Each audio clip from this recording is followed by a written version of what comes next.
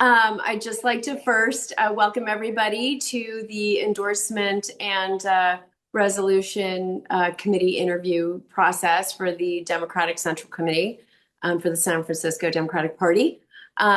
We are really looking forward to tonight. We are going to start the day with the Community College Board. We have one candidate with us, and then we're going to actually move to supervisors in District 8.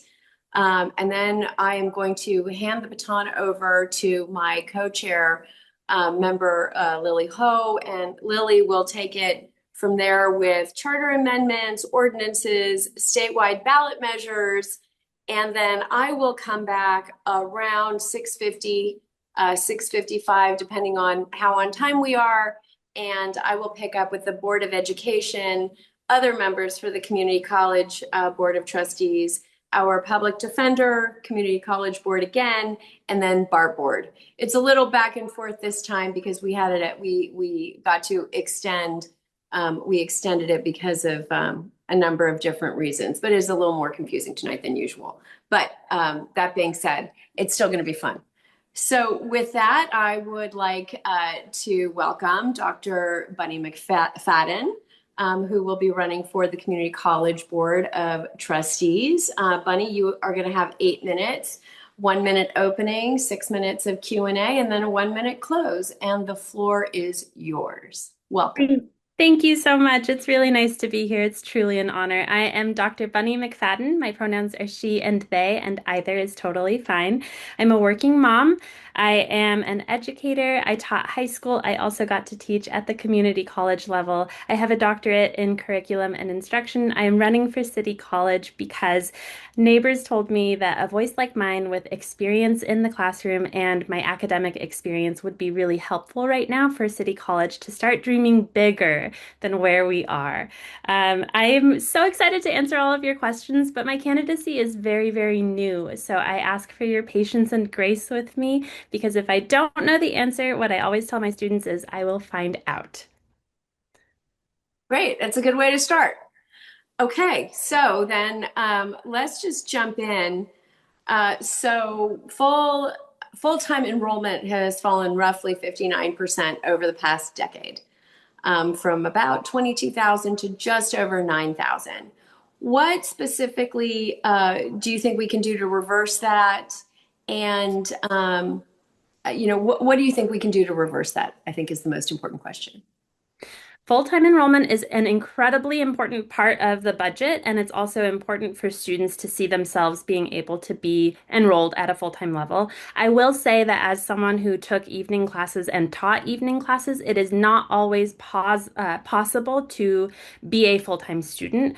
I want to make sure that we're also thinking holistically about the college as a whole, because sometimes a student needs a semester or two to dip their feet in and maybe figure out what they want to do or why they're going to City College to get more comfortable in the classroom because it can be quite intimidating, especially for people who have been out of the classroom for decades.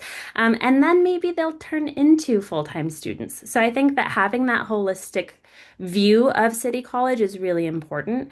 I also think that we can strengthen our relationship with SFUSD and all of the many, many private schools because about 30% of students who are K through 12 in San Francisco have parents who have put them in private schools, and I want them to have the same view of City College as the rest of the city, which is this is an amazing public institution. It is very welcoming, and it's a great start to whatever path you want to take, whether that's transferring to a bigger university or thinking about starting an apprenticeship or doing workforce development.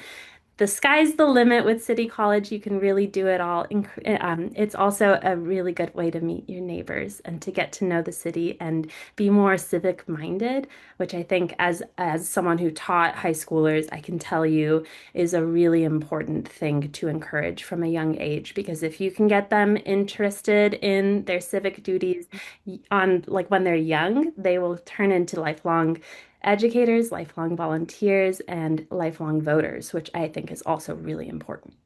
Great. Thank you very much. Vice Chair Chandler has a question for you.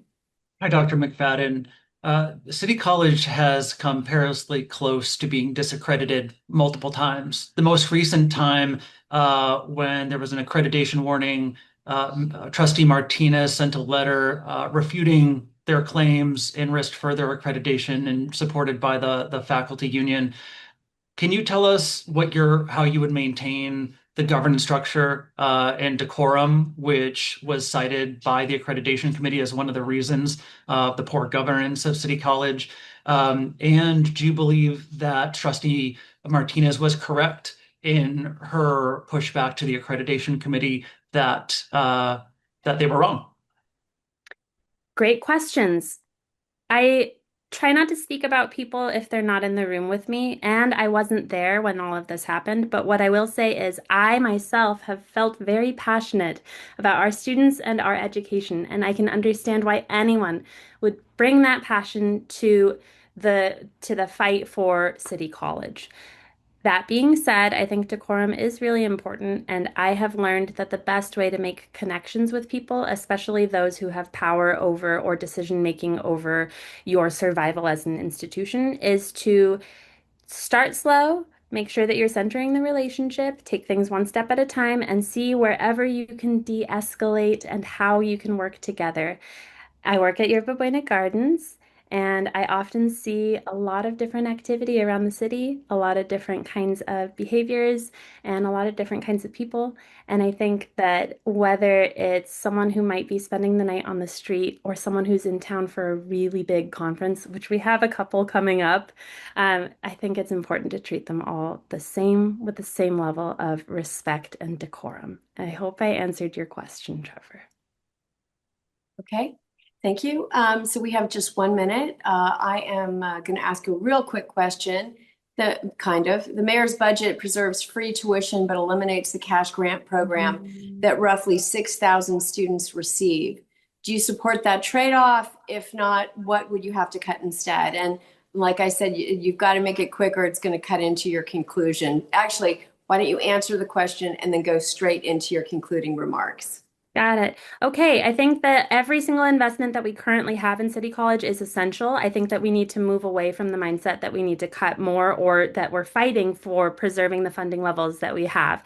We need to start thinking about doubling our investment. And I don't want that to be a controversial opinion. I want everyone on our side saying we need to invest more in City College.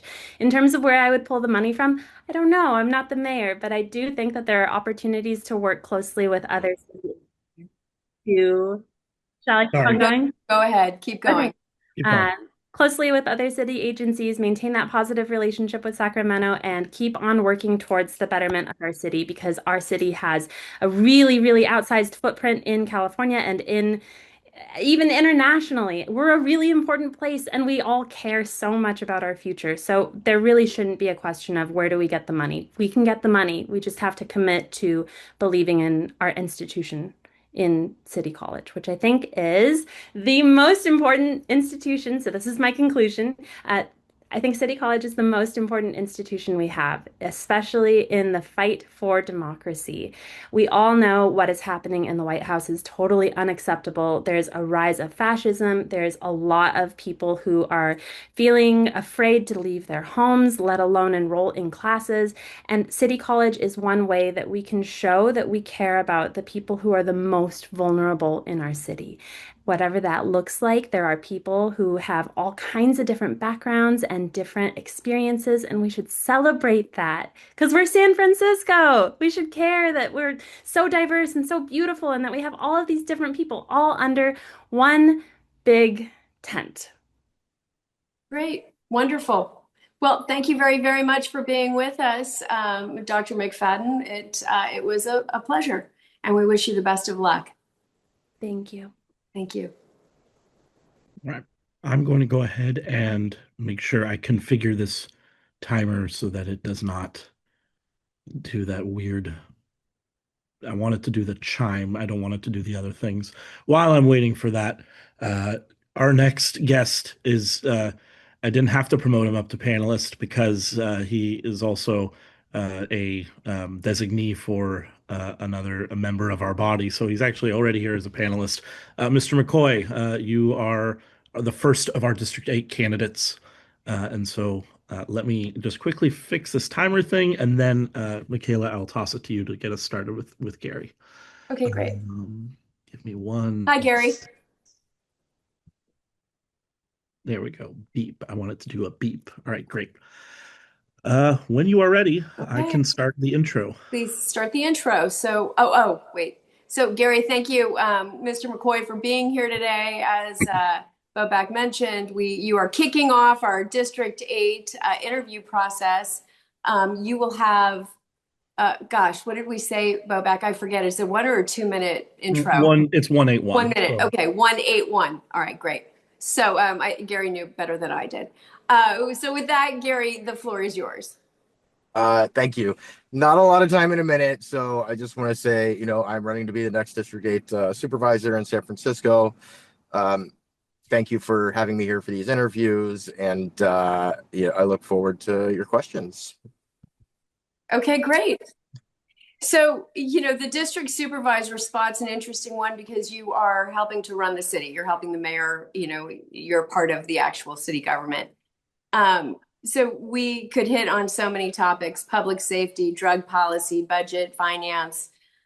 Because it's District 8 specifically, I thought I'd start the conversation, and I'm sure that some of my colleagues will jump in, but I thought I'd start the conversation with just a conversation about the neighborhood, District 8. Something we see all over San Francisco: storefront vacancy, storefront vacancy in the Castro on 24th Street, has had its share of ups and downs. What specific permitting or fee changes, or, what do you think can be done to help our small businesses in the community? Yeah, I support what the mayor has been doing in terms of starting new businesses in San Francisco. It's certainly, doing programs like First Year Free, and some of the other sort of permitting reforms he's been doing generally are great. I want to make sure that we're also focused on not just filling vacant storefronts, but supporting our existing small businesses. I've had so many conversations with so many of them, even before I decided I was ever running for this seat. And they always feel like they're being left out. There's a huge financial burden for them.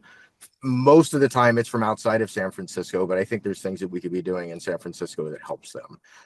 And if that's doing even further permitting reform, figuring out ways to waive some of the fees of the annual permits that they have to have for their businesses, figuring out how to make it so for new businesses, they don't have to, take 6 years just to open, which is wildly insane to me. We had a new restaurant in Noe Valley that just opened fairly recently, and it was almost a 7-year process for them just to open. So doing a lot of work like that, but again, it's challenging in the Castro because we've got basically 2 property owners that refuse to rent and lease their space. They're holding out for formula retail and renting off the market rate loss. And so those are things we need to do more work on. Okay, I will. I'll tell you, as a former member of the Board of Supervisors, we certainly have a lot of control, and a lot of creativity can go a long way. And particularly when it comes to our neighborhoods, why don't we look a little bit at Muni and the fact that Muni service cuts have hit the district lines in particular. Do you have routes that you would like to go to bat for? Do you have any comments on Muni and on what we can be doing to help strengthen our public transportation system in San Francisco? Yeah, I mean, a lot of us saw the impacts of what we could be looking at if we don't pass these 2 ballot measures in November: the regional transit measure and the local parcel tax measure. My line, the 37, stopped running entirely for the first couple of years of COVID. The 33 was running few and far between. If we can get these 2 measures passed, we could actually be expanding service and not looking at what lines we would cut or try to support better.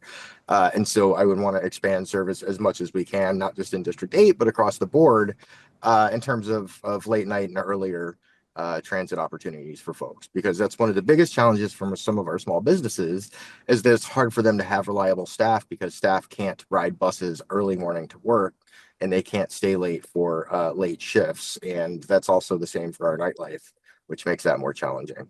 Yeah, like with everything in San Francisco, it comes down to money, and ultimately it's, where are we going to find it? Right. And how best can we use it? with that, why don't I pass it over to our Vice Chair, Chandler? He has a question for you. Thank you, Chair. Gary, it's my understanding you opposed both the school board recall and the DA recall. Is that accurate? And if so, given that D8 overwhelmingly by supermajority supported both recalls, how do you feel confident that you're aligned with D8's values when it comes to governance? So I supported 2 of the 3 school board recalls. I opposed the DA recall, as did District 8. Just to clarify, the recall for the district attorney did not pass in District 8. And then I opposed Joe Langardio's recall as well. Okay. Let's talk a little bit about the current supervisor who is on his way out. Mr. Mandelman has been on the board for a long time and has served as a pretty active member of the community before that. What are things that that Supervisor Mandelman has done that you really loved and would like to continue? And then what are a couple of examples of things you think might have been done differently or maybe even a little bit better? Or not done at all. What are some of the things? Yeah, I don't have a lot of issues with Supervisor Mandelman. I think he's done well. Has been, himself been very, very engaged in the community, throughout the neighborhoods. Things that could be done better. I mean, I was raised through the public service system around constituent services and casework. I mean, it's what I did for Scott when I was an interim aide for him, and what I did initially for Nancy Pelosi when I was her senior congressional aide. And so I think sometimes those things fall through the cracks when you have a high turnover of office staff. And so I want to make sure there's a solid constituent casework services function in place for that. I think overall, it's tough, and this isn't just for our current supervisor, board president, but often in San Francisco, we've got folks that, they run and they represent the district really well, and then they're looking for the next thing, and they often make decisions based on that next thing, and we don't actually get a full final term out of them. And so I'd like to see more sort of strategic planning from our supervisors. What are these goals we want to reach? When do we want to reach them? And how long are they going to take? And what's going to get us there? So that I know at the end of 4 to 8 years, I can move on and we're in good hands. You're getting a solid 4 to 8 years out of me as a supervisor. Okay, so sort of thinking about a little strategic planning, looking at District 8, what are the issues that you really want to go in there and champion? And that you'd like to, see happen within the first 4 years of potentially being in office? Housing, first and foremost, really, it's just housing, making sure we're building housing at every income level in the district, not just in a quarter of a mile stretch of a neighborhood, but district wide. There's so many opportunities for market rate and affordable. I'd like to see a bigger focus on affordable in the district. I mean, I've been around the Castro for so long, working in the Castro now for the last however many years, living in it right above the Walgreens at 18th and Castro. And there's so many folks that are on the street that have been housed many times and end up back on the streets in the Castro because they want to live in a neighborhood they feel safe in. And they've left the housing. They have had a sign that was elsewhere. And so we've only got one permanent supportive housing site in the entire district. And that's very unfortunate. So I'd like to see more of that. I'd like to see more group housing opportunities, sort of extending on what Supervisor Mood is doing around the definition of group housing, but actually figuring out what the zoning looks like for that, so we can have opportunities that aren't necessarily subsidized by the city or state for people that are in recovery, people that are workers, our educators, and seniors and things like that. So I'd like to see a lot more of that by the time I finish my time as a supervisor. Okay. We only have 30 seconds left. Just throw out a couple of things other than housing. Just toss them out that you'd like to see. Right. For district. I want to see more protected bike lanes. I want to see some improvements on some serious pedestrian safety concerns, various intersections at San Jose, and that area is incredibly dangerous to be walking or biking. The list goes on and on, but I've got a plan for all of it on my website. Okay, great.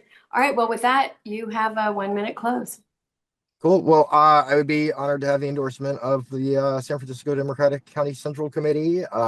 Been active for, gosh, I don't know, 13, 14 years in different capacities as proxy for Scott Wiener at one point, proxy for Nancy Pelosi since I had run for the Democratic County Central Committee myself in 2016, and have done a lot of work really at the grassroots level and at the state level with you all. So thank you for the work you do and continue to do, and look forward to Wednesday night.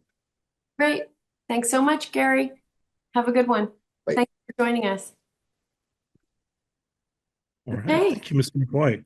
Up So, next, with that, I think I see Michael in there. we have our colleague. Hello, Michael. Welcome to the DCCC interview process for the District 8 Supervisor spot. You have, this is a 10-minute interview, 1 minute of an opening, and then 8-minute Q&A, and then 1-minute close. So welcome, and with that, I am handing you the baton. Thank you, Michaela. Thank you, Chair. And hopefully you can hear me okay. Sounds good? Yes. Okay, great. Hi, I'm Michael Nguyen. I use he, him pronouns. I also go by Juicy Lou, she, her, in drag. I am in drag this moment right now because I'm celebrating my 10-year anniversary of becoming Miss GAPA, GLBTQ plus Asian Pacific Alliance, and we have GAPA runway literally tonight, and so it's just the scheduling. But, I am running to be the first drag performer to represent District 8, also the first gay Asian, the first Vietnamese American, first person of color to represent Harvey Milk's historic district. I've been here for 20 years up in Twin Peaks. I'm a lawyer by training, 18 years of practice, and basically my platform is on affordability, housing production for working families, good governance down at City Hall. I'm ready to shake up the status quo, stomp it in the little heels, stomp on that status quo, and have a good time doing it. Thank you so much for having me, and good to see you, colleagues. Thank you. Okay, with that, why don't we start off with just real specific District 8? I just want to know, what do you want to do to the district? Why are you running for this particular community in San Francisco? Yeah, thank you. Honestly, District 8 has been my home for 20 years. I first moved to San Francisco, living in an SRO, and I had no place to live. I was transferring law schools. I was 24, young, broken, queer. And over the 2 decades that I've been here, building coalitions, building community, figuring out how power works, I've seen so many of my friends leave San Francisco, and specifically District 8, because it's just way too expensive to live here. The rent's too high. Childcare is so expensive. Everything is so expensive. And I want to take the most expensive thing that is part of our expenses is housing and make it a public asset. What if you treat it like a public asset? That's called social housing, where we take it off the speculative market and treat it like a public asset. It had huge community investment. It works in Singapore. It works in Austria. It works in Paris, in Seattle. Why can't we have it here in San Francisco? It's been shown to work and bring down the cost of housing. When we have socialized rents, 30% of your income goes to your housing. That's kind of, lots of folks are overburdened with rent. And that is one thing that I would really like to change about District 8. Have more housing that's affordable for all of us, for the renters, the homeowners, and for the small business owners here. Okay. Talk to me a little bit about public safety. Where do you land between harm reduction and mandated treatment? What would you do differently at 16th and Mission or in the Castro, and specifically, where do you think District 8 would benefit most from a new look at public safety? Absolutely. Well, I've had to go home at night in full drag like this after a club. And I feel very actually pretty safe in San Francisco generally, but it's when it's dark and there's nobody around and it's kind of just not around. It's where there's this kind of, things you don't know what's going to happen. And I think the feeling of safety is so important. That's why I believe in fully staffed police force. I believe in cops walking the beat in San Francisco, in our District 8, especially around our nightlife and keeping the peace, but also around harm reduction versus, it's not, to me, it's like not a versus thing. It's really just about figuring out what is the evidence telling us. And the evidence shows that a four-pillar strategy around open air drug use is what Zurich did. That city in Switzerland was able to reduce the open drug use by half. And that city did that by implementing evidence-based harm reduction strategies. Of course, enforcement is part of that, but it has to be paired with treatment and services. And so that's kind of my take on it as far as like investment in the resources that keep our cities safe and all of our citizens here.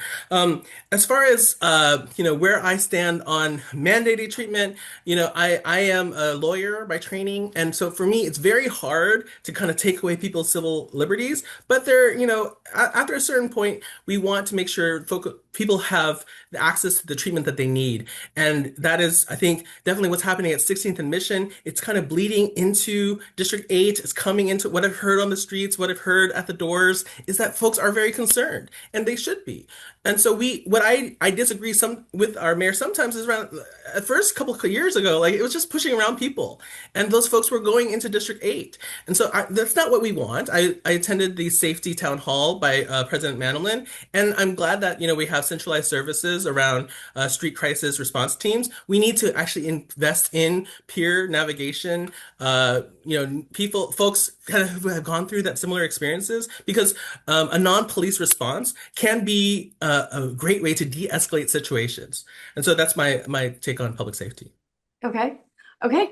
The city has run structural deficits. We've been hearing a lot about, the city budget. Name 2 departments or programs that you would cut or at least like to focus on finding efficiencies in.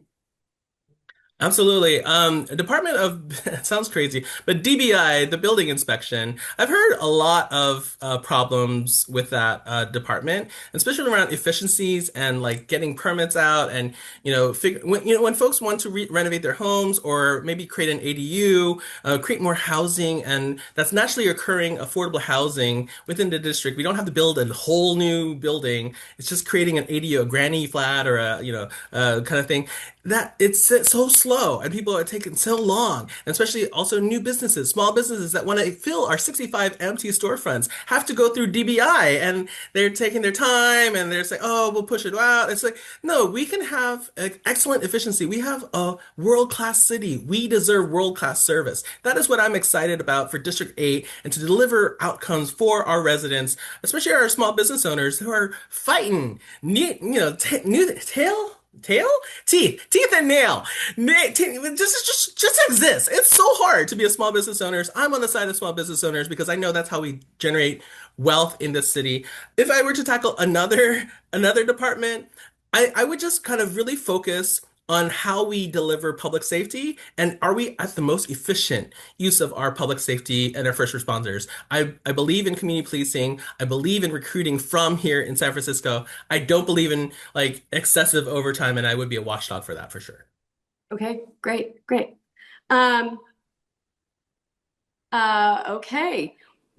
Let's talk a little bit about nonprofit contracts.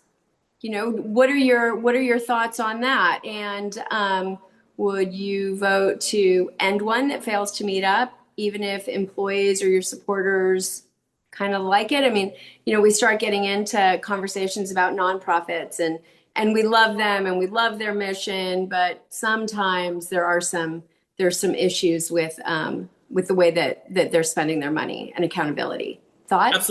Absolutely. Yeah, we've seen a lot of instances where there has been kind of, I would just let's name it. It's corruption. It's corruption through and through, and it's public funds for public services. And when we contract out with nonprofits, we want to make sure those services are delivered with excellence. And like assurance that they're using it in the right way. At the same time, we've seen like kind of like an overreach, I would say, as far as like trying to streamline and make sure that government contracts are being used correctly for some nonprofits that have been doing excellent work. And like I've been on I was the past president of Livable City, who had a government contract to do our open streets program here, which is Sunday Streets, and Sunday Streets got cut in the last budget cycle, just not really because they did anything wrong. They've actually been really excellent in delivering those services. It's just that our mayor has been kind of wanting to cut things and seeing nonprofit spend as sort of an item to cut. We definitely need to have accountability. We need to have good outcomes, but we need to make sure we're not just cutting services that may or may not exist otherwise without city support. So that's where I land on that. Okay. All right, great. Well, you ended with 3 minutes to spare. So with that, you have a minute for your conclusion. Thank you. Thank you, fellow colleagues on the DCCC. I am here in full drag. I feel like this might be the first ever interview, and I hope this goes viral. Tag me on Instagram, Juicy Lou Realness, LIU Realness. But really, I see my candidacy as a real shaking the status quo. Do we want the same old, same old? You have plenty of options for that. Or do you want something completely different? Do you want somebody who will bring my lived experience as a drag queen, as a performer who has produced shows in the Castro, and seeing how difficult it is for our small business to exist here and survive here? I'm for small business owners. I'm for renters. I'm for homeowners. We pay our fair share. But everyone else, the big corporations, the wealthy few, they can pay their fair share. And that is kind of who I am. My name is Michael Nguyen. I'm running for District 8 Supervisor. I'm really excited to talk with you. And thank you so much for having me. Also, Juicy Lou. We'll see you next time. Thanks, Michael. Congratulations on your anniversary. Yeah, 10 years. Woo! All right, bye. Bye. All right. Up next, we have Darshini Patel, who I am promoting up to panelist now. Great, thanks. And colleagues, feel free to ask a question. The way I am snacking. Correct. The way I am queuing this up, you all should hopefully see the messages I'm putting in the chat for panelists, but I am putting a repeated prompt to type the word stack if you would like to queue up to ask a question so that Michaela knows who to call on. And with that, we have Ms. Patel. Thank you. Hi, Ms. Patel. Welcome. Hi. Darshini. So I know that you know how this works. You're going to have 1 minute of an opening and an 8-minute Q&A followed by 1 minute of a close. With that, welcome to the DCCC interview process, and the floor is all yours. Great. I'm going to do this one a bit differently than I usually do because I'm actually in Fort Worth right now for Congresswoman Kay Granger's funeral, which is a bit shocking because she was so conservative and I definitely am not, and wasn't expecting to be so moved, I think, today.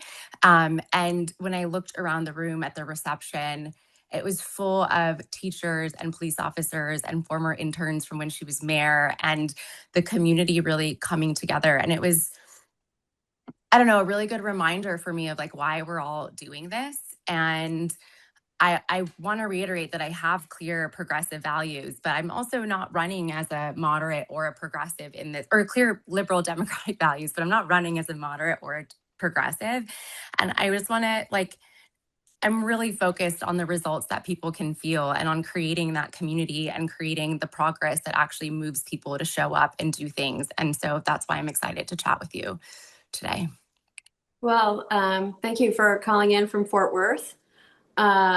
It's always, funerals are interesting because you look at, you can look at what people have accomplished and what they've done. Yeah. And you watch the other people who have loved them. And it does mean something. So with that, let's look directly at District 8. What is it about this district that you love so much? Other than I'm trying to pull an answer out of I want somebody to tell me why they want to run for District 8 Supervisor. I realize that there are, that you live there, and so that's the district that you that you have to probably run for. But what is it that makes District 8 special? And what is it that District 8 really, really needs? Like, what do you want to do? Why do you want to represent this particular group of people aside from the city as a large?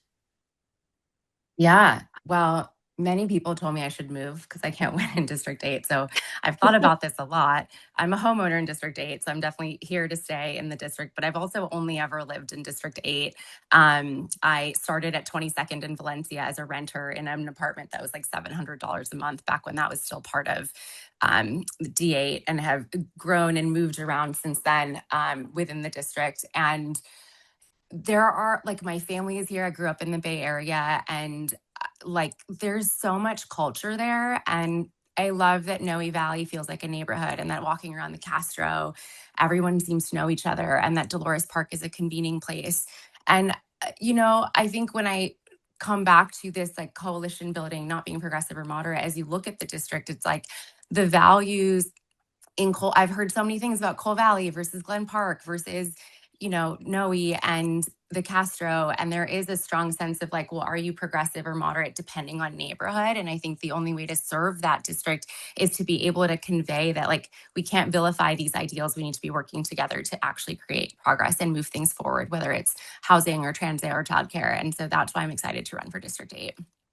Is there anything in particular in the district that you think needs your attention the most? Family services and childcare. I mean, it's like a huge stroller valley, right? I think it's like the fourth fastest growing district for children or youth. And so I don't think we're talking enough about the services and childcare that are present there. And that's something that I understand very personally, and also through all of my girlfriends and female friends and even men and the queer community. Like, everyone needs more support with family and childcare and schooling.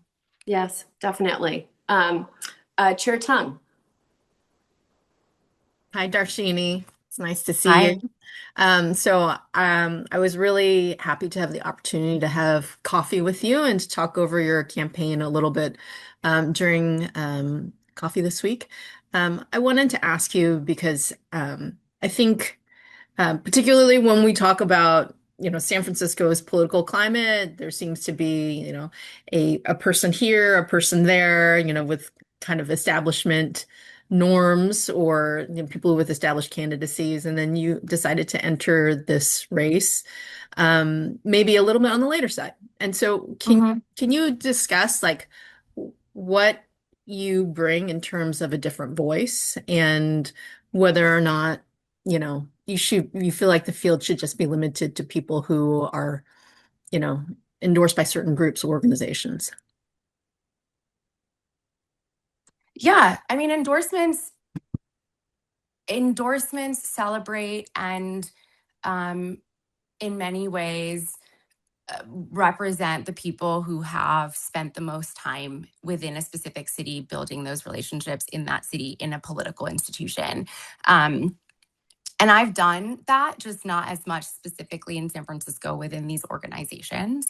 But I've done a lot of community building. I talk to a lot of people. I've spent time, yes, people have feelings about DoorDash, but I got to meet with thousands of different small business owners and really understand the things that drive them and fight for them. And I have worked in Virginia and New Hampshire and Ohio and Florida and here doing advocacy work. And again, even just now at this funeral, it's like, at the end of the day, we all want the same things. And I think we need someone who like recognizes that and is like, the things that make our daily life better aren't ideologies. It's like fixing the broken sidewalk. If we're talking about District 8, it's like making sure the J actually comes on time. And if it's not going to, your ETA is accurate. Like, it's making sure that people who want to use the childcare subsidy can actually access the childcare that goes with that subsidy. So I think there are a lot of things that I bring, not just operationally, because I've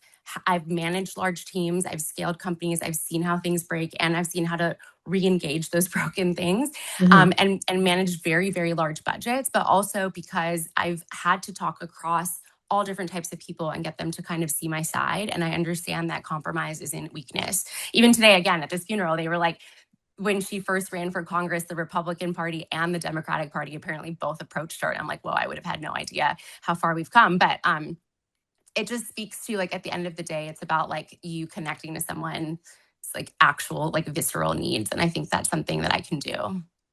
Well, I appreciate your voice in this, and I appreciate you seeking the party's endorsement as well. Thank you. Thanks. Yeah, that was a great answer.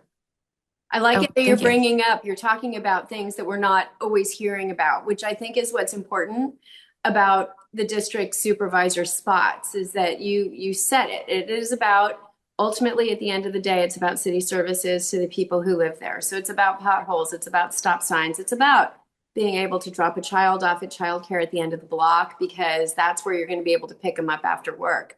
So I do appreciate, I really appreciate what you're talking about. With that, why don't we talk a little bit about the budget, because the city is in, we've got a tight budget. We are running some pretty big structural deficits, and I think it's probably the biggest challenge that our new mayor has, and he's going to, need a board of supervisors that both works with him, but also probably pushes him to do certain things a little bit differently and to bring a different voice. And so, do you have any thoughts or comments about the city's budget and the structural deficits that we're looking at right now? Yeah, just to clarify, do I have 20 seconds to answer this question? You have a minute and 20 seconds. Oh, okay. Yeah, the budget is something that's been really top of mind. I actually even created a website called TLDR-SF in my free time, just to for people to be able to engage with the budget and understand what does it mean when we're talking about all of these dollars. Because I don't think folks they hear numbers and don't understand what's happening with them, why we need so much. And so, and I believe that the budget really is a reflection of our choices, right? These are decisions people are making about how we want to spend our, it's the physical representation of our values. And you not only need to be able to speak up to the mayor, but you also need to be able to listen to the mayor, and you also need to be working across people who might disagree with you, because you need to pass a budget that's effective. And it's what I spend a lot of my platform and my campaign talking about, which is ultimately, I do think we have a lot of money. It's hard to deny how much we spend as a city with only 800,000 people. And we do need to be smarter about how we spend it. And we need to think about how far each dollar goes. So yes, we need more revenue for sure for things like transit. But, do we need a different Salesforce account for every single office? And would that also maybe help the way our 311 closes and maybe save us money? Are there certain things that we can be doing that maybe aren't going to get us really snazzy headlines, but if you're more focused on the city than the notoriety, you can actually get these things done. And as someone who's not doing this for higher office, who's, I joined late, I've been told I can't win. I'm doing this because I just am passionate about this. So, and I really do believe I'm the most skilled and the most qualified for things like getting deep into the budget. And I've had to do that across multiple jobs before. I know we talk a lot about police overtime. I was at the Ingleside Community PD meeting the other day, and they were talking about how they can't do blitzes because it takes up too much time. And so, cool. I'll just say I have to move you along because we're running. Oh, I was am I starting my final minute now? You are, but I am curious about something, because it's the second time you've brought it up. Your friends say you can't win. Which seat should you do they think you should be running in? Oh, school board, but I don't know enough about education to run for that. Okay, got it. All right, you've got a minute to wrap it up, but this has been very... My friends think I should be running for this. Sorry, politicos think I can't win. So yeah. Okay, in my minute, I'll just say, I know that people here probably already have the candidate that they're rooting for. This is a ranked choice election, and I really fundamentally do believe I'm the most qualified and also the most open-minded. I've heard concerns about, I'm also DSA, but I really believe DSA is just a clear articulation of what being a Democrat is at the same time. And these are values to be standing by, but they certainly aren't a reason to avoid open conversation and meet and compromise and meet in the middle and collaborate to get things done. So that's really just my guiding principles. And if you do have your candidates, at least consider me for number 2 or for a co-endorsement, and recognize that someone has to be the first endorsement. Someone has to start creating the momentum. That's how kind of that flywheel works. And as I heard many times at the funeral today, ordinary people can be doing extraordinary things. And I really want to live by that. Great. Wonderful. Well, thank you so much for being here today. I really, really appreciate it. Yeah, We thank wish you. Best of luck. Thanks. Sure. Thank you, Ms. Patel. I'm going to go ahead and, oh, never mind. Up next is Mr. Yekutiel. Let me promote him in to the attendee box. And Chair Alida here, we're running about 2 minutes ahead of schedule, so we're doing just fine as far as time goes. You should not feel rushed. But yes, without further ado, you have your final of the D8 candidates, Mr. Yekutiel. Okay, great. Thank you so much. Manny, welcome. Good to be here. Shabbat Shalom. Thank you. So as you know, you've got a 1-minute opening followed by 8 minutes of Q&A and then a 1-minute close. And so with that, welcome and please tell us a little bit about yourself and why you're running. Nice to see everyone, meet everyone on my laptop. I'm Manny Yekutiel. I'm a small business owner, and I started a nonprofit a few years ago called the Civic Joy Fund to bring life and economy and joy to the streets of San Francisco. I'm running for this seat to be a builder. My premise for running right now is that the biggest issues in the district and in the city are economic issues. The budget, building housing, getting small businesses into storefronts, getting people to remodel their own homes, downtown recovery. It's about creating things. It's about jobs. And my experience as a small business owner, moving through a construction project, building a physical space, is I think the unique experience that brings me to the seat. I'm running on 3 things: affordability, safety, and joy. Housing, getting folks off the street who are suffering from mental illness and drug addiction, and filling all the 64 vacant storefronts. And I'm excited to answer your questions. Okay, great. Great. Those are good things to run on. So the last time I spoke to you, Manny, you were spending 12 hours on a bus. Was it 12 hours? It was the day on the bus. It ended up being 10 hours, which is a very long time to be on a bus. So Yeah. I do not recommend it, especially the 24, which is very vertical. Yes, it is a very long time to be on a bus. You want to tell us a little bit about that experience, just for fun? Yeah, I'm going to be releasing a big public transportation idea on Monday. And so in advance of that, I wanted to meet with transit advocates, literally bag ladies on the bus, senior citizens, random people, to talk to them about what they thought about my plans and to just get their sense of what they wanted to see out of our public transportation.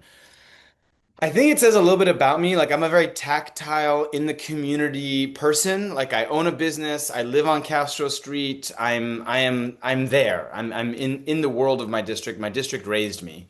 And so throughout this campaign, I've tried to base it on listening. I think people want their elected officials to listen to them, and they want to be involved and engaged in how those people make policy and also reflect if their policy is good or bad, if they're on the money or not. And that's how I've kind of done everything so far in this campaign, and that's how I wanted to do my public transportation piece. So what is it exactly about public transportation that you're concerned about, especially as it relates to D8? Well, I think like a lot of things, San Francisco suffers a bit right now with deflated ambitions because we have big problems. That's caused us to kind of think small. Housing is the same thing. We have a huge housing crisis. We need to build so much housing, but it almost feels like the weight of how big the issue is causing us to kind of quibble over little things. The idea is San Francisco, like every other major city, modern city, deserves a fully underground subway system.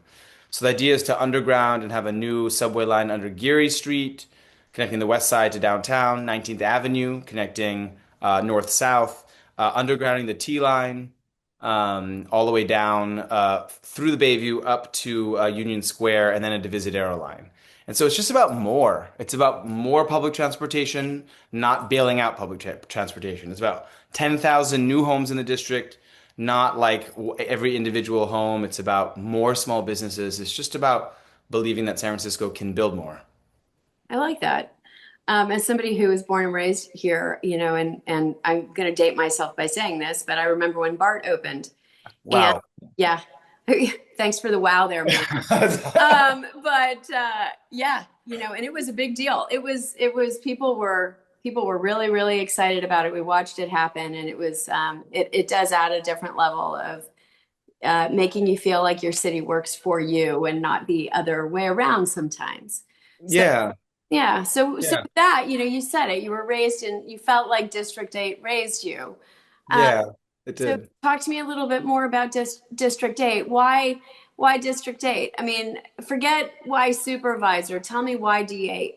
I don't know where, and there's a lot of people on this call, but I don't know where you all live, but I live in the most magical part of this city. I mean, it really, I'm sorry, but District 8 is just, it's a very deeply special and connective place. The neighborhoods that make District 8 really feel like a community. I was on Ord Street yesterday knocking on doors. I've been knocking on doors forever, it seems like. And like every that street, everyone knows each other and understands each other and takes care of each other's kids. I was knocking on doors with Joe Accordino and we knocked on this person's door and the little big girl came out and she was wearing the kind of the clothes that no longer fit his kid. He had given it to her and she was wearing it. So there's a deep sense of community in District 8.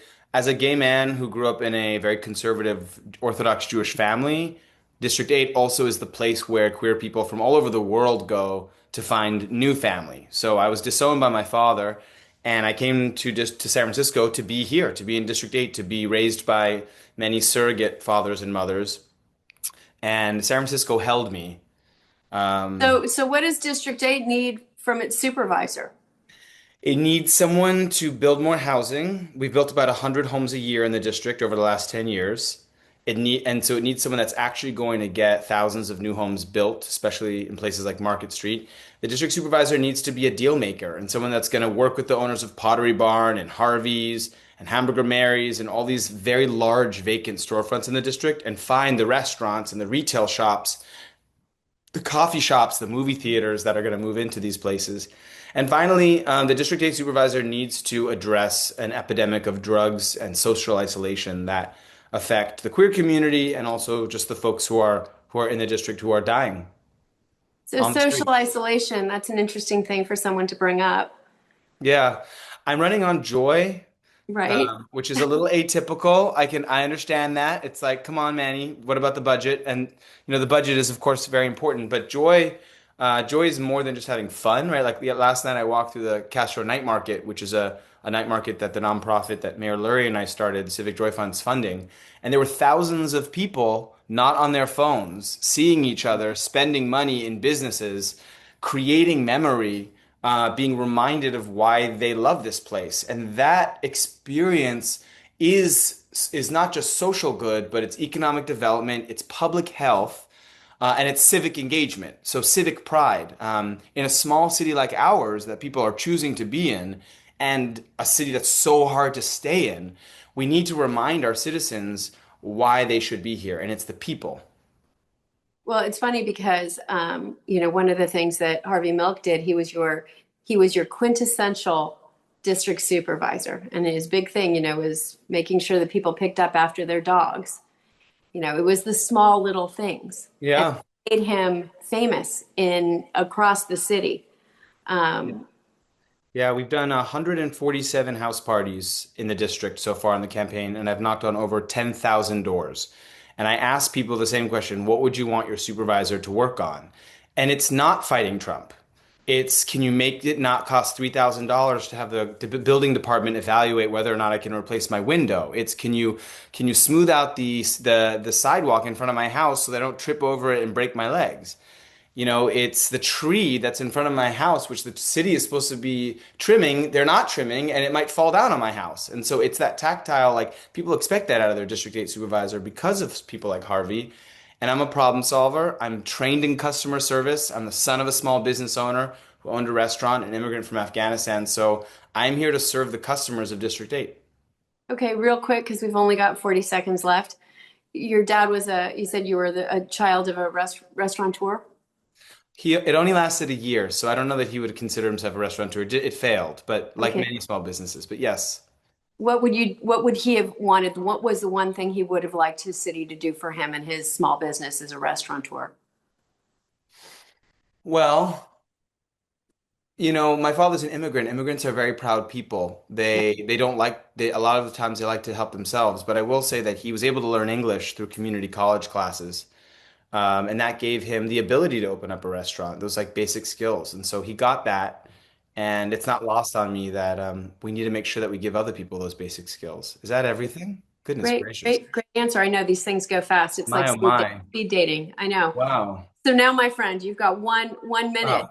to tie it all up.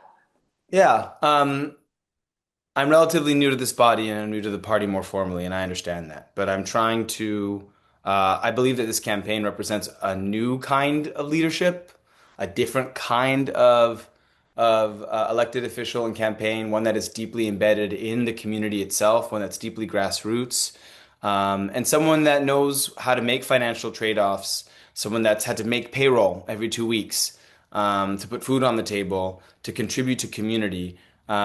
This running for supervisor is just an extension of what I already have been doing in my neighborhoods, in my district, which is to give back to a part of our city, an amazing part of our city, which has given me a new lease on life. I don't know where I'd be if it wasn't for District 8. And so this is just a continuation of that service. And it would be a deep honor. And I would be deeply grateful to receive your endorsement. And I appreciate the consideration. Great, wonderful. Well, thank you very much for being here with us today, and the best of luck. Thank you very much. Bye, Chair. Thank you. So with that, Executive Director, we are finished with the first part of our endorsements for candidates. We will be back to talk to more candidates. This is correct. So we will have to take around 6:50. Yeah. Yeah, so all I was going to say is that we will have to take this meeting agenda item out of order and move to the ballot measures because of the way in which we had to extend the deadline for people to apply, because the government deadlines to file for public office were extended for Board of Education, Community College Board, and BART Board District 8. However, we can't quite hand it off to Member Ho to lead on the ballot measures because the next person I'm expecting to present, Supervisor Cheyenne Chen, has not yet arrived. So I'm trying to figure out where she is and if the Proposition B campaign is still planning on sending her. Okay. So give me one moment to hunt them down. Okay. And while we're doing that, you all can go drink water. While you hunt them down, I will officially hand the baton over to Member Ho. But I will say that for those of you listening, so we will be back with the Board of Education from 6:50 to about 8:08, actually. We are so prompt over here at the DCCC. Then we will pick up the Community College Board at 8:10 to 8:48. We will have our esteemed public defender with us from 8:50 to 8:58. And then we will finish off with two candidates from the Community College Board beginning at 9 o'clock to 9:18. And yes, that is 9 p.m. We are running a very late shift for this go round. And for that, I both want to apologize for our candidates who have to be with us later into the evening. But I'd also, more importantly, like to thank them for participating. I realize that the time is not always convenient, and we appreciate everyone for working with us because there are a lot of balls in the air that people can't really see. So with that, thank you for all of your work, Executive Director Esfandiari, and let me pass this on to Member Ho, and I will see you all back here at 6:50 to pick up with the Board of Ed. Thank you, Committee Chair Alida Pierre, and thank you for leading this meeting so far. I look forward to seeing you later. Edie Esfandiari, what would you suggest we do? Should we just take a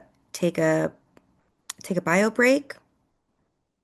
All right, let's Sorry, do we it. we can do a quick recess. Give me 1 sec. So the good news is that we know that there is no opposition presentation for Proposition B.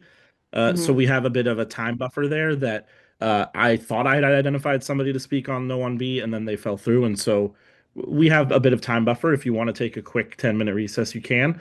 I am just now hearing back from the campaign manager for Prop B that they had a scheduling mix-up, and they're scrambling to try and identify somebody to speak on their behalf right now. So I'm going to give him a call momentarily.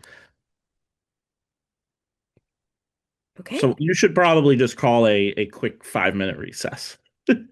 All right. As chair of the Issues and Resolutions Committee, I'm calling for a 5-minute recess. We'll see you guys back shortly.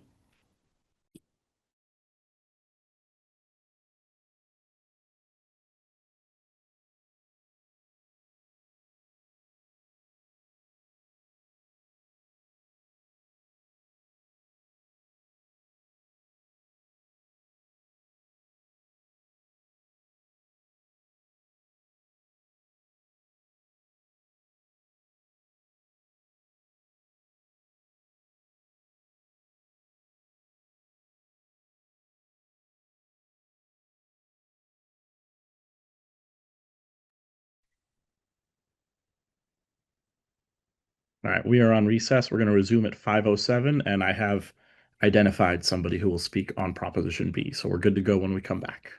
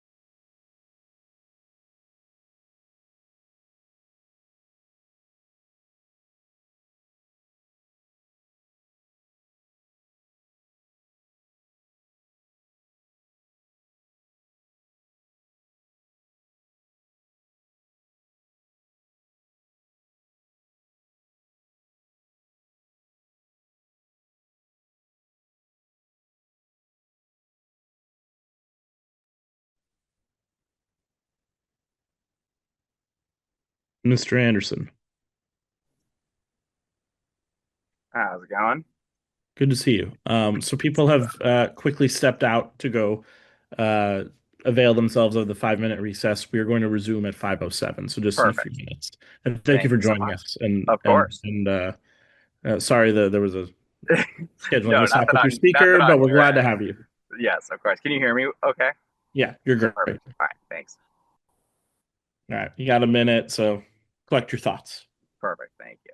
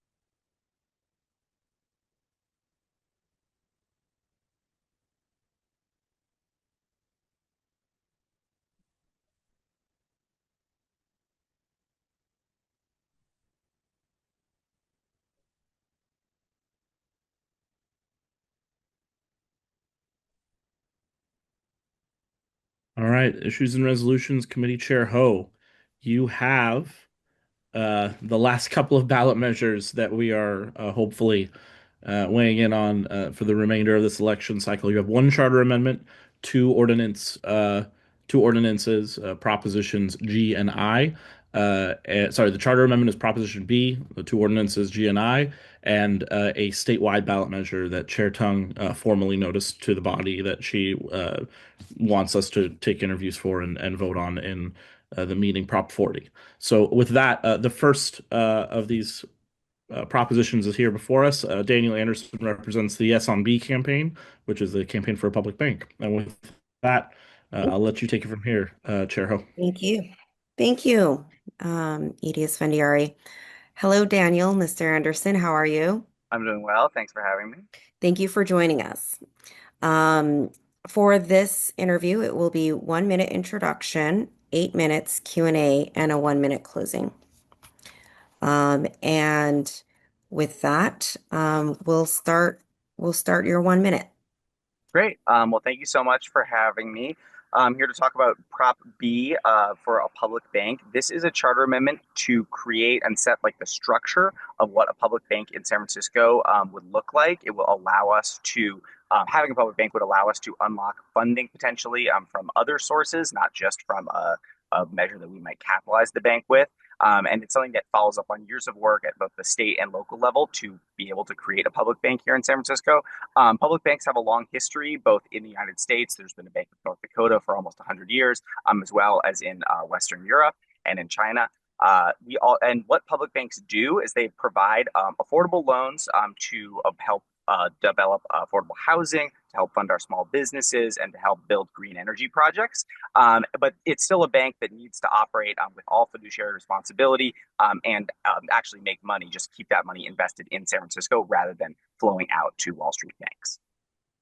Okay, thank you. Well, what is the specific problem that a public bank would solve in San Francisco that is not currently being solved?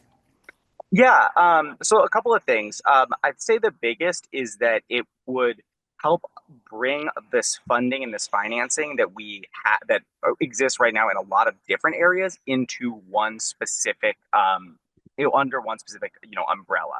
We have a lack of sufficient funding for affordable housing. We have a lack of funding for green energy, and a public bank will help maximize opportunities and efficiencies when it comes to both receiving money that could be available to the city, like philanthropic funding, state funding, federal funding, and bringing that all under one roof so it can be deployed in a maximally efficient way to help serve all the needs of San Franciscans. Okay. All right. I'm all about streamlining. How does creating a new infrastructure streamline anything? And well, I mean, also we already have existing infrastructure for budgeting and lending and community development programs in current banking institutions. Also, some of these institutions are supported by our city, like the city treasurer's or controller's office. So what are the mechanisms that is being created through this proposal that isn't already being accomplished? Yeah. So I mean, I would say all the strategies that you've mentioned and all the kind of municipal financing strategies we have, they have their own advantages and limitations, and that's why it's important that we have kind of every tool in the toolkit. Our public bank would be able to partner with some community finance institutions like you mentioned, the Mayor's Office of Housing, different accelerator funds, and with and will be administered by the working very closely with the treasurer as well.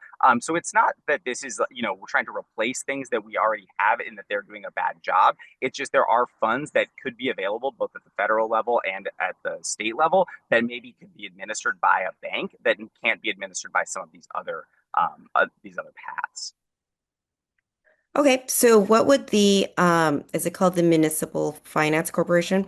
What is the Municipal Finance Corporation's primary function then? Let's say for the first 3 years? Yeah, so this is an area where I'm actually not probably the best person to answer this question, unfortunately, the difference between the Municipal Finance Corporation and the public bank. It is laid out in detail in the measure and that could be referred to. It's my understanding that basically the Municipal Finance Corporation is a bridge to allow us to comply with both state law and a local law later on. but that we have to kind of create this MFC before we can create the full-fledged public bank that would be, FDIC insured and would act, fully independently as a bank. So the specifics between the MFC and the public bank, I'm not the best person to ask, unfortunately. But I'm happy to follow up on later and speak with Supervisor Chen, who's a sponsor of this, and have her office confirm the exact difference there. Okay, that would be good. And when do you think our city would see the payoff of this Yeah, investment? I think we would start to see it relatively soon once the bank was capitalized and there was funds available for loans. I think the biggest and most immediate need, and I think you may have heard this same talking point from other measures that you've heard today, because I know the affordable housing measures talk about this as well, that we have 17,000 units of affordable housing that are in the pipeline that lack financing. And so I think, one of the earliest ways we could see the impact of the public bank here in San Francisco would be getting those projects off the ground and built, because they would have access to loans through the public bank that are hard to come by from typical larger commercial banks. And so that would be probably the number one thing. The biggest thing, though, with the public bank is that it's an investment for the long term. The Bank of North Dakota, I believe, was capitalized with about $2 million back in the early 20th century, something like 30 or 40 million today. And it's since returned hundreds of millions of dollars to the people of North Dakota. And so having that, having this bank here, rather than allowing those returns to leave the city, it keeps them here, keeps them invested, and then we are able to reinvest those earnings essentially in the projects that keep San Francisco growing and thriving. That's interesting. I have heard of this North Dakota example of success, but I didn't realize it was created at the turn of the century. I know. I had the same thought when I was kind of getting involved in this. I figured it was much newer, maybe related to the oil boom and stuff, like the shale money. But no, it came out, it's sort of like early 1910s, 1920s, sort of pre Yeah. crash. Well, since 1910, there have been a lot more opportunities for banking, new banks, community banks, online banking, way more access than ever before to banking and lending in terms of interface and tools and the number of banks, the sheer number of banks that you can walk to if you just go downtown.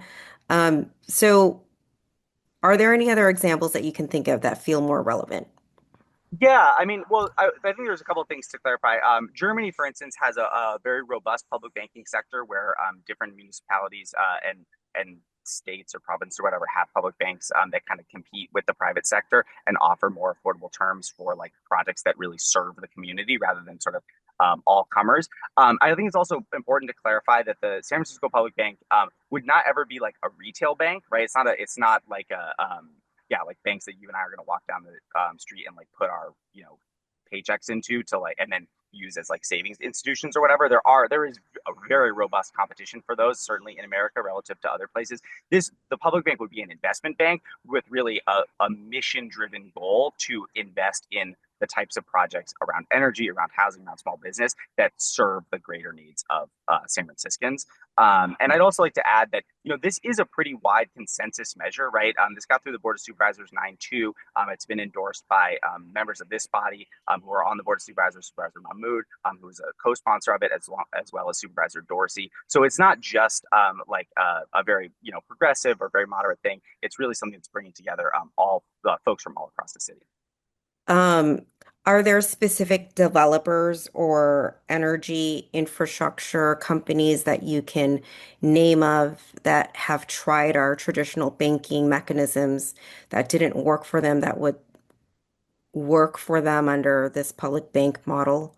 I'm sure there are many examples. I would be hesitant. I don't have any off the top of my head, nor would I think it's appropriate. I think one of the things that's really key about the public bank is making sure that we keep it independent of kind of the political winds in terms of steering loans to any specific borrower, because then you get that opens up a whole can of worms, right? So I think a board that would be independent from the bank would assess all the loans or all the loan applications on the basis of this. Is this a sound project? Is it going to repay? Is this a project that we want to fund as they came up once the bank existed, rather than creating a bank in order to fund a specific project, which I think could create some conflicts.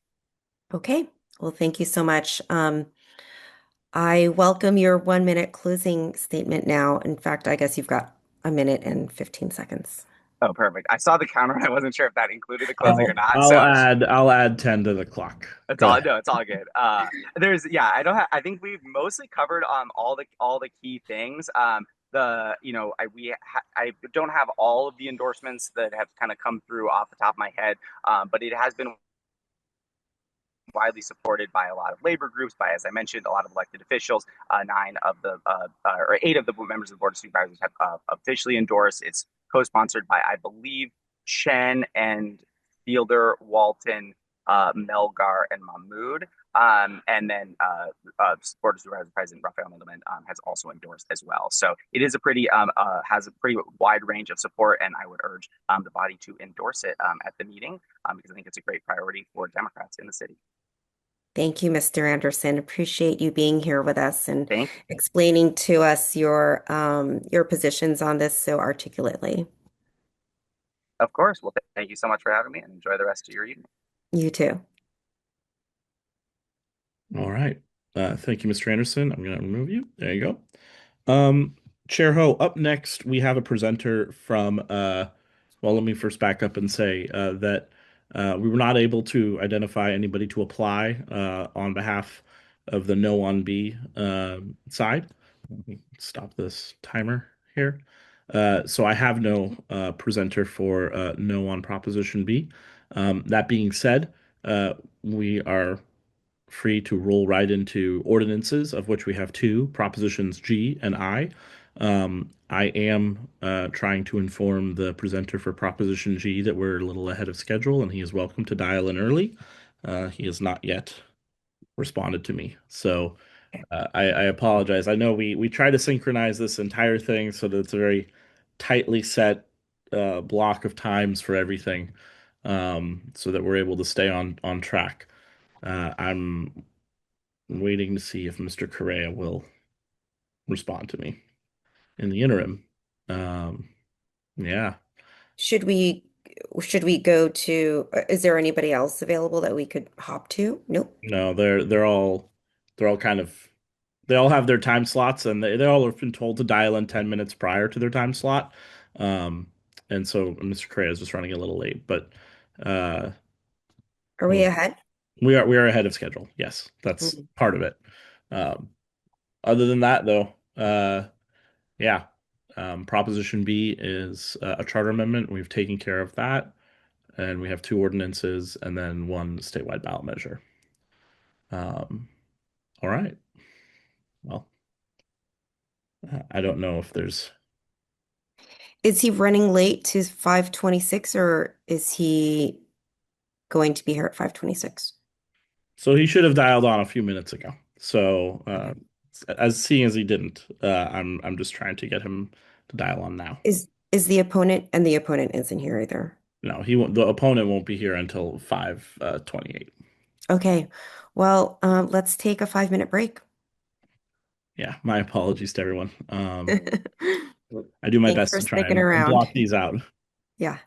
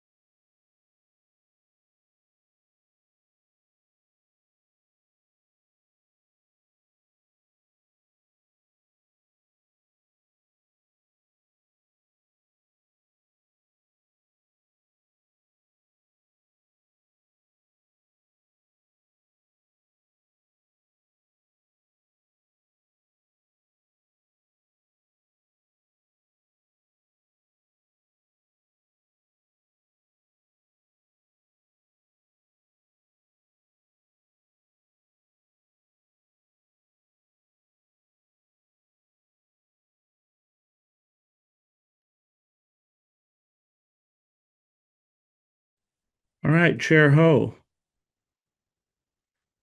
We have Mr. Correa here. I'm going to promote him to be an attendee. Excellent. Or a panelist, I should say. Whatever Zoom's terms for this are.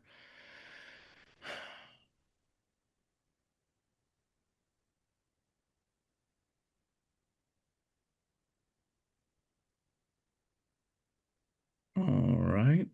There we go.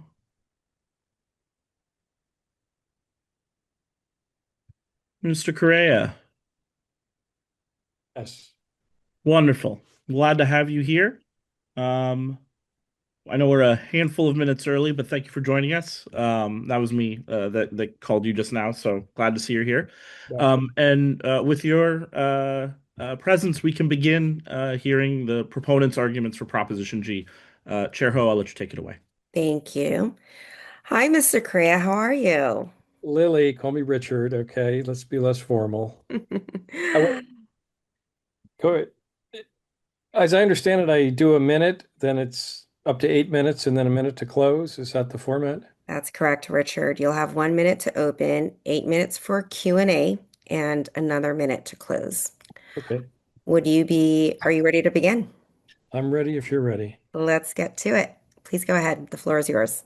Proposition G will open an existing well-maintained Great Highway roadway to vehicle traffic weekdays and close it for recreational purposes every weekend and holiday.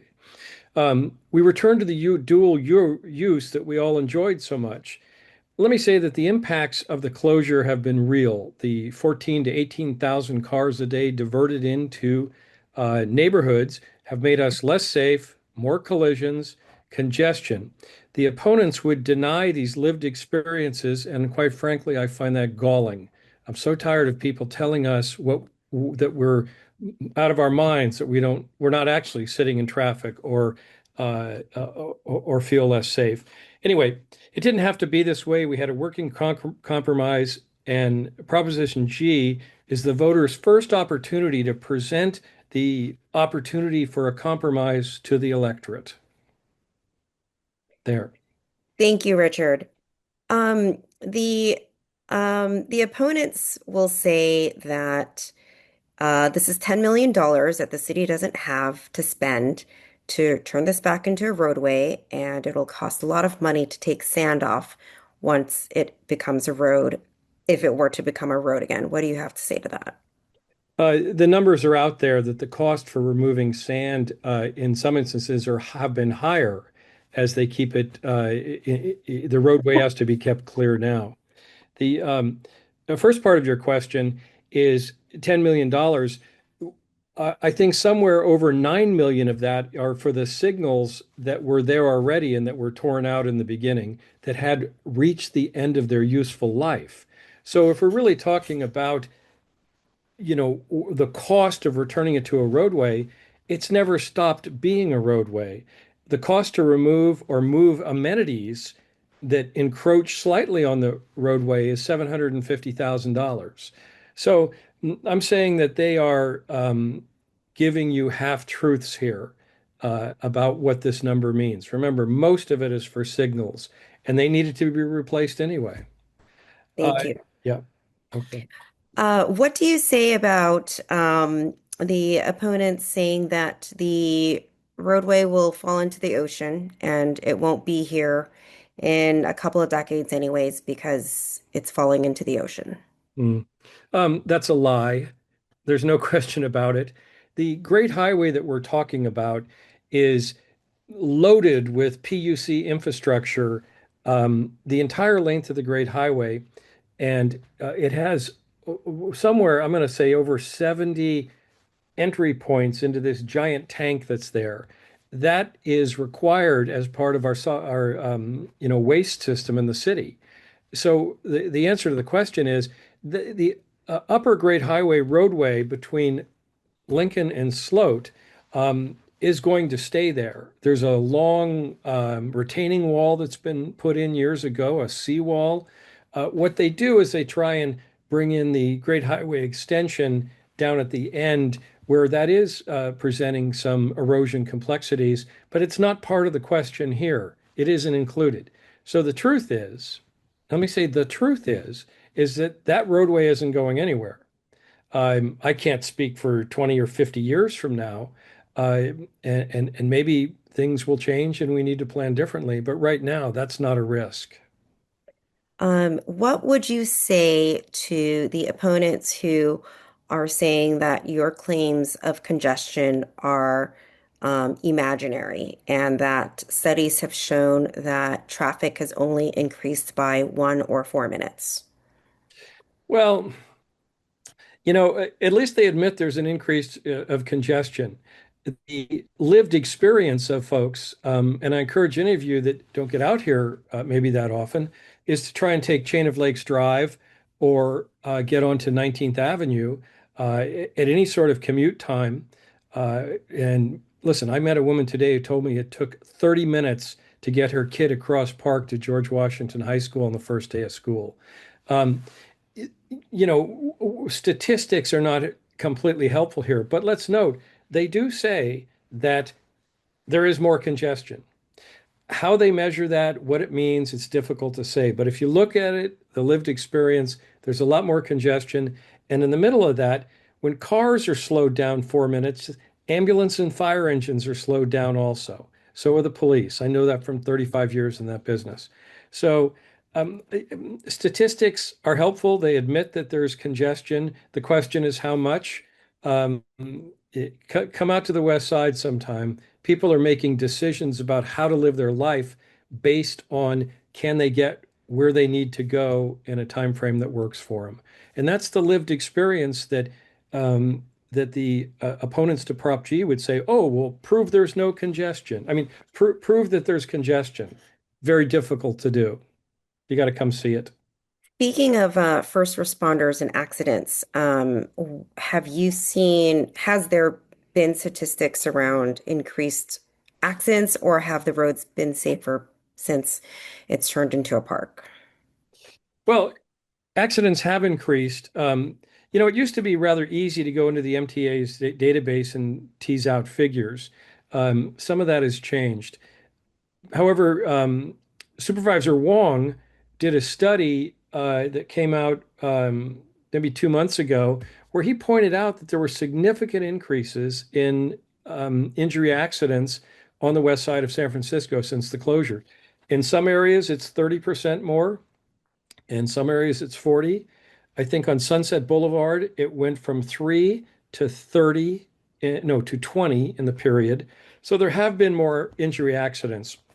That, and I can tell you from experience, you can't put 14 to 18,000 cars into a new environment without having more accidents. It's just the nature of it.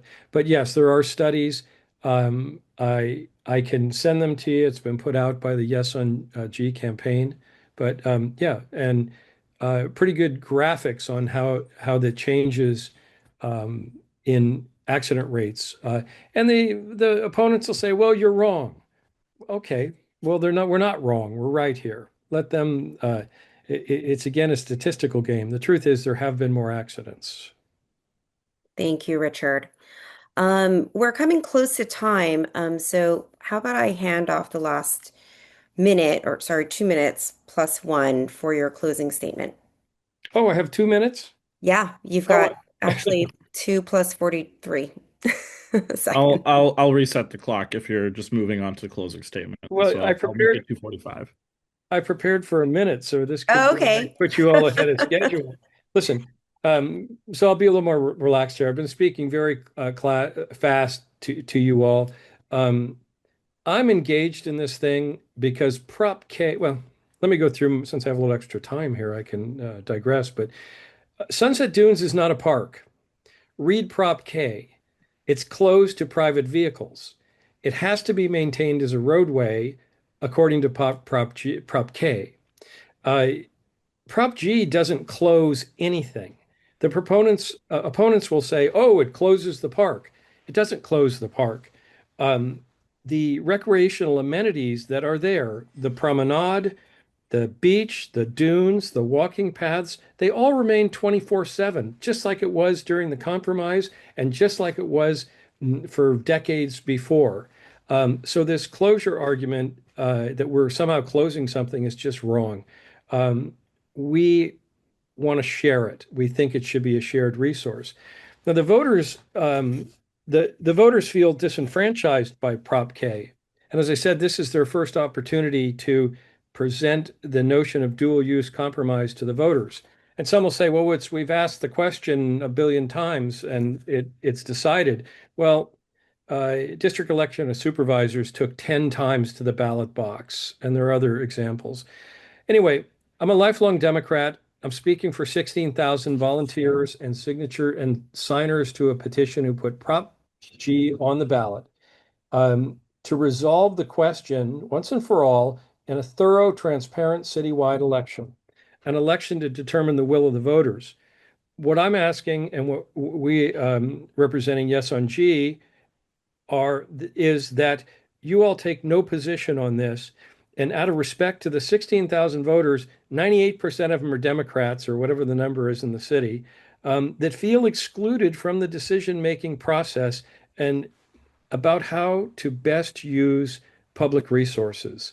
This shouldn't be an ideological battle or some kind of game like this. This is about, yeah, how do you get a park? You plan it, you fund it, you do things to work through the impediment, the impacts, and you mitigate them, like they did on the tunnel tops in the Presidio. 5 years it took. Here, Joel and Gardio and some Prop K folks snuck something on the ballot at the last minute that it could be done, and that left the West Side unable to mount a campaign east of Twin Peaks.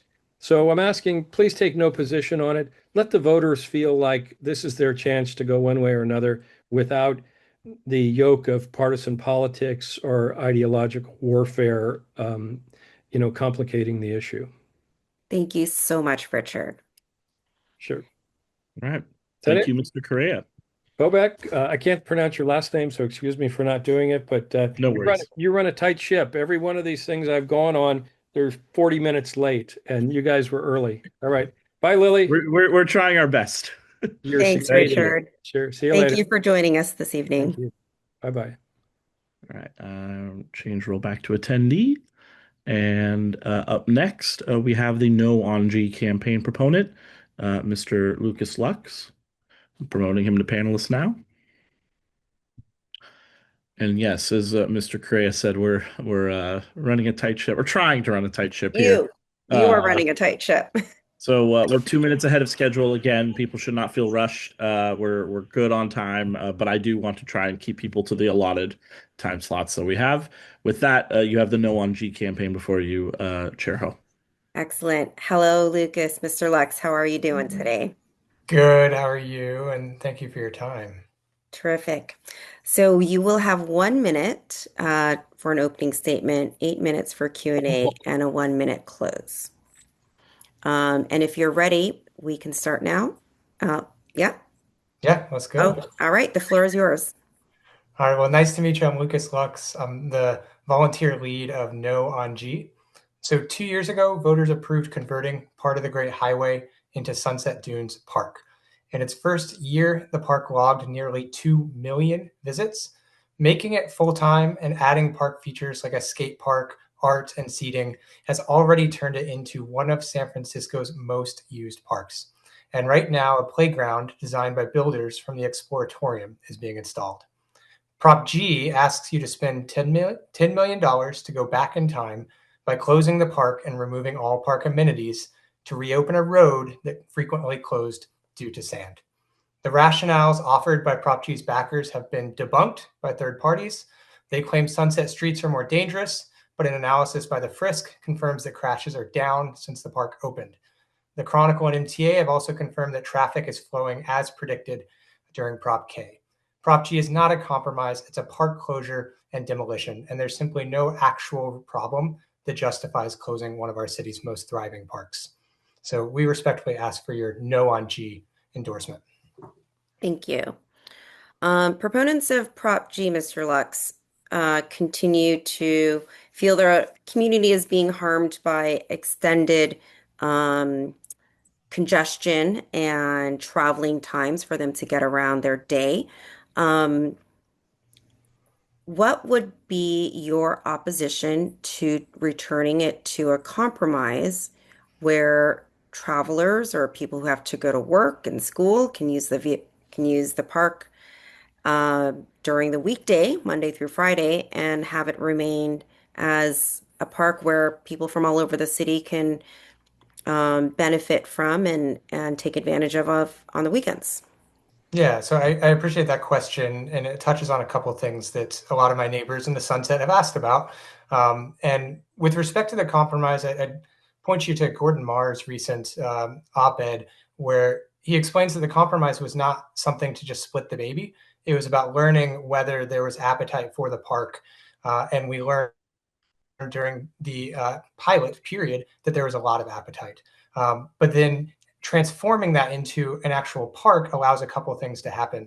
One, by making it full time, more people come. Visitation is doubled on a day-by-day basis since the pilot. And two, you get to add park amenities. So people really want a place to sit. They want a place for their kids to play. They want a skate park.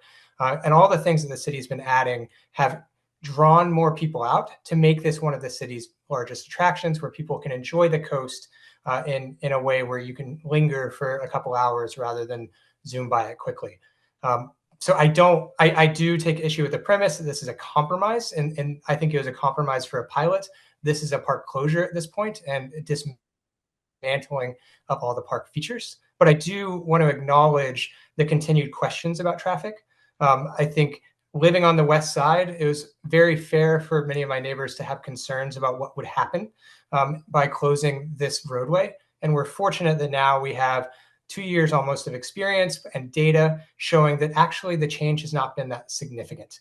That being said, more improvements are on their way in the form of signal lights for Lincoln to get people to basically the outer Richmond to South Bay trip, which is the predominant use of that old section of roadway, to make that smoother. And so I think we should look for ways to continue to compromise with folks by ensuring that their drive on the inland route, which is now necessary because the southern end of the Great Highway is closed, is as smooth as possible. Okay. A lot of people view this, or some of the proponents view this, sorry, I'm blanking, view this lack of a compromise, sorry, this closure of a roadway as attack on multi-generational families. And for workers who actually have to show up somewhere physical to be at work. They are not tech workers who can work from home. Maybe they're plumbers who actually have to go somewhere and have to use their vehicles and drive back and forth and take their grandparents to a doctor's appointment at the VA, or their kids to school and after school activities. What do you say to those families who have been impacted by this road closure? Yeah, so two things. First, those families rely on parks just as much as everyone else. And so if you go to Sunset Dunes, you'll see the most thriving multi-generational park in our city. And so I think that is something that really sets this park apart from other parks, is it's really embedded in the community. And you see that when you visit. But the second thing is, so the whole premise of this question from the Prop G backers is that there is a large traffic impact. And they'll offer you data like Richard offered you studies by them. We don't offer you studies by us. We offer you studies by independent third parties like the Chronicle, the Frisk, the MTA, and they all confirm that the impact is relatively minor. So this roadway served predominantly one purpose, which is getting from outer Richmond to South Bay. And that purpose was facilitated by the southern end of the roadway, which is now permanently closed. So you can no longer hug the coast and drive out of the city. And so we have to work together to find a solution to make that new commute as seamless as possible for the folks who need to make it. And I think that the city has been doing a good job of making those improvements. retiming lights, putting new lights on 41st. And we're seeing that investment's continuing with new lights on Lincoln as well. And so I think regardless of who the driver is and what their job is, we're lucky that they're not heavily impacted. And I think we need to look at the data and let that inform our decision. Thank you. All right, we've got a little bit of time left. I'm happy to leave this time for you to extend your closing statement, Mr. Lux. Yeah, and I'd like to just simply address this question of whether this is a park closure or demolition. I heard Mr. Correa's comments before. I think all of us in this virtual room know that Prop G was about converting a roadway into a park, right? We all know that. We know that there were no park features there prior to Prop K. And now we also know that Mr. Correa and his allies want to reverse Prop K. That is the goal of this measure. And so the goal is quite simple. The park that we've created since Prop K would be closed. You can't have a skate park or a playground in an active road.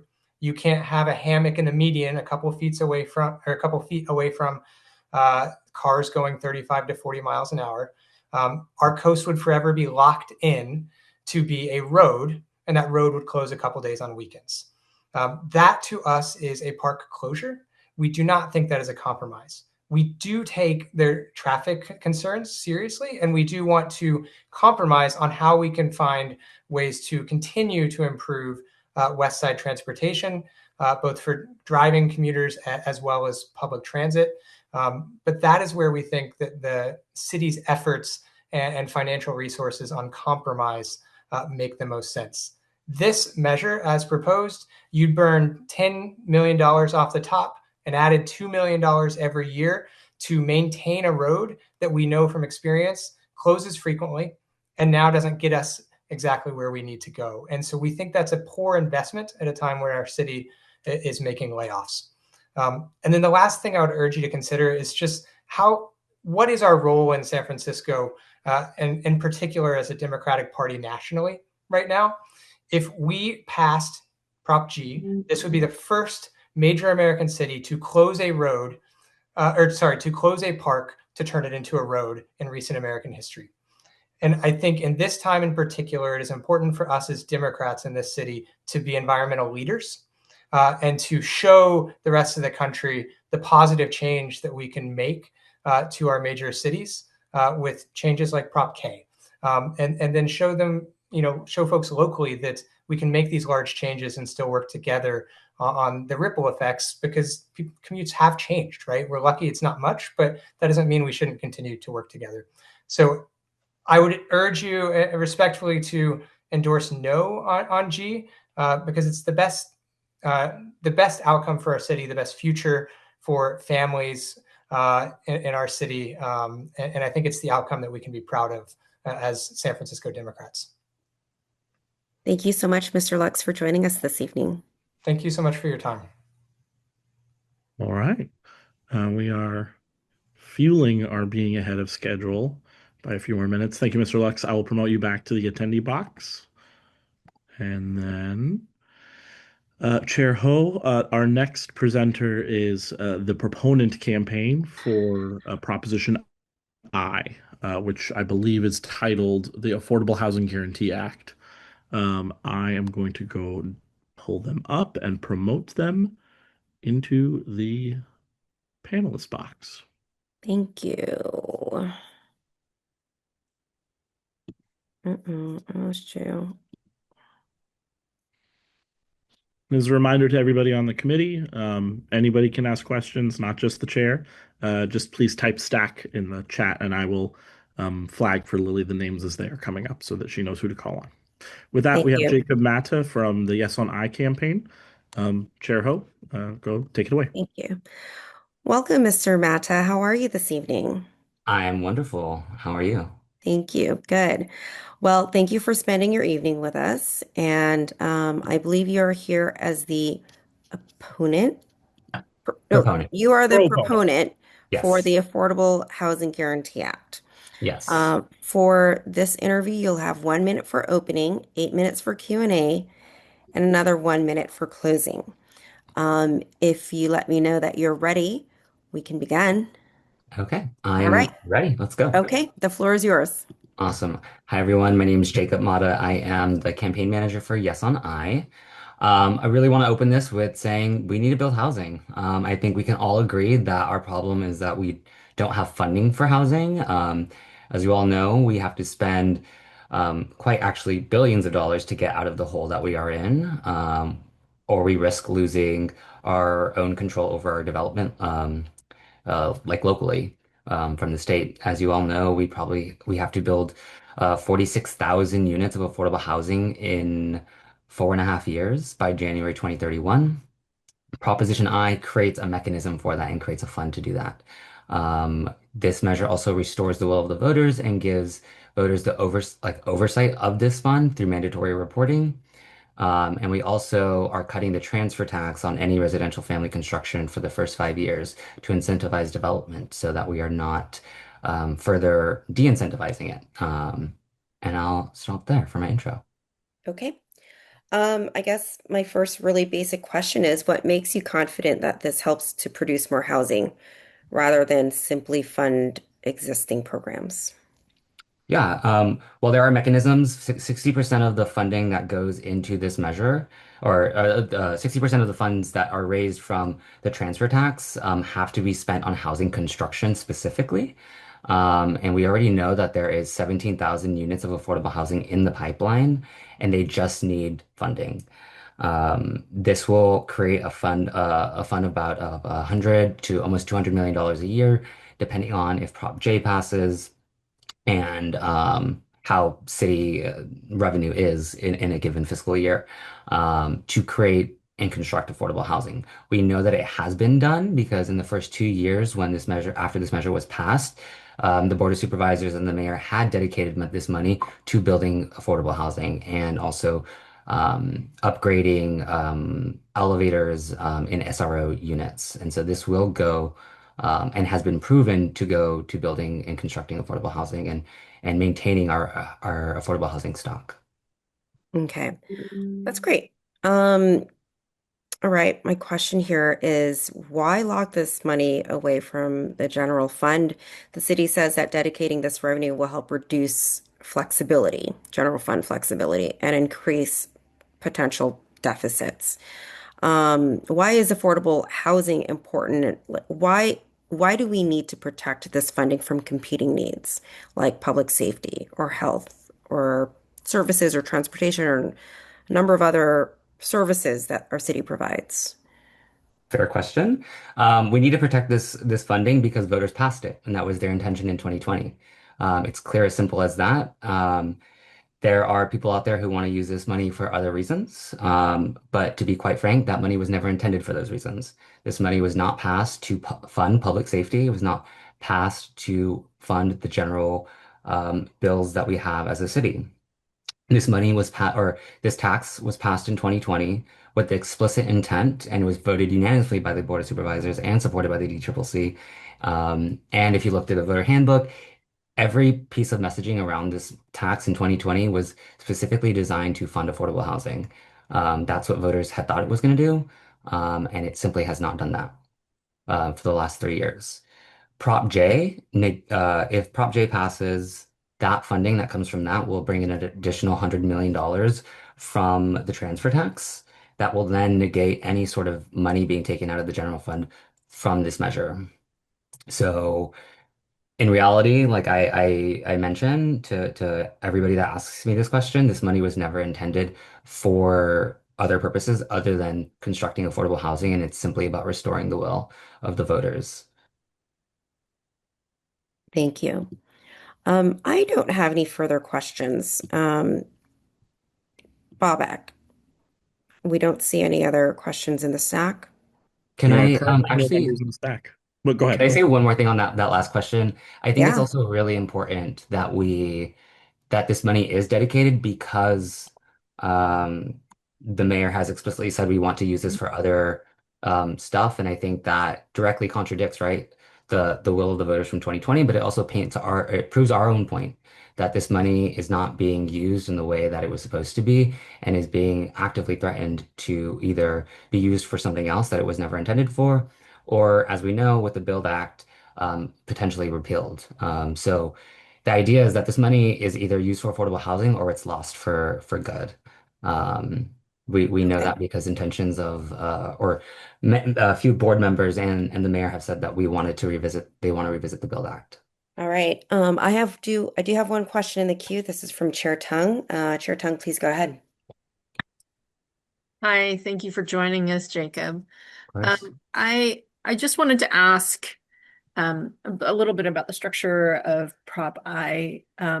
From your perspective, why is it a good idea to lock away the ability for the Board of Supervisors to amend the transfer tax in the future, since this is a ballot proposition? Economic conditions do change over time, and we might need to cut it further in the future. Isn't it a bad idea to tie the hands of our legislators? I don't think so. I think when voters approve a tax, that's because the voters are saying that's exactly what we want. And like I mentioned, Prop I in 2020 was passed with 58% of the voters, which is very high for a tax. And so by locking that in, it means that no policy change, regardless of who's in office, regardless of policy changes, the will of the voter stands. And I think it's really important that, in a $16 billion budget, voters also have a way to control how those funds are spent rather than just through the normal add back process or doing public comment. Would you say that our San Francisco budget is actually quite a complicated beast, and to have Right. these structural things put in place by voters is typically not the best policy position to be in? I would agree that our budget is a very complicated thing to tackle. But I would also agree that set-asides, having the will of the voters participate in our budget process, I think is really important because it means that that is exactly what the voters have said they wanted to fund. I think we can all agree, regardless of political ideology and across the spectrum, that we need to build affordable housing in this city. And I think by forcing the city to do that, it creates funding mechanisms to build what we need and to address our crisis of not having enough housing for everybody. And so Prop I actually is doing the reverse. It's again going back to the voters to redo proposition initiated constraints on the budget, which would undo Prop C previously, which moved the ability to amend the transfer tax back to the Board of Supervisors instead of being locked up by the voters. Is that right? Correct. Yeah. Yeah. Any change to the transfer tax, if this passes, will have to go to the will of the voters because we are saying that the transfer tax that we passed in 2020 and keeping it at that 6% rate was intended to fund half of that. The new revenue generated was supposed to go to affordable housing. And we've seen over the years that that hasn't happened. And that's in complete contrast to the will of the voters in 2020. So why are the voters in March of 2024 wrong and the future voters of how you would like voters to behave in November of 2026? I mean, this is just a test, right? This is a test to see whether or not voters in 2020 are still the same voters as the ones in March 2024 that return this ability back to the Board of Supervisors. Correct. But I would, Prop C from 2024, from March 2024, wasn't sold to voters as we want to restore this power back to the Board of Supervisors. It was that was more of a smaller part of that measure. At the same time, voters were still under the impression that we are funding affordable housing through this transfer tax. And that's always been the intent. So I'm still confused because it seems like you think that the voters are sophisticated enough to understand the budgeting in 2020 and how this proposition is going to actually restrict the Board of Supervisors and their ability, and they want this funding dedicated to affordable housing, whereas now the voters in 2024 are not smart enough to know that. Well, correct me if I'm wrong, but I don't believe Prop C was sold to voters as a way of explicitly restoring the power to amend the transfer tax to to the Board of Supervisors. It was sold as a larger package of changes to the tax Voters are code. not smart enough to understand that. Whether that was explicit in the messaging from Prop C, I couldn't confirm with you or deny right now. So I can't speak to that, but I do know that we have a huge housing crisis. We have 46,000 units of affordable housing that needs to be built in 4.5 years. We don't have funding for that. And I think this ballot, Prop I and Prop C, give us the first time to make a huge dent in that and generate almost nearly $400 million a year to build affordable housing. And I think Let's just hope that the voters are smart enough to understand what's going on. Thank you. Right. And I think they will. 67% of people, when they hear about this measure, approve it. And when they don't hear about the measure and just hear it on its flat surface, it's still above 50%. And we only need 50% plus one. Okay. Well, thank you so much, Chair Tung, for your questions. I'd like to offer Mr. Matta his 1 minute for closing. Awesome. Thank you very much. Thank you all for having me here. It's been lovely. I've been doing these endorsement interviews all day. I want to say again, like I just reiterated, we are in a housing crisis. We have 46,000 units of affordable housing, not to mention the other 42,000 that needs to be built that can be market rate. These are state mandated affordable housing units that need to be created, and we need to build that. I currently live in the Tenderloin, where you can rent a studio for $2,300 and only get a kitchenette.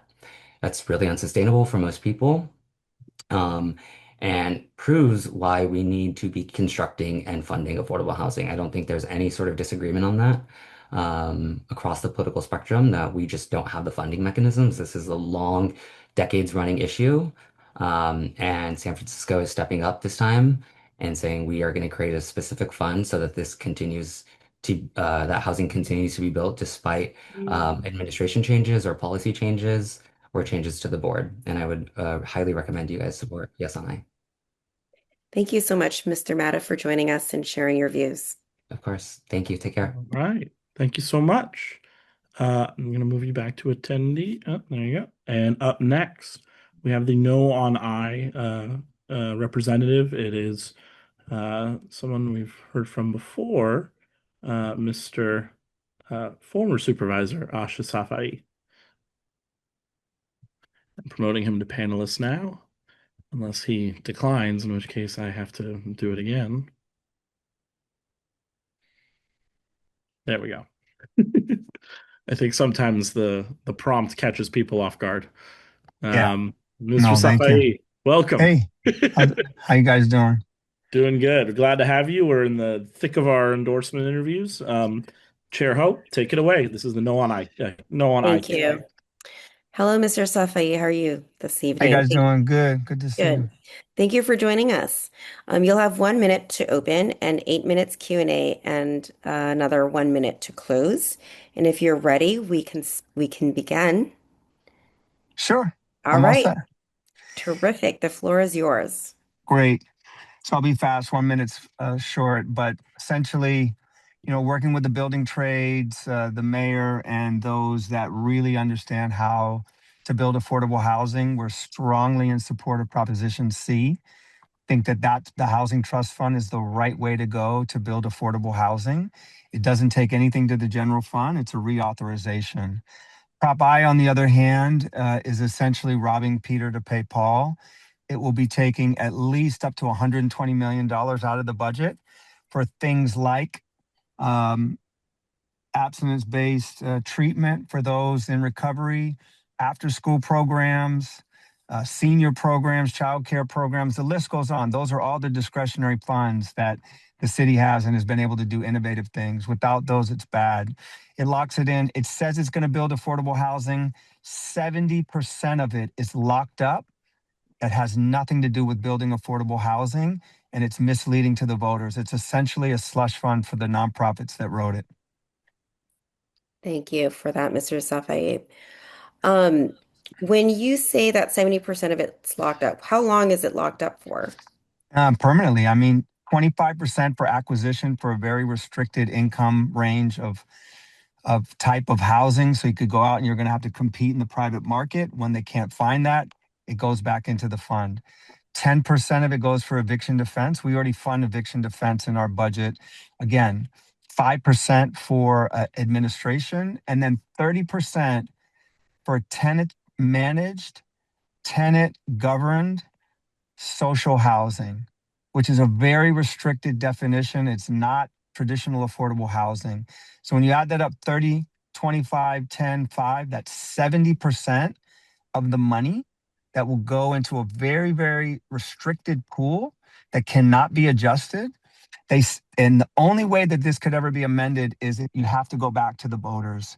So unfortunately, this is not like Prop C, which is essentially designed to build affordable housing. This is really designed to be a fund of money for the nonprofits that wrote it. How much money are we talking about? I think they've estimated up to somewhere between 120 to 170 million dollars. Okay. If you don't support this measure, what is your alternative for funding affordable housing? As I said in my intro, Proposition C, the Housing Trust Fund, the mayor, Supervisor Melgar, building trades, affordable housing developers, all of them are on board with building this. I actually worked on this 14 years ago when it was created, and it's a good generator. It's a good complement to the low-income housing tax credit, and it's designed to build affordable housing. We're going to expand the pool of money, and we're reauthorizing it, I believe, for another 15 years. So 100% behind Proposition C. Terrific. Thank you. I have Chair Tung in the stack. Chair Tung, please go ahead. Hi, it's nice to see you, Asha. Good to see you, Chair. So excuse my ignorance on this. When you said that this is somewhat of a slush fund for the nonprofits that wrote it, who exactly is who wrote Prop I to put it on the ballot and spent money to put it on the ballot? I mean, I think that there are elements, there's a whole broad range of elements. There's folks that are involved in eviction defense, there's tenant advocates, there's those that are involved in cooperative housing. No affordable housing developers, building trades, or anyone were involved in writing this. And you don't see that range of support at all. Not one affordable housing developer has come out in support of the Proposition I. Okay, thank you. So one more thing. So that by that statement, you're saying that the people who ostensibly the proponents of Prop I are saying would benefit from Prop I are not supporting it. No, I'm saying the affordable housing developers are in 100% support of Proposition C. That was a very broad range of support. The mayor, Supervisor Melgar, other members of the board, the building construction trades, they were in support of doing Proposition C because they know that that's really going to build affordable housing. So what I'm saying is there are no affordable housing developers. There might be other nonprofit, there might be tenant union, there might be the tenant advocates, they might be those that care about cooperative housing, but not affordable housing developers or others like the building trades that actually build affordable housing. Right. So let me rephrase it slightly differently. The proponents of I say that that we need to build affordable housing and that Prop I is the solution, but the people ostensibly that would be building the housing that the proponents are saying they want do not support this measure. I have not seen any of them come out in support of this in my conversations. Okay. Correct. So what you're saying is correct. Yes, I'm sorry, I didn't understand your question. Thank you, counselor.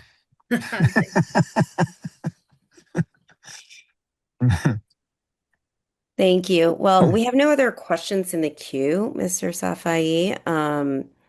We do have some extra time on the clock. I'd like to reserve that time for you to increase the time for your closing statement. Okay. I mean, I just would end with, I think it's pretty clear that this is being sold as, and this is why I'm involved as a former supervisor. This is what really got me motivated. I'm working with the building trades.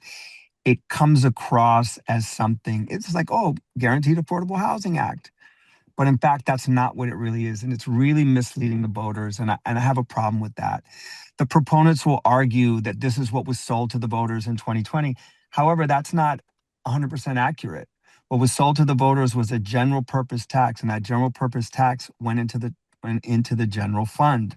So because it was not a dedicated tax, yes, there was no agreement with the mayor. There was no agreement with the mayor's office of housing. There was no agreement that said, yes, we're going to dedicate this funding in perpetuity to affordable housing. And so when COVID hit, that money then went into essential services. And so now those essential services, some of which I've named to you, food, food security programs, drug treatment programs, after school programs, intervention programs, seniors, childcare, a lot of the discretionary funds. But at the end of the day, this is being sold by the people that wrote it, and it will go into very restrictive categories with very little oversight. We've adjusted, for those of you that care about building housing, and I know almost every single one of you do about building housing, we just adjusted our inclusionary housing rate. That was with the technical advisory committee. I know the YIMBYs care deeply about that. I know the building trades. I know developers. I know nonprofit. So many people care about that they got to the table and negotiated that rate to come down. I was involved when the economy was booming to raise that number. Now that the economy has gone bad in the ways for construction, we had to reduce that number to 5%. They've now locked in this measure, the transfer tax at 6%. That has been the single most, on top of the inclusionary number, percentage that has frozen lending and building and construction in San Francisco. It is the highest rate in the country. So to adjust it slightly to spur development when the economy is bad makes sense. They're taking that away from the Board of Supervisors, those that are involved in it, and they're leaving it in the hands of the voters. They're removing what was originally given back in 2024. And I think that's wrong. That's a bad way to do policy. This should never have been written by a select few people, gone out and sold to the voters as they were going to build affordable housing.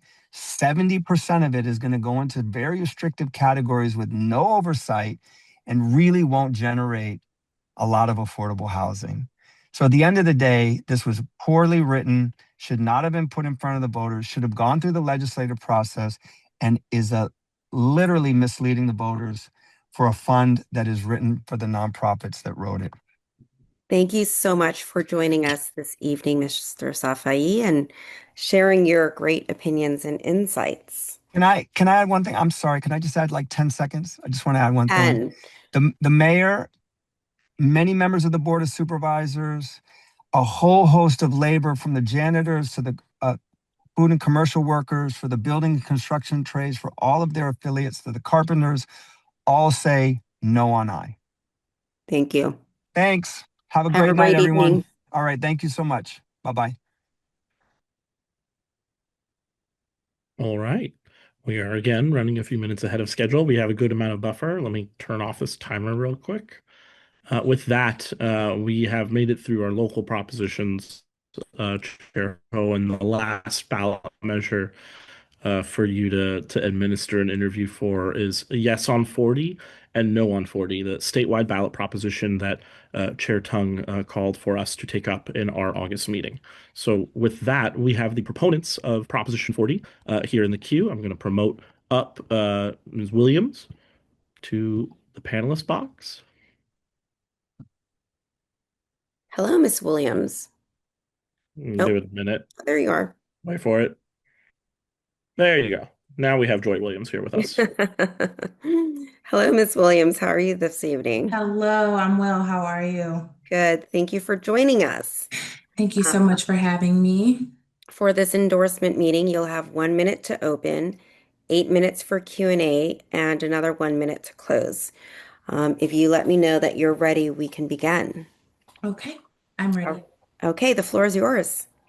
Thank you so much for having me here. I want to be upfront. CTA and the building trades have raised a real good faith concern about this measure, and I'll address them directly when the questions come. But I want to start with why this vote matters specifically to San Francisco. The city is home to more concentrated billionaire wealth than almost anywhere on earth. It's almost is also home to the healthcare workforce at San Francisco General, UCSF, CPMC, and every nursing home and home care agency in the city. Everybody is about to absorb this catastrophic hit. Federal cuts are set to strip roughly $100 billion from the California healthcare over the next 5 years. So that means that 145,000 healthcare jobs are at risk, and an estimated 3.4 million Californians are at risk of losing coverage. And hospitals and clinics are not only cutting services, but they're closing their doors. Not in some other state, but here in our own neighborhoods. And so Prop 40 asks a very specific. But go ahead and finish your sentence. Okay, very specific narrow group that is sitting on over $2 trillion in combined wealth to pay a one-time 5% tax to save our healthcare. I'll just leave it there. Okay. Thank you, Ms. Williams. This is a one-time tax, correct? Yes. Okay. So why one time only and why 5%? Those two things together make me feel like this is very arbitrary.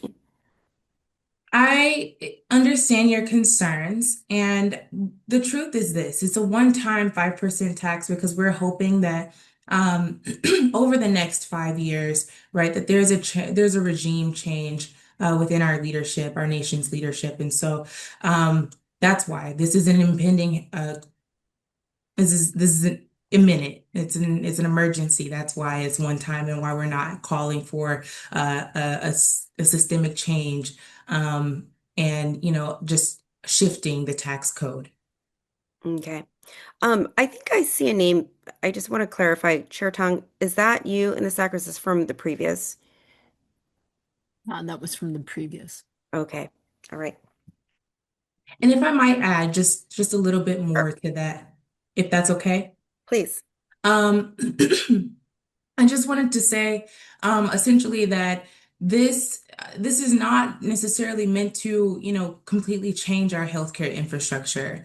This is actually just to address an issue that has been placed on us last year in the passing of the Big Beautiful Bill. We understand that there is a working group right now, the Tax the Rich working group, and we stand with them and we stand with Prop 3, and we understand that, the systemic change is necessary, but this is actually not that. And I understand that there's, an idea of what a perfect ballot measure looks like, but essentially we have something that we have to address right now within our state budget. And is there anything about this that leads you to believe that it can be sustainable, whether it's the infrastructure that it helps to fund or anything else? Yeah, I think if you may, what do you mean in terms of sustainability? Are you talking more so long-term infrastructure shifting, or are you talking just to address the immediate concern of the healthcare collapse? Well, it feels like there's always going to be an immediate concern for something in the state of California. That is very true.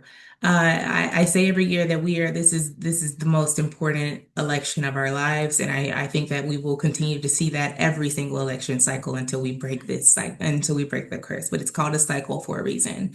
And I think right now what makes this sustainable is that this isn't looking to get rid of the funding that is there for education, the Prop 98 funding. This is not meant to circumvent that, but this is actually in addition to those funds that we are needing outside revenue. We're needing new revenue to help build on top of the gap that the Big Beautiful Bill is going to leave our state.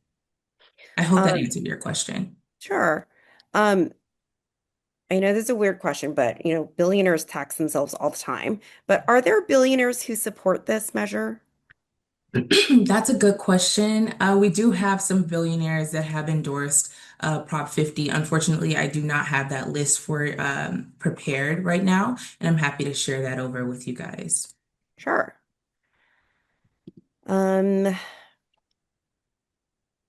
Why do you think a wealth tax rather than an income tax? Because we know that billionaires actually benefit from the tax code, and they understand and can have tax strategies. They can afford that. Working class people cannot. And so having an income tax reduces the amount of money and dollars that we're able to actually use in the healthcare budget and our education budget. And so that's why, is because going after assets, that's where people are holding and harvesting their money. If you go and ask a billionaire right now how much money they're making a year, they're not allocating themselves billions of dollars to spend a year. They're being smart about their tax strategy. And that's why we're going after assets instead of income. Thank you, Ms. Williams. I'm gonna check one more time if there are any names in the stack that might be interested in asking Ms. Williams any questions. And seeing none, no immediate responses. Ms. Williams, you've got 1 minute to close, but given that you've got some extra time, please feel free to use this extra time in addition to your 1 minute for your closing statement to share with us any of your insights. Perfect. Thank you so much. I really appreciate that time. I'm going to use it. So, as I've stated before, Prop 40 is a one-time 5% tax, a wealth tax on Californians with a net worth over $1 billion. It's based on residency as of January 1, 2026. We are not looking for capital flight. And even if they were to leave, unfortunately, the time for this has passed, for this tax evasion has passed. So, sorry, I'm just a little nervous. The wealth actually capped as of December 31st, 2026. And it does not include it includes real estate. It does not include real estate, pensions, and retirement accounts. Those are all excluded. I'll use this time to say that you're likely to hear in the closing argument after mine that this measure is legally risky and that it will drive capital out the state, or even that Governor Newsom opposes it. And I'd ask you to hold those arguments up to scrutiny. When you hear them, legal risk is real for almost every major tax measure in this state's history. It's never been a reason to leave. It's never been a real reason to leave. And capital flight is a prediction, it's not a fact. The residency date has already passed, and California is still pulling the majority of new venture investments nationally. Governor Newsom's opposition reflects his preference for a different mechanism, not the rejection of the underlying principle that billionaires should contribute more as this state absorbs historic federal healthcare cuts. I'll also say this directly. Some people that are in San Francisco may work in industries like technology, AI, and others whose leaderships include people that this measure would tax. Some of you may have, political ambitions of your own, and I don't say that to question anybody's integrity, but I say it because this is the exact moment that party independence is supposed to mean something. Nobody here needs a billionaire's approval to be a good Democrat. This endorsement is a chance to prove that our politics still answers to working people first. The city has never been the place that waits for someone else to go first. We didn't wait on healthcare access or labor rights, and we shouldn't wait now. While federal cuts are actively dismantling healthcare across California, we are asking for 250 billionaires that are sitting on $2 trillion of wealth for a one-time 5% tax. So the California Democratic Party has already made the call. And the question in front of you isn't whether it's perfect. No ballot measure is. But the question is whether San Francisco leads on defining tax fairness and the fight of this cycle in a city where that billionaire wealth calls home.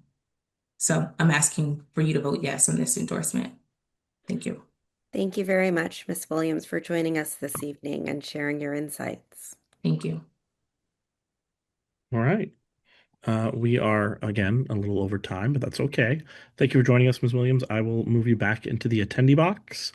And up next, we have, let me turn this off.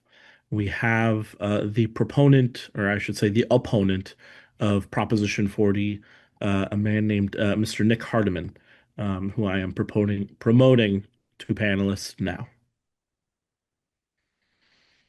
And I know we're a handful of minutes ahead of schedule, but we're happy to take you up early, Mr. Hardiman. Welcome, Chair Ho. The next campaign is before you. Thank you. Hello, Mr. Hardiman. How are you this evening? Good. Thank you, Chair Ho. Should I get started? Sure. Well, just to remind you, you've got 1 minute for an opening, 8 minutes for Q&A, 1 minute for closing, and the floor is yours.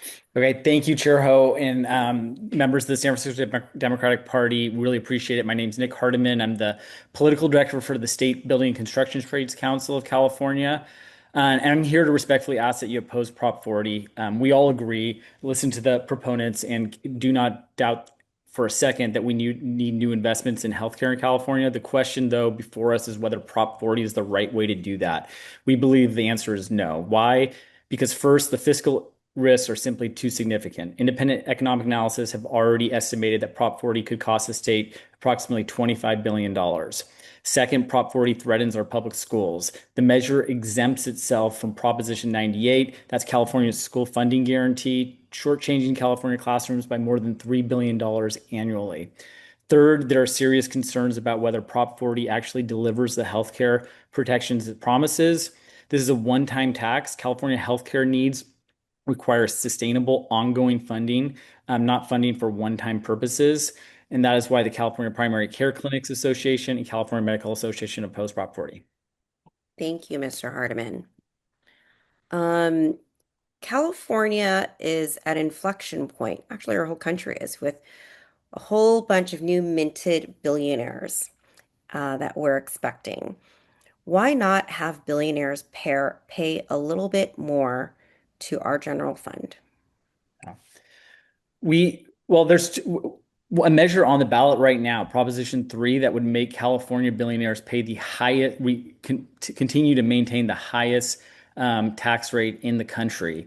And the answer to this is really it has to be done at a national level. 9 European countries have done a wealth tax on their own, and every single one of those 9 countries have repealed their own wealth taxes because of the economic impact that it had on their country's revenues. Doing this state by state, we've already seen 6 billionaires leave California, and they took over $500 billion worth of wealth out of our state.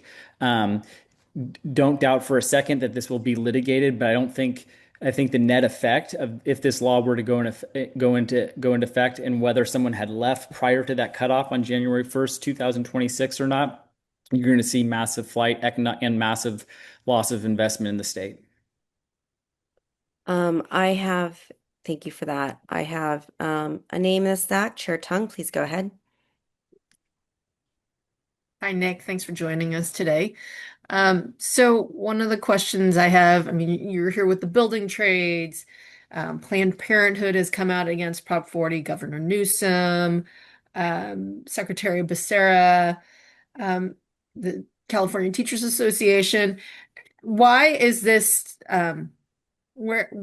so divided among Democrats in terms of, I think Democrats typically are in favor of flatter taxation, making sure that people who are better off don't evade taxes, or that they support the programming and our social safety net. But this, to me, seems extraordinarily divisive in the Democratic Party, especially from groups that are traditionally very supportive of taxation measures. So I wonder if you could go into some of the reasons why traditional Democratic Party maybe organizations that might support taxation are actually very strongly opposed to this measure. Thank you, Chair Tung. That's a great question. I think number one, it was the way this measure was written. And again, I don't question the proponents' intent or motivations behind the measure, but the effective way this was written was it exempted the revenue of this measure from 2 constitutional provisions. One, Prop 98, which is the guarantee for education. Even if there was no flight, if not one billionaire left California, schools would lose out on $3 billion a year. So to answer your question on why California Teachers Association, on behalf of the State Building and Construction Trades Council, there was another constitutional provision that this measure exempted the revenue from, and that was Prop 4 in 1979, which said, okay, California, if you reach a certain spending limit, it's a complicated spending limit, you are going to have to spend that money on infrastructure, or you're going to have to return that money to taxpayers. In 21, 22, we reached that limit. It meant that we were able to spend over $30 billion in transportation, including a ton of money for Bay Area transit. It meant that we were able to spend money on broadband. It meant that we were able to spend money on water infrastructure throughout the state. And if that measure was not in place, that money all would have had to be returned to taxpayers. The second reason is the threat to the economy. Already, like I said, $500 billion of wealth has been taken out of California by flight. And the impact going forward, based on independent Stanford economists, say that we're going to be losing, the general fund is going to be losing $25 billion a year, which is significant. Okay, thank you. Thank you. Well, Mr. Hardiman, with no questions left, there are a few more minutes on your timer, which I welcome you to add to your 1 minute closing. Okay. Thank you so much. I really appreciate your time. You guys are running an extraordinarily efficient meeting. It's very impressive. Yeah, congratulations. Just add a couple things. You may ask, well, then what is your solution? What's the alternative? Well, number one, this has to be done at a national level. There's no way you could do this state by state. Case in point was the European experience. Again, 9 countries did this. All 9 of them repealed their wealth taxes. And just this past budget, the California legislature passed a budget which Governor Newsom signed, which included a huge step towards a fair share tax by California corporations who employ workers who are on Medi-Cal. And that first step is going to be putting in place a measure to be able to be voted on next year, which Secretary Becerra has already endorsed. And that is going to be ongoing sustainable funding. That means investing into healthcare, making sure that our Medi-Cal expansion population, including undocumented immigrants, are actually going to be able to get the healthcare. This measure you can't do that with. The one-time money is not something that you could budget off of. You all know that by the budget with the city and county of San Francisco. You need sustainable ongoing revenue in order to be able to budget. I'd like to just then finally close. Chair Tung had mentioned a number of our coalition members. They also include Treasurer Fiona Ma, Mayor Lurie, California Professional Firefighters, the California Carpenters. Yes, the California Carpenters Association, California Conference of Carpenters, and the Building Trades agree on this. The laborers, the United Domestic Workers of AFSCME, Housing California, California YIMBY, and Housing Action Coalition. And we all agree, this whole entire coalition, we agree that California needs to protect our ability to sustainably fund the services our communities rely on, and this measure would threaten those sustainable funds.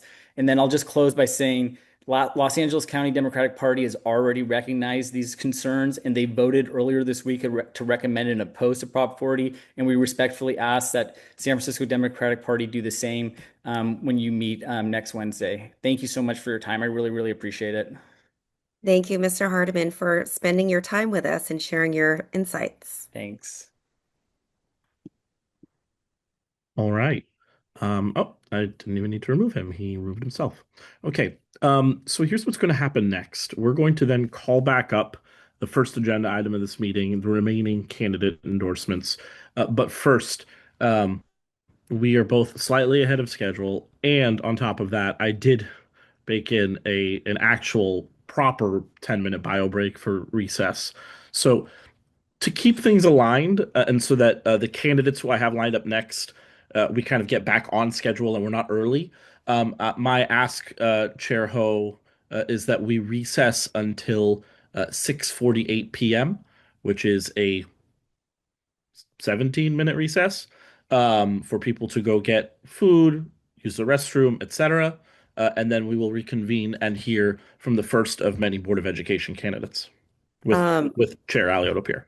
Because 6:48 is such an odd time, I know we're on a tight ship, would it make sense to call it 6:45 or 6:50? Well, whatever works. But at any rate, we're not going to have Autumn Garibay join us until she will not dial in until 6:40 with the expectation of speaking at 6:50. So Okay. I think I'm going to start texting all these people and just letting All them right. know. But Okay, that was my so recommendation. all right. You know what? I'm sorry I asked. I know how by the minute and second you are with this. So let's let's bio break until 6:48. Okay. See. Ladies and gentlemen who are watching remotely or on our live stream, we will resume. Everyone And can turn off their cameras, and we will resume coming back here at 6:48. And I'm going to take time now to text and update our candidates and let them know thank where we're you. at. And I'll take this time to officially hand this off to Chair Michaela Pierre for the next portion of this endorsement process. All right. We'll see Okay. folks back here at 6:48 p.m. All right. Thank you.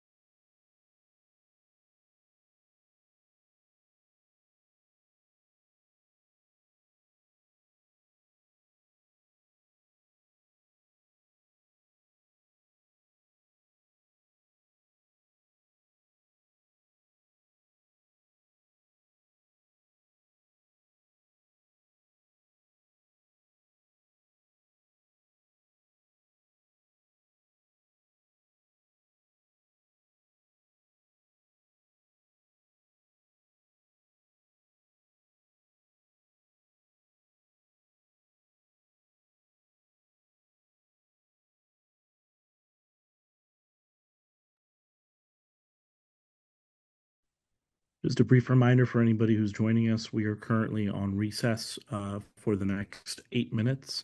We will return at 6:48 to resume interviews with Board of Education candidates. Thank you so much.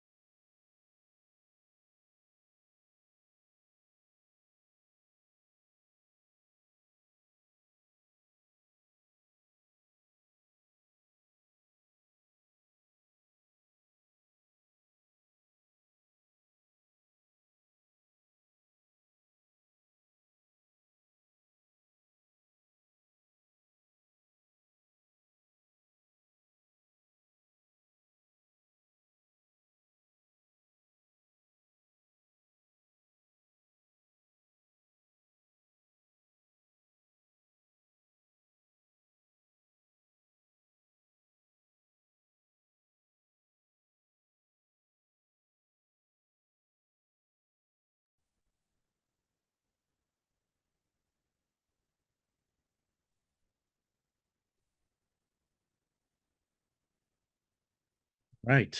I believe, yes. Okay, Michaela, you are here. Great.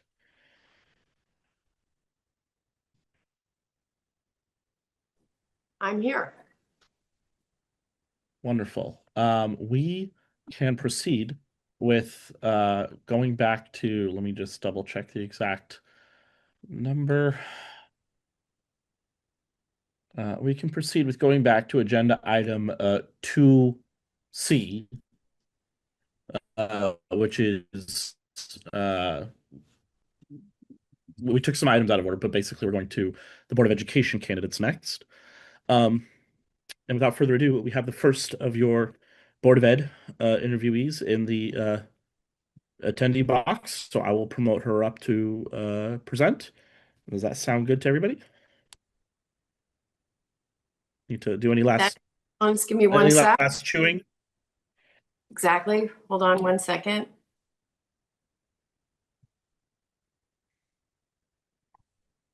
I'm ready. Okay. Up next, you have Autumn Brown Garibay. She is the first of several candidates who will be presenting for Board of Education. These races, as you know, we have allotted 8 minutes for, so it's 1-6-1. And with that, Michaela, this meeting is again yours. Thank you, Executive Director. Hi, Autumn. Hi, Michaela. How are you? Good, good. How are you doing? I'm good.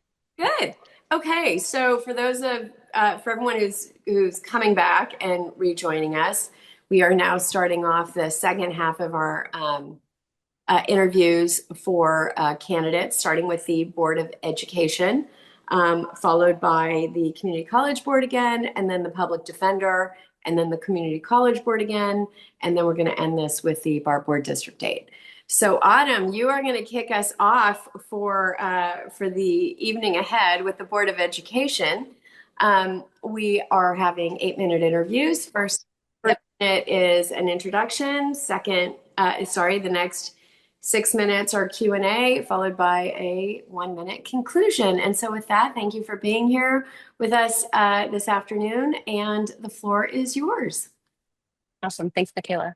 Hi, everyone. My name is Autumn Brown Garibay. I am a mom of 3 SFUSD kids. 2 of them are in elementary school, and I have 1 in middle school. I'm a longtime parent in the district now, and also a longtime advocate. So I've been spending years showing up at public comment at a board meeting, asking for more for the kids and the educators at my kids' school, but also other schools. I spend a lot of my time going to schools around the city to really uplift and understand what the challenges are that people are having in their schools. Like a lot of the parents in the city, I live those successes and challenges of our district in my home every day, and I have heard the challenges people have. I think a lot about what our public schools are doing for our kids, what they should be giving for every kid, and really what I believe everyone deserves in a high quality public education. What that means for me is making sure that we have strong, reliable, consistent schools in every neighborhood in our city. And I believe that we have a real opportunity to provide that to our children if we focus. So thank you for having me here tonight. And I am really excited to dive into the questions. Okay, great. Well, let's then just sort of start. You said a lot of the families within the district have challenges. Yep. What are some of the challenges, and how can San Francisco Unified step up to help them, combat them or deal with them? Yeah, great question. So the district has finally delivered on a governance calendar that we've, folks have been asking for a long time to really understand what the cadence is going to look like for what the next several years will be for making some of these major decisions that have, the board has decided to focus on. One of those is working on our lottery system. Since I moved here when I was 25, I'm a lifetime Californian, but moved to San Francisco on a dream, when I was 25 years old, and everybody told me, you can't send your kids to public schools. And a lot of that was the lottery, right? So we're finally going to come to an agreement. The vote is supposed to happen this April, and I really want to be a part of that because establishing and changing this narrative in our city is going to be the first right step, I believe, in getting a district in a place where more people are willing to even invest. So that's first and foremost. Then we also have to be doing the basics right. Kids need to be reading on grade level and doing math on grade level and beyond, right? We need to make sure that kids are coming into our public education system, they're getting what they need, but then they're also able to soar and thrive and have access to more of the programs we know parents want. My kids are taking advantage of a language immersion program. It's fantastic. It's beautiful. I want and know that more parents want access to that. There's not enough seats for families in those programs, and we need to be expanding them and doing the stuff we're doing well, better, and expanding it, and focus on the things where we're missing where we are missing the mark right now.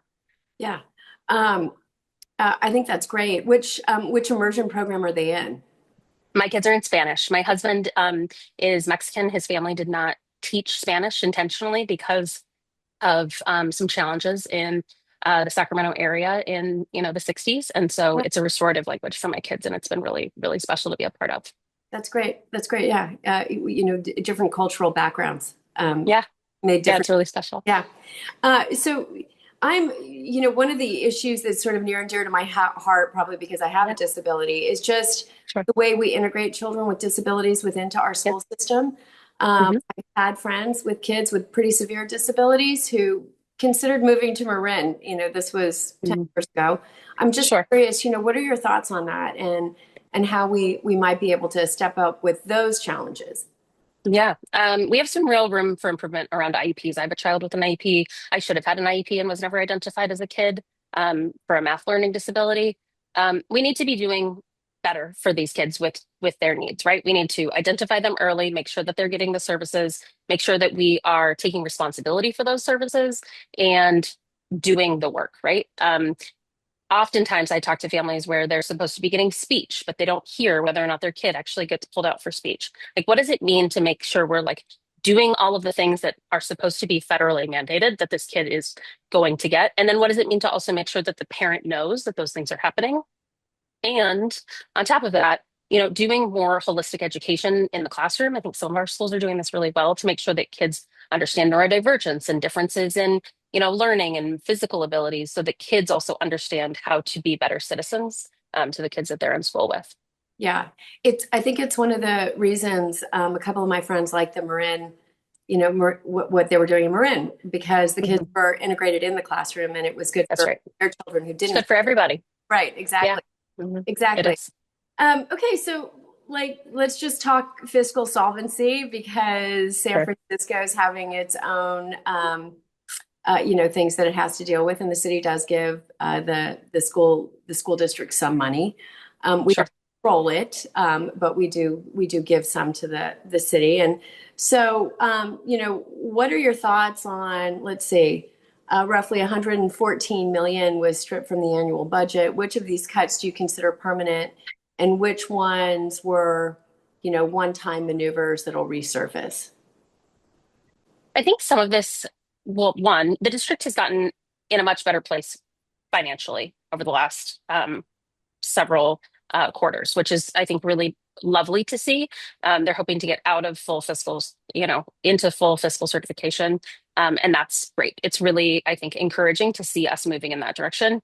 It's also not super encouraging to see parents, give feedback that, as an example, in my school, we only have a librarian 3 days a week. We don't have a full-time clerk. I think really lovely to see.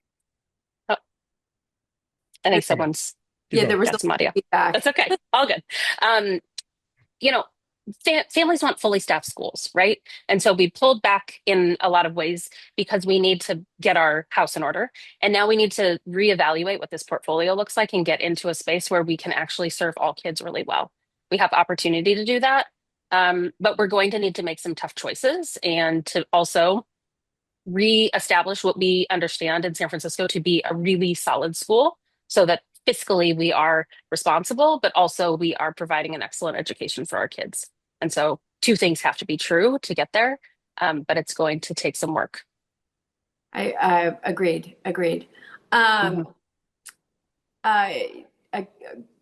Member Marr would like to ask you a question. We are running out of time. So if we could make it really fast, that would be really great. Thank you so much, Chair Elliott up here. Hey, Autumn, great to see you and meet you. Hi. I just had a question about the teacher strike, which is obviously extremely disruptive and impactful, certainly for the teachers and the staff, but also families. I was just wondering, what are things that you would do as a school board member to help prevent the situation from developing into that in the future. Yeah, Like I a think 4-day this strike is obviously really disruptive, right? So we want it to was prevent really that in the future. disruptive. Absolutely. And it erodes the trust that we're trying to rebuild in our district, right? So we have a long way to go before San Franciscans are going to fully trust the district. But closing schools was one, super upsetting for kids. They didn't understand. For me, my kids were asking me very COVID reminiscent of like, will they open again? What's happening? Um, my understanding and all of the research I did was that a lot of the unions were working together to, you know, across the state to bring together, a pivotal moment for them to have more negotiations statewide. Teachers need to be paid well. They need to be paid on time. They need to be respected in their craft. We also need to make sure that we are understanding like the bigger conversation at hand across the state when we're dealing in those situations. We also have a real opportunity to control the narrative, and that was not happening, in my opinion, in this last strike and upset in the city. Great, thank you, Autumn. So just real quick, 1 minute recap. Yeah, absolutely. We actually ate into the 1 minute recap with I that know. last We'll do Okay, it. go ahead. We're going to go real fast. Okay. All right. Thanks, everyone. I am running because I believe deeply in this. I am excited about this work. I want you all to know that I have spent years going to board meetings out of pure curiosity, running across the city out of pure curiosity and help for our citizens in San Francisco. I want to be doing this job. I'm so excited about this opportunity to really bring a parent's perspective and to work alongside educators and our staff to really build a district that we can all be proud of in San Francisco. So thank you so much for having me tonight. And if anybody has any questions, please feel free to reach out. Great. Wonderful. Thank you. Thank you for Thank coming. you. It was nice to have you. Thank you. Best of luck. Night, everybody. Good night. Thank you so much. My apologies, Chair Leon. I will defer to you on No time. worries. No worries. No worries. Up next, we have candidate, and let me double check here, candidate Virginia Cheung. And I see she's here. Great. So I'm going to promote her to panelist.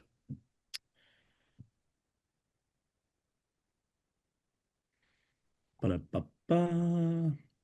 There we go. Your next Board of Education candidate is Virginia Cheung. There you go.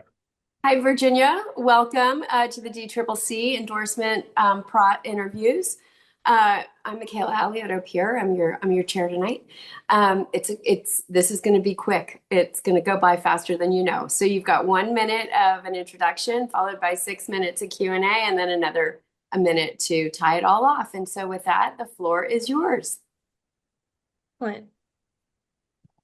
Thank you, everyone, for having me. My name is Virginia Cheung. I am a daughter of refugees. My kiddo goes to Alice Wong Yu, her 5th grade, and also before and after care at Wamei.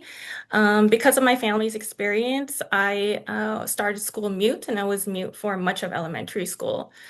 Because of that experience, I needed a lot of interventions.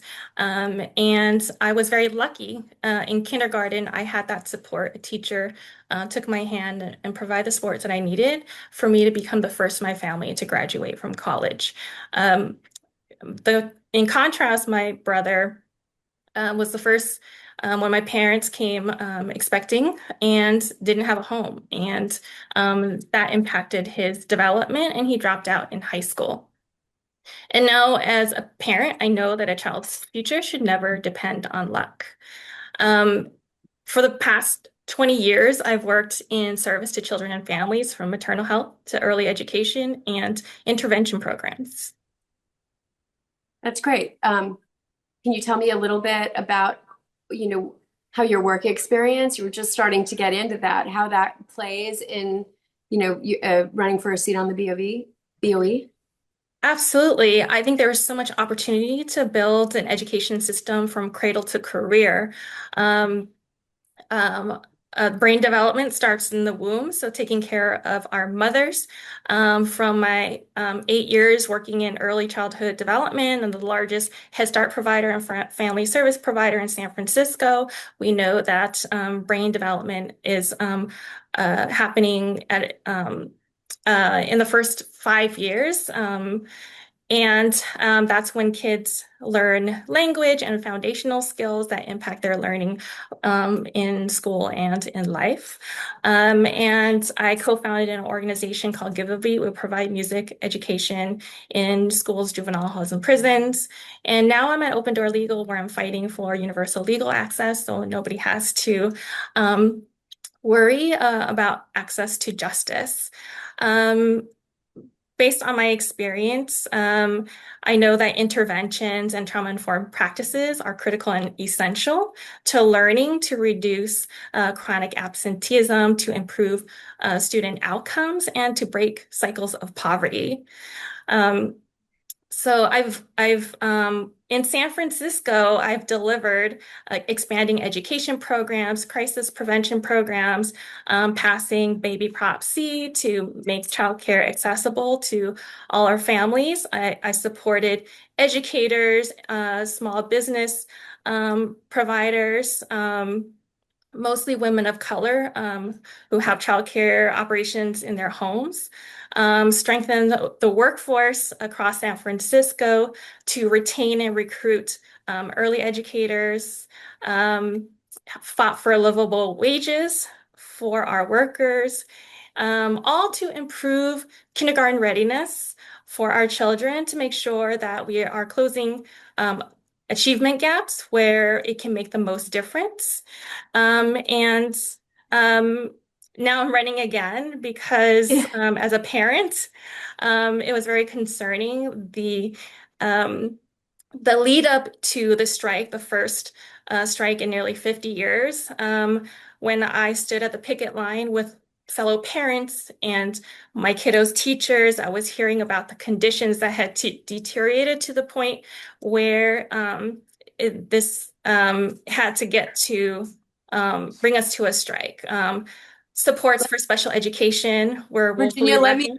me jump in a little bit because Member Marr has been waiting to ask you a question. So why don't I, Member Marr, would you like to ask Virginia a question? Thank you. And hey, Virginia, good to see you. So speaking of the teacher strike, which is so disruptive for our school communities, I'm just asking the question of all the school board candidates, what would you have done differently in order to maybe have prevented this strike, the 4-day strike? And then looking ahead, what are things that you think the district can do to help prevent things from escalating to that point in the future? We have to respect the expertise of our educators and school workers, ensure that they get the supports that they need in livable wages and affordable health care and manageable workloads. And I don't think the administration and our leadership took those conditions seriously. They waited nearly 10 months for a contract.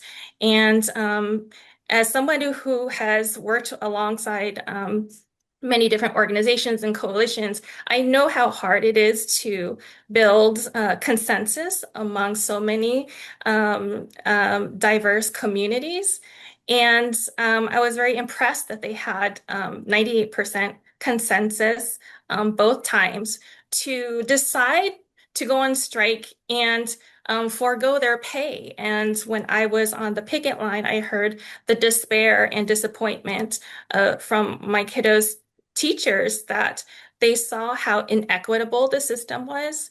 And they really missed being with the kids, and they were heartbroken that it had escalated to that point. Thank you.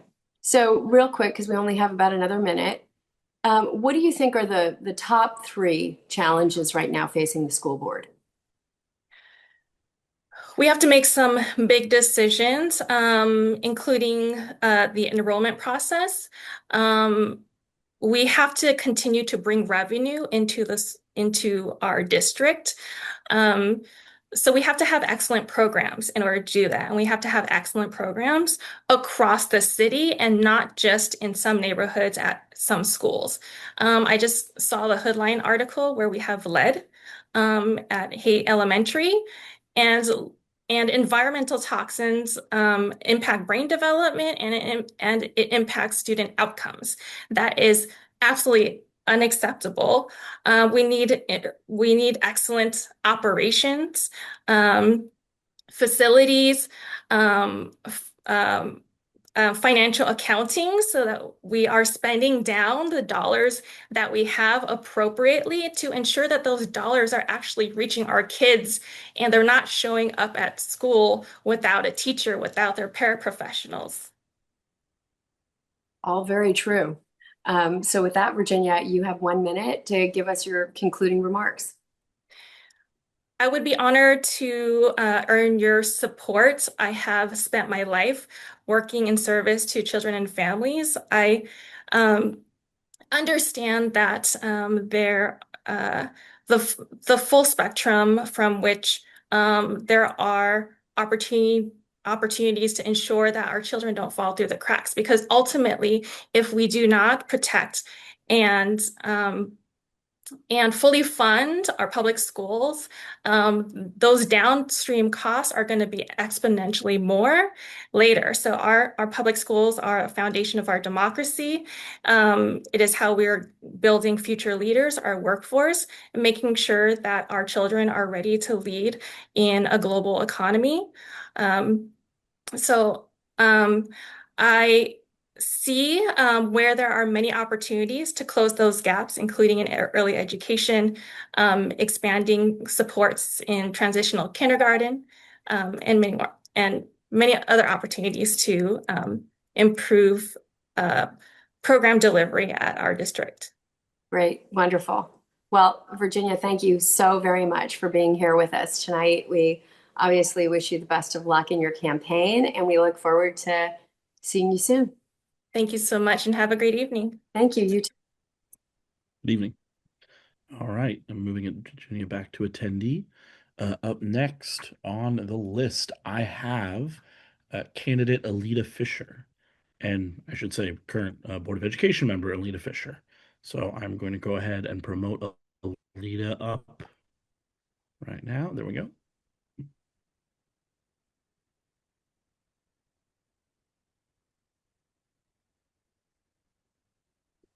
Apologies. If you would give me 1 moment to change my background from the last meeting, I would appreciate that. We like the D11 Democratic Club. Hey, I'm a big fan. I'm on the board. I do too, but I think for today, it's not the background that's appropriate. It's not the hat you're wearing. I You're right. understand. So there we go. Beautiful. Parks. Yay, modern technology, right? Yes. Yeah. Well, Right. welcome. It is very nice to have you here today with us. I'm Michaela Alioto-Pierre. I'm your chair. As you know, you're going to have a 1 minute opening, 6 minute Q&A followed by a 1 minute close. And with that, Alida, why don't I give you the floor and you can start us off. Thank you, Chair Alioto-Pierre. As you mentioned, my name is Alida Fisher. I am a current member of the San Francisco Unified School Board running for re-election. I have all of my 4 children have gone to San Francisco Unified Schools. I've been a parent for more than 20 years. I've also been active in many of our advisory committees. I've always been that active parent, but it was really learning to navigate the system to support my children with disabilities and learning differences that turned me from active parent to parent activist. I'm the daughter and granddaughter of teachers. I was the kid for whom school was fun. I came home after school and will play school. That was my jam. But I have come to learn through my children's experience and having to fight really hard for services for them that is absolutely not the case for everyone. So I am a professional special education advocate by training. I changed careers a couple years ago. I had the privilege to do that. And so I sit in meetings day in, day out where families are trying to navigate a very complex system. And what we find is everyone really wants more supports and services. A lot of it is just pushing bureaucracy out of the way. So yes, that is very true. So with that, I'm going to just sort of, if it's okay with you, let's just kind of keep going down that road. I'm just curious, can you talk a little bit about what your frustrations have been as both, not just as a parent? I get those frustrations from friends with children with disabilities who have tried to navigate the system. But how about the frustrations as a member of, the Board of Education? Because I know from being a former supervisor, you might want some things to change, but it can be a tough system sometimes to work up against. And so, like, what are those challenges? What have they been? Oh, for sure. I think, I'm really proud of a lot of the work we've done. When I started as a board member, we were close to being taken over, going into receivership by the state. And we have made some really, really painful cuts to get us back to a 3-year balanced budget. And we're going to self-certify as positive this December, which is huge. We've had to, I think a big part of my frustration is, using special education as a perfect example, state and federal government money hasn't kept up with the rising costs. We're doing a better job of identifying students with disabilities. We're seeing more kids we're doing a better job of recognizing the needs for mental health supports.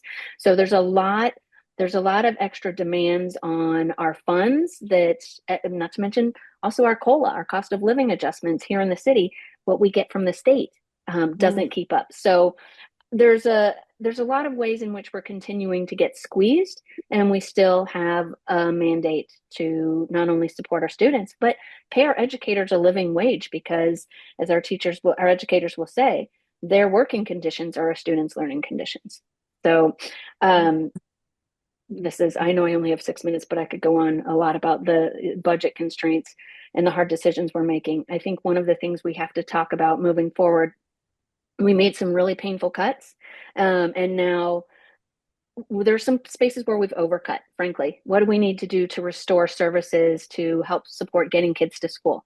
Because frankly, our chronic absenteeism is a bigger component of our structural deficit than reduced enrollment, than declining enrollment. So we really, the services that we cut in the name of balancing our budget, some of them are actually costing us money. So that's the analysis we have to do this year to get back to a place of really supporting students. That's a hard place to be, because For we sure. all know it's hard enough to cut money. Having to put it back once that's been cut can be a challenge. Like Supervisor Mar, do you have a question? Yes. Yeah, thank you. Hey, Alida, great to see you. Thank you for your leadership.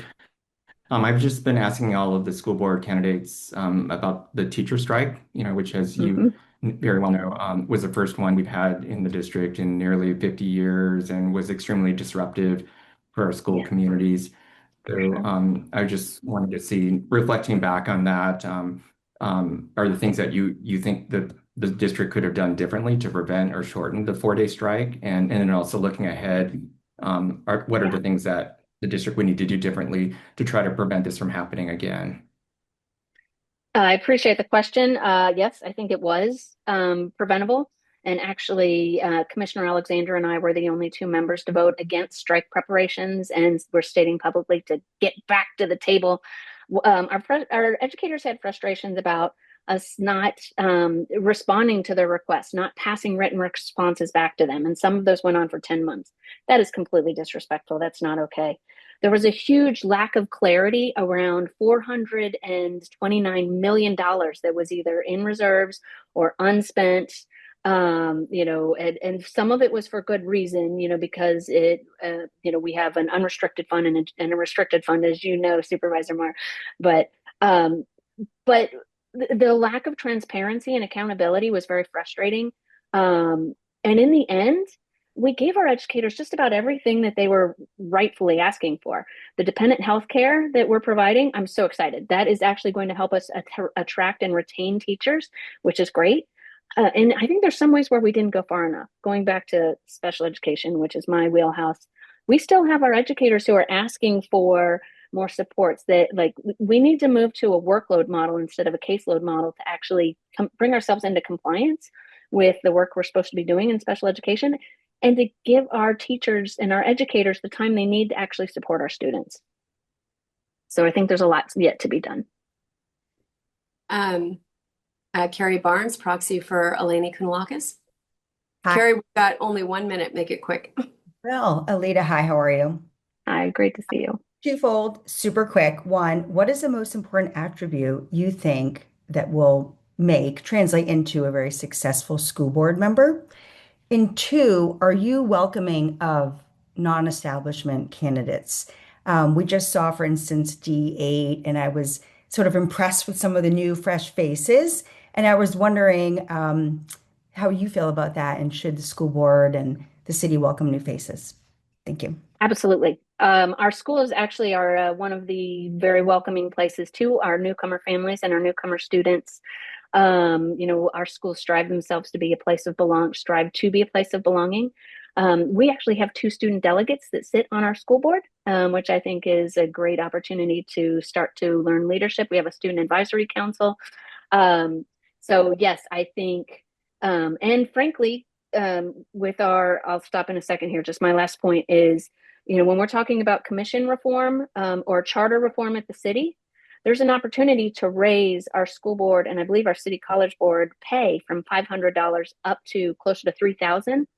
Part of the reason we don't get so many candidates for school board and college board is it's supposed to be a part-time position, but it is very often more than that.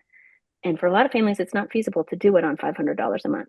Yeah. But the state laws have changed, so our city charter could change as well. And that would also make this more attractive position for many people.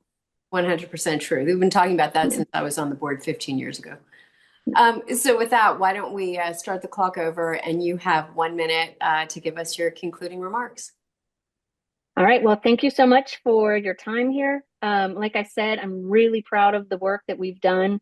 We not only are, I mentioned, moving to a positive certification on our 3-year budget, but we've adopted new curriculum. We finally have an English language arts curriculum that follows the science of reading. And that was something that I worked very hard and very collaboratively on for almost a decade before we got here.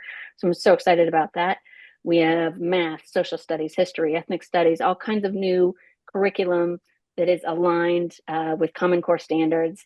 We have passed a $790 million bond, and we're modernizing schools and building a new kitchen. We have modernized our outdated financial and HR systems. We're actually paying educators on time, and we have position control. We're doing a much better job with our budget. There's so much great work happening, but we still have a lot to do, as I talked about, and I would love your support in continuing the work. So thank you. Well, thank you very much for being with us today, Alida. That was a great conversation. It was nice to have you. Thank you. And I appreciate your work. You have a long night ahead of you. Thank you for making time for me. Thank you for making time for us. Have a nice night. You too. All right.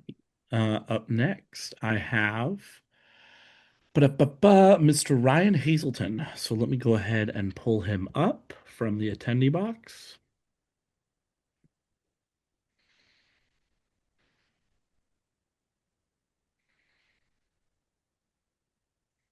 Mr. Hazelton, are you with us? Yes, hello. Oh, Beautiful. hello. There you are. I heard your voice, but didn't see your face. Here I am. Hi.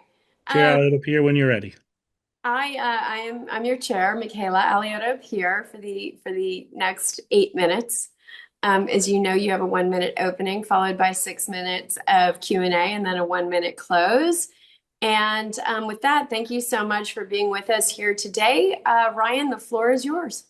Great, thank you. Well, good evening, everybody. I'm Ryan Hazelton. I'm running for San Francisco Board of Education.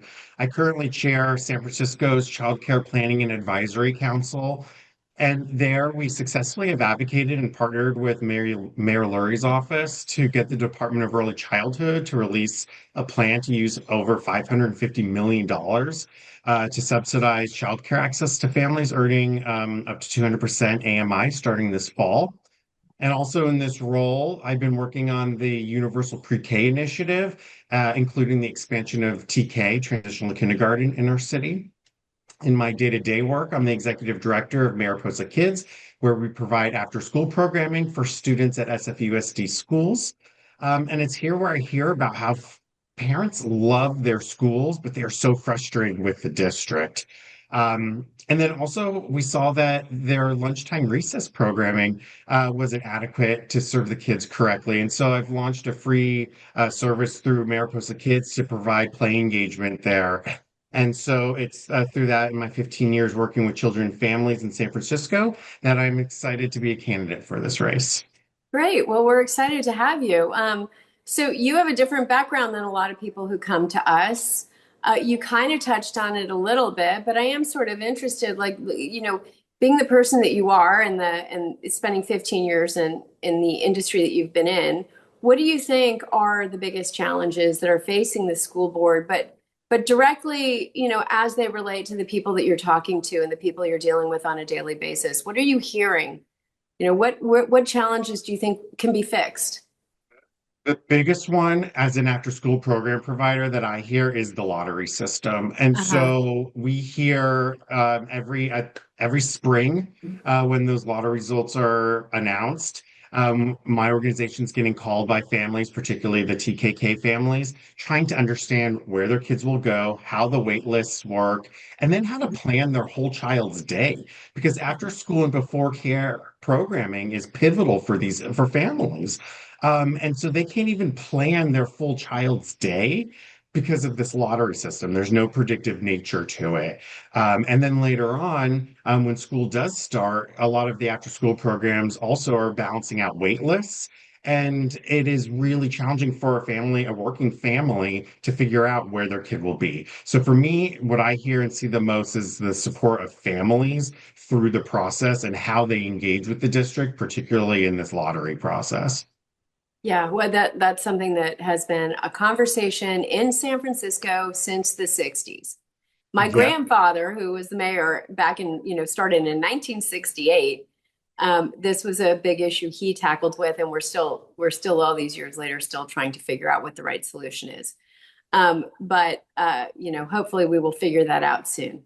Yeah, we Especially with really the need to. conversations, yeah, especially with the conversations around neighborhood schools and wanting to be able to send children, we're having more control, parental control. Supervisor Marr, did you have a question for Mr. Hazelton? Yeah. Hey, Ryan, good to see you. You I just too. asking you all a question about the teacher strike, which, as you know, was the first one in the district in nearly 50 years and was extremely disruptive for our school communities. Perhaps you guys at Mariposa Kids, took on some of the responsibility for caring for the kids during those 4 days. My question is just what ideas do you have on how the district could do things differently from here on out to prevent this from happening again? Yeah, I grew up in a union family, and my dad worked at a grocery store. And in 2003, he was on strike for over 140 days. And so I understand what it's like to be a part of a family where labor has to think about what it means to strike. And they don't, and we, union families, we don't take it lightly. We don't just immediately throw up our hands and say we're going on strike. It is a very deep and big decision. And so when I saw UESF go on strike, uh, it meant that the discussions had reached a head. In October of 2025, I had already heard, as a lead of Mariposa Kids, talks about like of these negotiations, and I was preparing our organization for what it would mean for us to respond and support families in that moment. We provided 9 to 5 Monday through Friday programming for children for that week, and so if in October we knew there was struggles, we should have talked and like stayed at that table and had something ready to go by the end of that year. The fact that it went 11 months and came to that head is really a disservice to everybody in our city. And so I think getting to the table earlier is a pivotal thing. And then also keeping our finances in books and straight, so we understand actually how much money there is. Because we now know months later that there are hundreds of millions of dollars that surplus at the end of the fiscal year. So what were we actually fighting about? Uh, we need to get our books in order. We need to understand that, and we need to be at the table far earlier. Okay, thank you. Carrie, did you have a question? No. I can ask the same one I asked Alida. Sure. Sure. Okay. Hi, how are you? Good.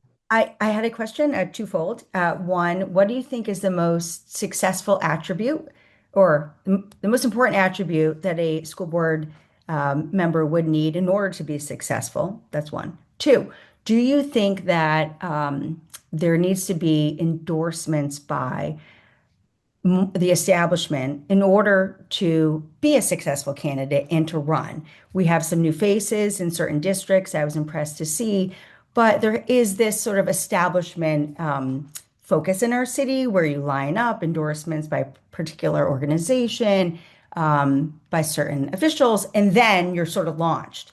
And so I just have a question for you on those two things. Yeah.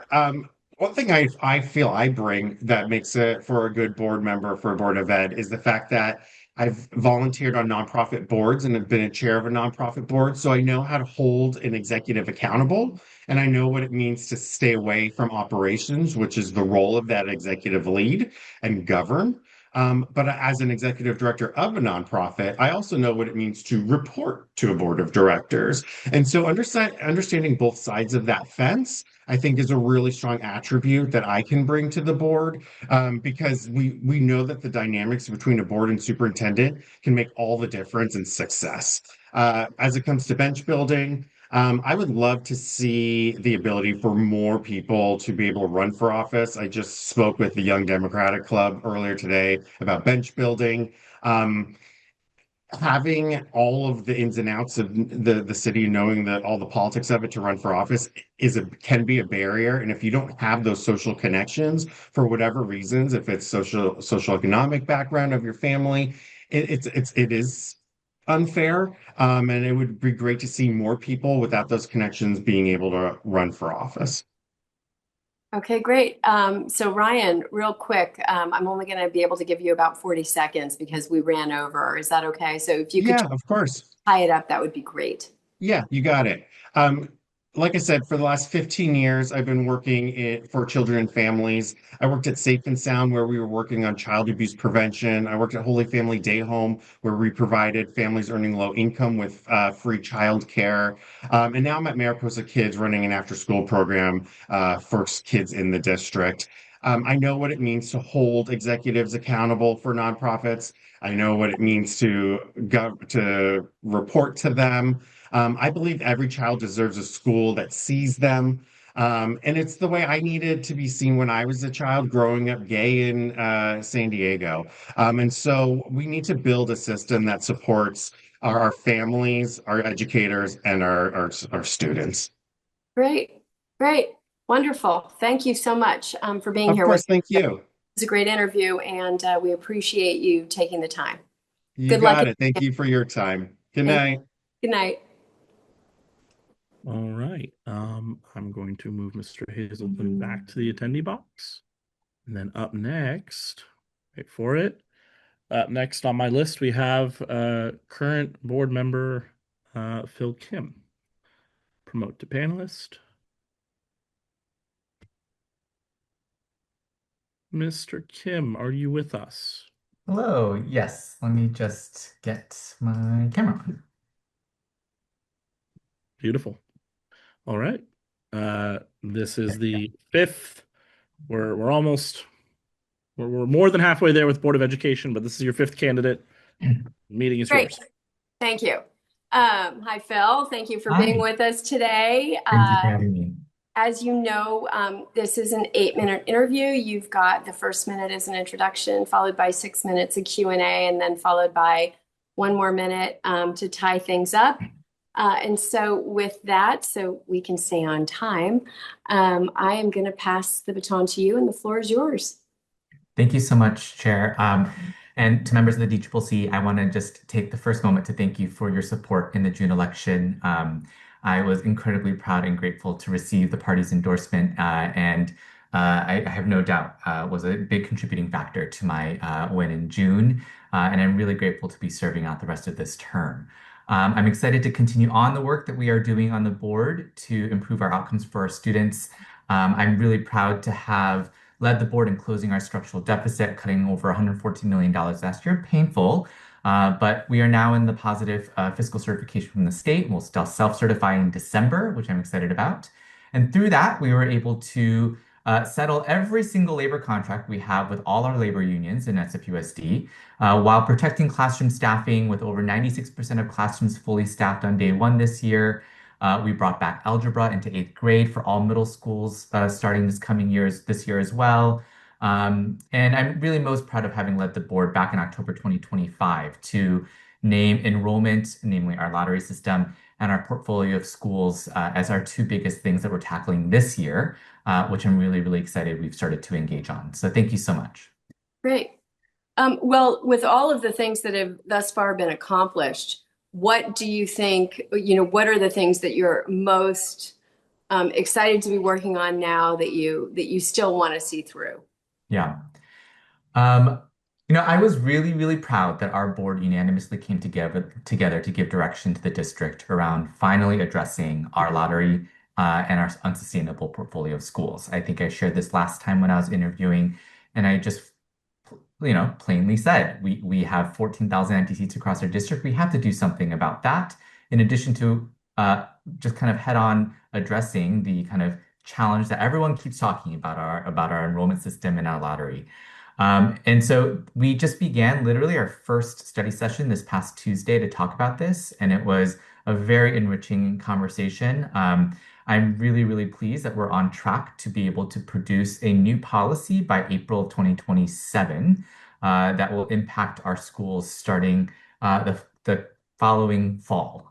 It's something that we keep talking about, and I'm really proud to have led the board in actually making a decision and moving forward about it.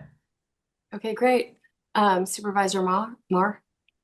Thank you. And first of all, thank you so much, President Kim, for just your leadership in navigating such contentious and challenging issues with the district. I just have been asking a question about one of those challenging issues, and that was the labor negotiations, and that escalated to the 4-day strike, which you understand better than anyone. So I was just wondering, like, reflecting back on that experience, if you felt like there were things that the board and the district could have done differently to have prevented that escalation, and then applying that, looking ahead to try to prevent it in the future. Yeah, thank you for that question. The strike inevitably had a significant impact, not just on our district and our staff, but on our families and students. And our goal throughout the entire time was to be as transparent and honest as possible with the realities of our condition of our district and our budget, while honoring the educators that I know work really hard, as one of former educator myself and former employee of the district. I think no one is going to disagree with us that we want to give the world to our teachers. And as board president, and I think my colleagues would all agree, we also have a fiduciary responsibility to ensure that we're not only able to pay our teachers today, but we can pay for them tomorrow and for a long time after that. And that was ultimately our goal. I'm really pleased with where we landed, with where we able to kind of honor some of the kind of desires of educators and making sure that we're able to do things like pay for fully paid family benefits. And still reach positive fiscal certification. And so it was very challenging. That time was a lot. And my biggest takeaway from that is we have a lot of work to do to ensure that we are more transparent and honest about the realities of where we are as a district. And I think I'm also recognizing the kind of other external factors and conditions that had a huge driving factor in the union and their work as well. Much of which I think, like, I'm not pushing back on, but are kind of things as a district we need to be better prepared for and address head on. Great. So let me ask you this really quick. Does the school district have a plan for pulling, to win back families who have left for private or parochial schools? Yeah, it's a great question. And we know for quite some time, just about to over a third of our school-aged children are choosing to go to a school outside of SFUSD.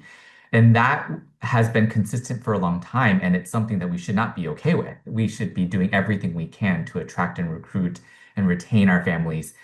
And a couple things we know to be true. The lottery system is frustrating. It's one of the first experiences families have when they engage with the district. And so to address that, which is part of what we're doing right now, is critical.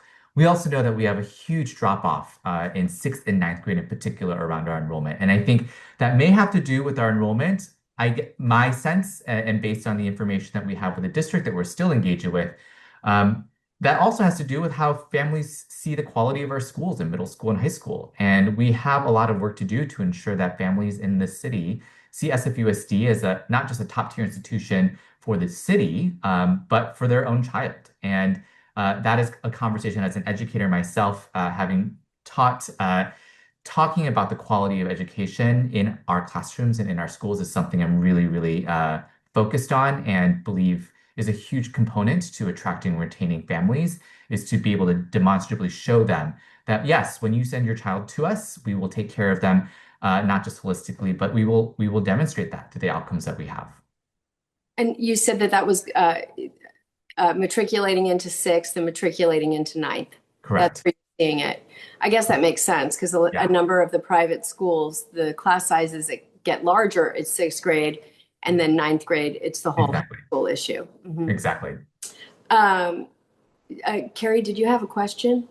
I don't know. I can't. Yeah, I did. Okay. I did stack. Okay, you did stack. Okay. I did. Phil, hi, how are you? Hi. Good. Thanks. Good to see you. Nice to see you. Okay, really quick, twofold. One, what do you think the most important? I've been asking several of the candidates the same question. Sure. What do you think is the single most important attribute to be a successful school board member and official? Two, do you think it's a prerequisite to be anointed by the establishment, by elected officials, by particular organizations in order to be on the ballot and successfully run in San Francisco? So I'll answer that first question. One of the things I think is most important about our school board is the ability to come together to make a clear decision, to give clear direction to staff and the superintendent. It's part of what I really believe is that when we come together, we can all do right by our students, and we just need to be able to come together at the table and have that conversation. To that end, I think part of what I've really appreciated as being board president is the opportunity to do that. And I think that was further demonstrated by twice unanimously being elected by my colleagues as board president because of my ability to bring people together and have an honest conversation about even some of our most challenging items. To your second question around just kind of what a candidate needs, this is, I think it's well known. I had run for school board before with very little support and over the course of the years, I think I was able to demonstrate my persistence and commitment to SFUSD and our public education system that led me to where I am today. And I'm really grateful for the folks who've supported me along the way. And I think that we really need to be thoughtful as a city about who are the kind of folks that we believe, frankly, deserve to lead a district that we all care about so deeply. And we should be thinking critically about the composition of the board, their experience and their background. For my part, I'm really proud to be the only person who's a credentialed teacher running for the school board, and the only one who has worked in central office to understand what we need to do to ensure that we hold our central office and district accountable to the outcomes that we seek to have. Great. Thank you. Thanks so much, Phil. We ran way over, so All good. Just a 30-minute bye? Oh, 30 sure. second? 30 seconds? 30 minutes. 30 seconds. I just want to say thank you so much. I hope it is clear the commitment I have to continuously improve our schools. I want to thank you all for the work that you do as a former leader in the Democratic Club at Alice as well. I would look forward to working with my colleagues in the future, and I'd be honored to have the endorsement of the Democratic Party to do that. Thank you so much. Great. Thank you. Thank you so much for being with us tonight. Of course. Have a good one. You too. And thank you for all your work. Up next on our Board of Education candidates tour, we have Mr. Laurance Lee. I'm going to go ahead and pull him up. There he is. And yes, I'm going to add the candidate's name when I type stack in our little group chat so that it is obvious what candidate I'm currently holding stack for. Small iterations. All right, Mr. Lee, welcome. Nice Hi to see there. everybody. Good to see you, Hi. Michaela. Nice to Lovely see you background. too. Thanks for joining us. So, as you know, you've got 8 minutes. First minute is an introduction, 6 minutes Q&A.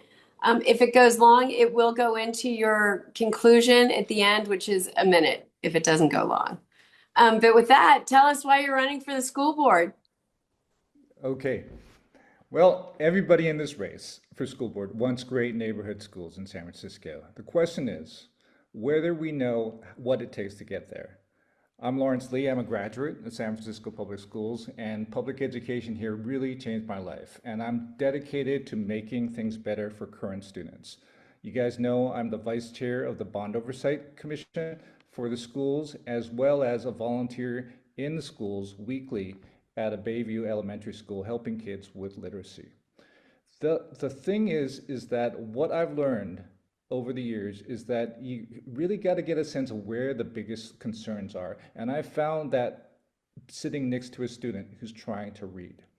And when you sit with a student there, you can see the difference of when a teacher and a student is really helping a student or the systems aren't working out. We talk so much about literacy, about attendance as our goals that are really big and ambitious, and they should be, but at the same time, people know what's happening. The resources, the staffing, the follow-through often doesn't get to the students, and the students are paying the price right now. So that's really why I'm running for this Board of Education. I want to have parents and educators, all communities, to really work together to make sure that that gap is addressed so that we can have our students really happy and parents be willing to have all their kids into school again. Okay, great. Well, why don't we just sort of start off with, a real general question, which is, what do you think are the greatest challenges right now facing the school district, and how, as a member of the Board of Ed, can you help effectuate change? Thank you for asking that question. Very good. I think that, for some reason, a lot of these answers have been the same. I remember 2 years ago, if it's outcomes, our reading and math scores and college readiness, if it's trust, if it's the money, these things should not be the same thing every single time. And we can address it. And that's why I'm trying to show that as I've changed over the couple of years, I've done the research, and we can see what Mississippi is doing, but more important, we can see that there are school districts in California with less money are making fantastic improvements. Compton is a school district that I look to, which is doing much better than Long Beach, much better than San Francisco. They don't have the kind of money that San Francisco has, and they've been doing really good increases on the reading and the math scores. And what I've found out, in terms of literacy, there are schools in San Francisco that don't have a lot of resources that are making double-digit gains right now. I'm helping at Drew Elementary, that's making double-digit gains, and there's other schools around the city that aren't really highly resourced to have a big PTA. And the second thing is trust. Trust is different depending on if you're a West Side Asian family, if you're an East Side family where you have to travel real far to get your kid to a school, or if you're in the Bayview where you're not really feeling that your needs are being addressed for so many different reasons. And so that's wherein we have to understand where all the themes tie in together, just to make sure that we are delivering and not just talking and then saying we're going to move the goal, or what else is happening. We're doing a great job when really it's not really that great a job. So this is where we have to understand that bureaucracy, has its thing, but we have to really understand that we have to make the real progress for people to say, yeah, I trust them, they're doing better, I feel good about this sort of thing. And the third thing is, as you guys all know, the money is still real tight. But the other part of the money being real tight, as we look to a year where we'll have maybe $1 million deficit, is, are the resources going to the right places? I mentioned Bayview. There are places where 66% of the class is absent, chronically absent. And the school district removed the people who used to call to say, hey, what do you need? I know it's, if it's food, if it's muni, we can help you out. And that's happening in other school districts. So this is where we have to understand that as we think about money and resources, let's try to figure out if there's places to take something and move it to the places that'll really make a difference for the kids. Great, thank you. Supervisor Marr? Great. Hey, Laurance, good to see you again. And thank you for your commitment, ongoing dedication to our schools. I've been asking the candidates just a question about the teacher strike, which, as you know, was extremely disruptive to our school communities. And the question is, are there things that you think the district could do to prevent these situations, the labor relations to escalate to that point in the future where, this is the first strike of teachers in San Francisco in 47 years. How can we prevent that in the future, I guess? Yes, yes. Thank you for asking this question. Very important. I was in the classroom when that kind of thing happened, and there was so much chaos and not understanding what was happening as it was happening. And I agree with you and a lot of people that the district didn't do a good job of doing things and preparing for it, right? It was 10 months of like really not a lot of information, a lot of no clarity. This is unacceptable. And there are so many departments in the district which are going well, and there's so many departments that are just not working out well. And the labor relations, it's really far from being in good shape from working with things. I'm backed by two labor unions. I'm not sure if you've seen some of the latest. One is the grocers union, one is the elevators unions, they just told me yesterday. And so I'm very sympathetic with how things are very hard, especially in this town. And so it's really understanding that to have a successful school district, we have to really work together.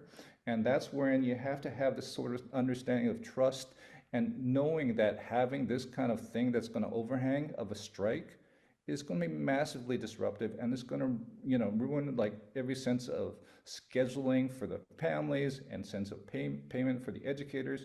It's just the thing you have to avoid. Luckily, it wasn't as bad as when my sister was affected by the strike, way back then, because that was such a long time. But this is something where clearly it's a high priority for me to really make sure the district goes in well. Great. Thank you. Carrie? Hi, Laurance. Carrie. How are you? Good. I remember knocking doors with you. Okay, so you've been preparing for this for a while. So why you now? Why? And second, who would you be most excited about working with on the board? Oh, thank you for this question, Carrie. Mhm. I think that as I mentioned from the beginning, I just really want the students today to have great opportunities. I had such a great opportunity. And understanding how I performed 2 years ago was really an eye-opening lesson to me. I did some internal work, and then I looked at what I could do to help myself get stronger. And so this is really a sense of seeing where the biggest gaps are. A few years ago was money and closing schools and the bond oversight and that kind of thing. And so now, why me now? Is because I've been prepared to try to see across the city, not just in the Bayview, not just in Chinatown and Sunset, where the biggest ways we can affect change. And this is where I want you to just get a sense of that. I've got that perspective from a classroom to the boardroom, going to these meetings, often to give public comment, and that's what's important. And in terms of the group to work with, I'm excited to work with everybody across the thing. They bring so much into the board that we all need. That's what's really great about having, these new candidates as well as these people that are on the board. One thing that's really been pushing me to do is to represent the voices that are not happening these last couple of years, and that's a lot of Chinese immigrants.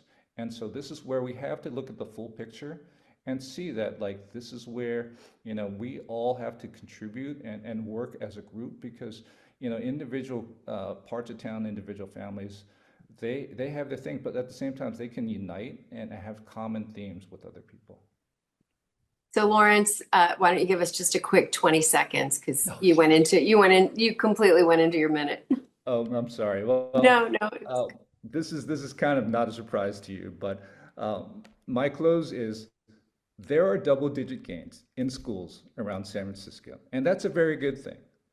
Why are they not happening across the city with a lot of schools? What is the district not doing to learn from those schools and to make it more common? This is a goal to get literacy up. And so I want to make sure that you guys can see that I have gotten dug into those kinds of questions, and I'll be really effective as a school board member. I'd love to have your endorsement. If not, I'll still be working on getting these schools better. Great. Thank you, Laurance. Nice to see you. Good luck. All right. Moving Mr. Lee, putting him back down. And then up next on my list, we have Ms. Tello, which is right there. We go.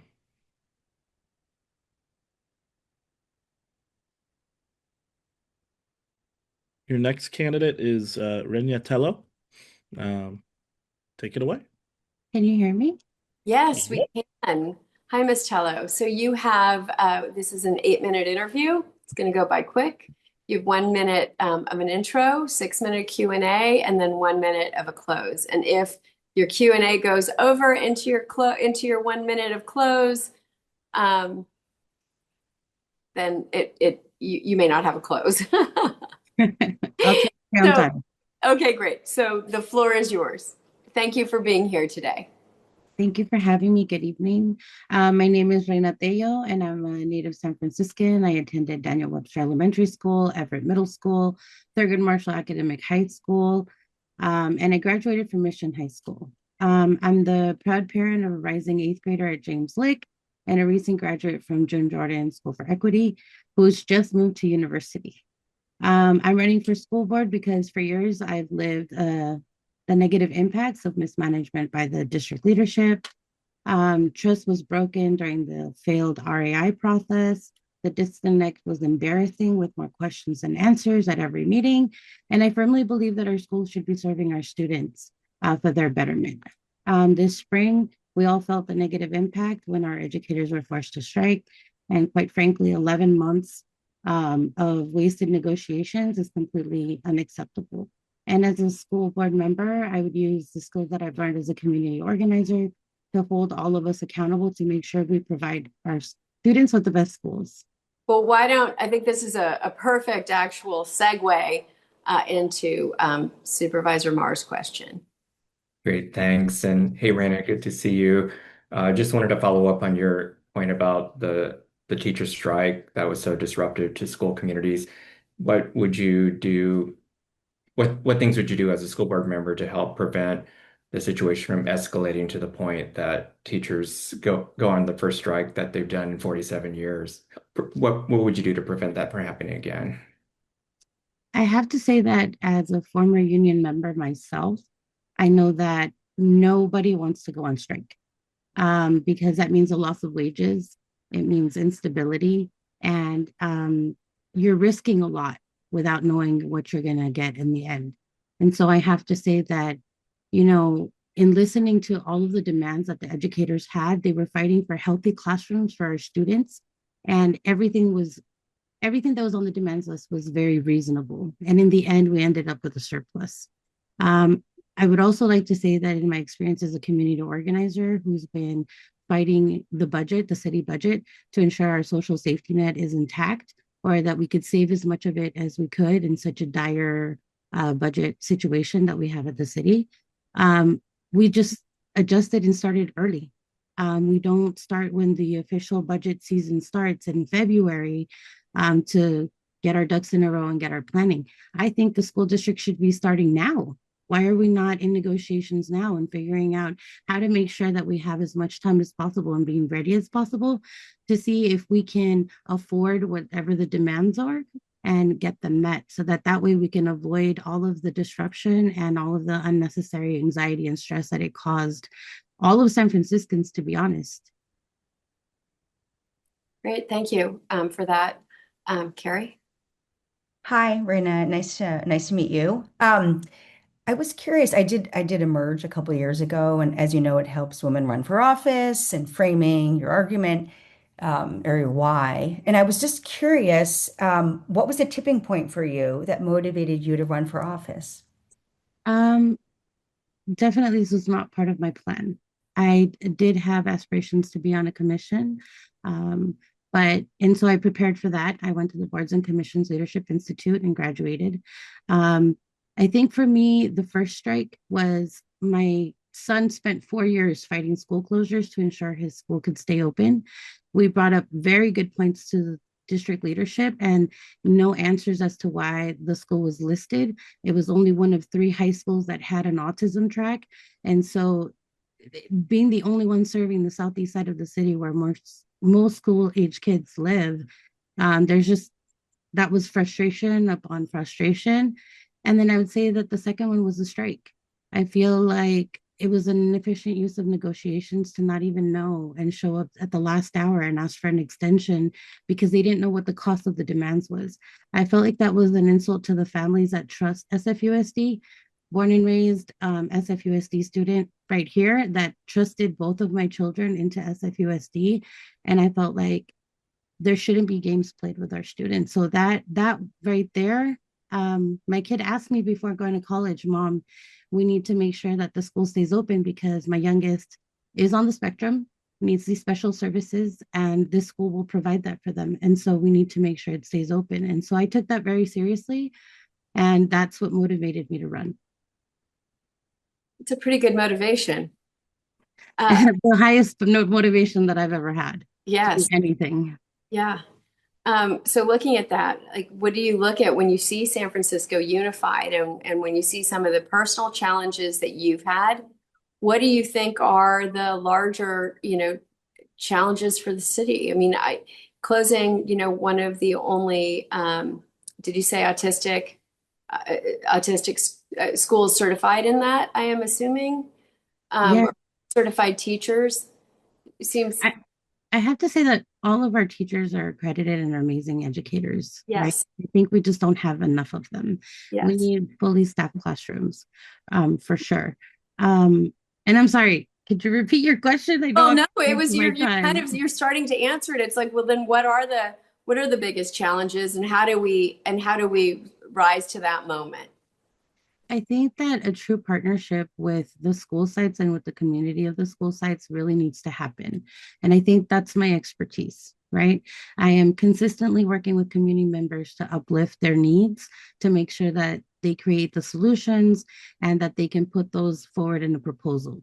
And I think the thing is that there has been a lot of offerings of support to the current leadership. I myself have stood at the podium and said, these are the skills that I bring and I would like to partner with you. And I feel like it falls on deaf ears. Really, it's an inefficient way to communicate through public comment. And I think I was happy to see the ad hoc committees be formed, but they're not permanent. And it's not a permanent way to communicate with community. And so I think that's what I would like to see is for the schools to let us know what their needs are, and let's see how we can build the best schools that we can. Because I know if we invest today's dollars in today's students, that we can achieve those amazing schools that will attract more enrollment. Yeah. Yeah.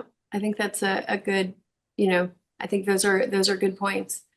So you only have 8 seconds in this, and then we're going on to your closing. So why don't we just add that on to your closing and tell us why what you want to say goodbye with.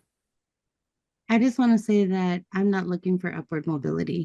I'm really doing this to make sure that folks that are like me are reflected or see themselves reflected on our board and on our leadership, and that we have the accountability to those that are making the hard decisions, but looking past the data until what the negative impacts are. And my lived experience would really benefit the leadership at SFUSD. And so I'm looking for your support, and hopefully you'll vote for me in November. Great. Wonderful. Well, thank you so very much for being with us tonight. We appreciate you taking the time to talk to us, and we wish you all of the best in your race. Thank you, and have a wonderful night. Thank you. You too. All right. We stop the timer. I will move Ms. Teo back to attendee. Up next, you have your final Board of Education candidate, Mr. Tim Tung. I'm going to go ahead and promote him up now.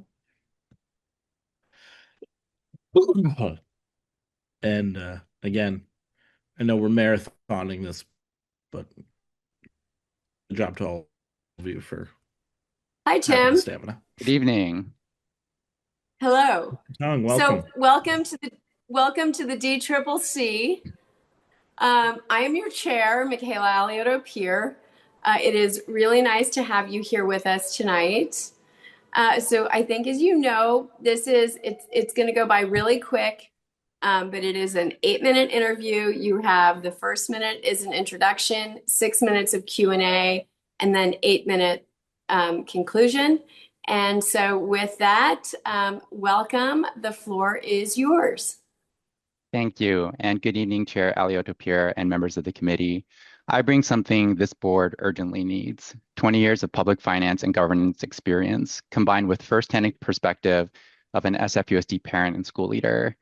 My career has been built on analyzing public budgets, navigating structural deficits, and holding officials accountable to financial results, skills that I still use today as chair of San Francisco's Bond Oversight Committee.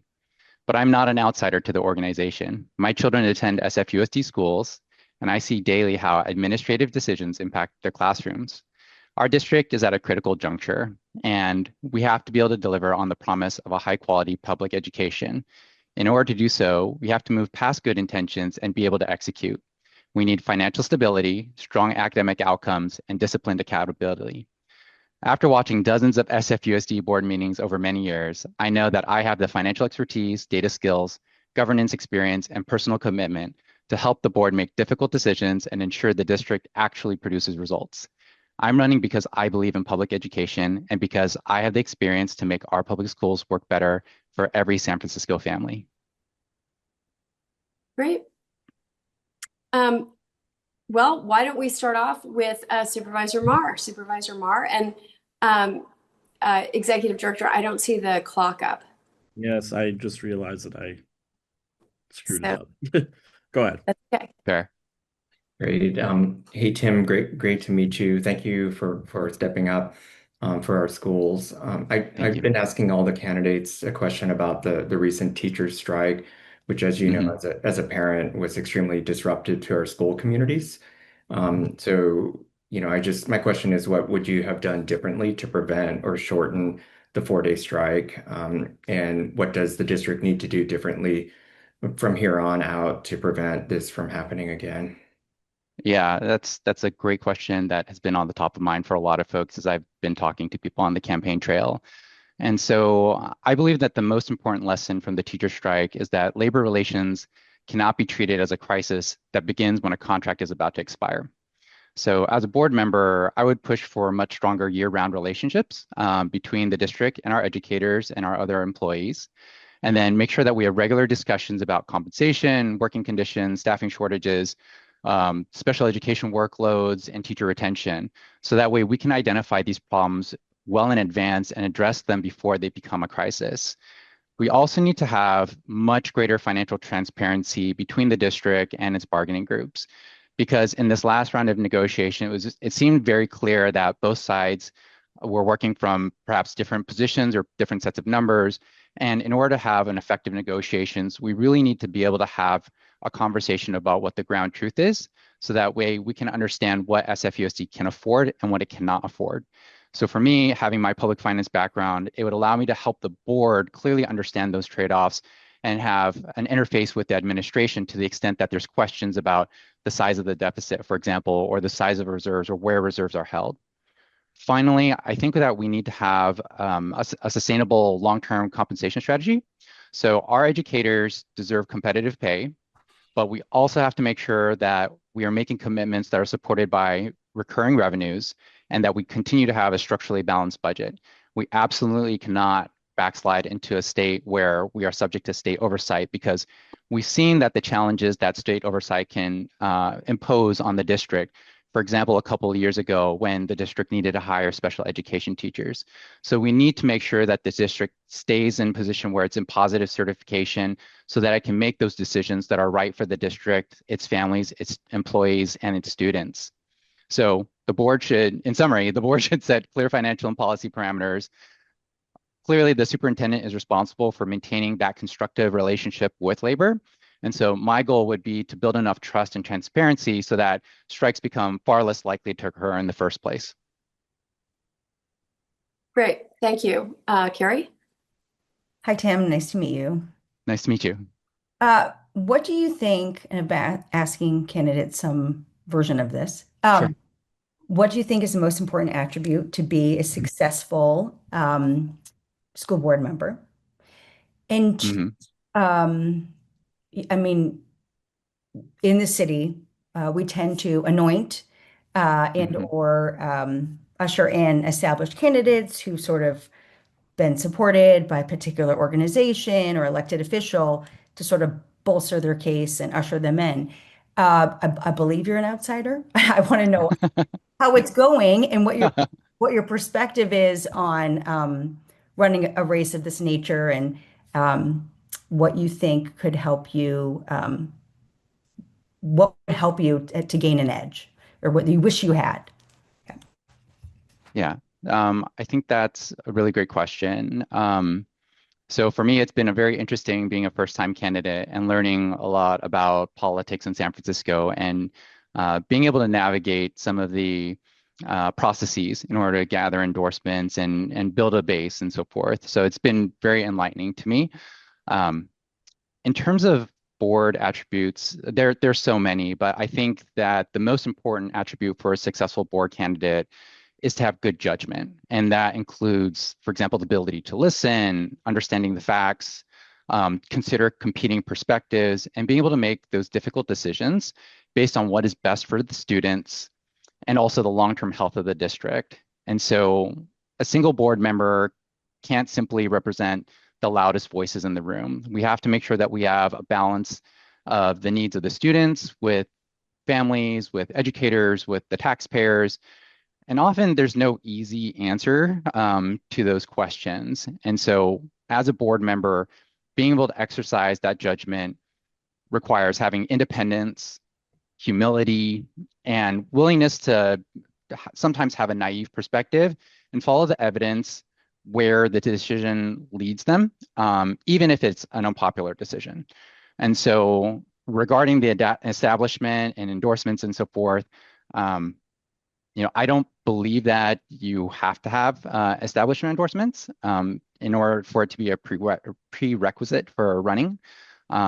I think that endorsements can be helpful for voters because voters sometimes don't have the ability to follow everything that's happening in an election, and especially with Board of Education where there are so many candidates, it can be helpful for voters. But ultimately, voters should judge the candidates based on their qualifications, their ideas, their record of service, and so forth. Thank you. Great. Yeah. Thank you. Yeah, I would agree. Not to sound cynical, but we used to say that the reason you'd go for an endorsement was to keep it away from your opponent. Isn't that horrible? Interesting. I haven't heard that perspective before, but I understand. I'm not telling you it's my perspective. I wouldn't put that past you. Yeah, there you go. Especially in my current role, I don't think that would be a good thing for me to be saying. No, I'm just saying it was something I heard. I thought it was funny. But with that, Tim, okay, one more minute. Please give us your concluding remarks. You have 1 minute. Thank you. Thank you. And thank you for your time tonight. The choice before us in this election is about the future of our city's children and the competence of our school district. We cannot afford to remain trapped in this cycle of financial crisis and unexecuted plans. SFUSD requires a leader who deeply understands both the human impact of the policies and the hard data required to support them. So as a dedicated SFUSD parent and school leader, I live these challenges every day. And as a public finance expert, I've spent 2 decades analyzing public budgets and holding public agency leaders accountable. So I will bring that exact discipline, transparency, and urgency to this board. I'm ready to make the tough decisions that are needed to stabilize our finances, protect our classrooms, and earn back the trust of our city and its families. So thank you again for your consideration this evening, and I hope to earn your support for this November's election. Great. Well, thank you very much, Tim. Thanks for joining us tonight. Have a great night, and we wish you the best of luck in your campaign. Thank you very much. Take care. You too. All right. Oh, he removed himself before I could. All right, up next, we have completed the Board of Education. Congratulations. We are now going to move on to the Community College Board candidates who I had originally scheduled for this block. And then we have one swap where Public Defender Raju will be joining us later. And so without further ado, I'm going to bring up the first of our Community College Board candidates, Mr. Elijah Ball. All right, there we go. Thank you.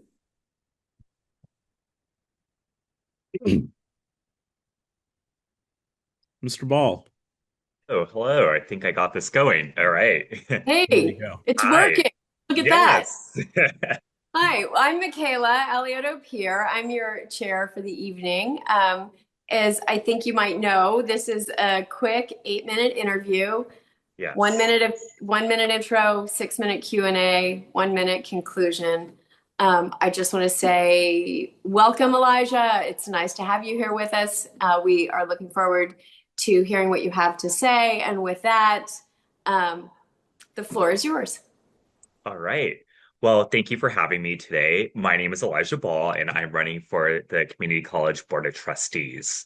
I am a campus planner. I have helped colleges nationally with working on master plan updates. So that's basically aligning student enrollment, financials, and also capital improvement projects. I've worked with 7 institutions nationally, and here in California, I've worked with 3 community college districts. I was the dedicated campus planner for the Los Rios Community College District's Folsom Lake campus, and I've also worked on financial project proposals for Los Angeles City College and Pasadena City College. I really know how important higher education is and how it can really influence and transform a life. I was the first person in my family to achieve a degree, and I really want to help City College move forward in the next chapter. There are going to be a lot of things coming our way, but I'm ready to put my heads down and roll up my sleeves. Okay, great. Perfect. So then why don't we just jump in? Yes. The college has cycled through chancellors at a pretty good rate. What would you do differently to keep our our chancellors engaged, and what do you think would cause you to vote to remove one? Yes. So for me, that's one of the first things that I find troubling.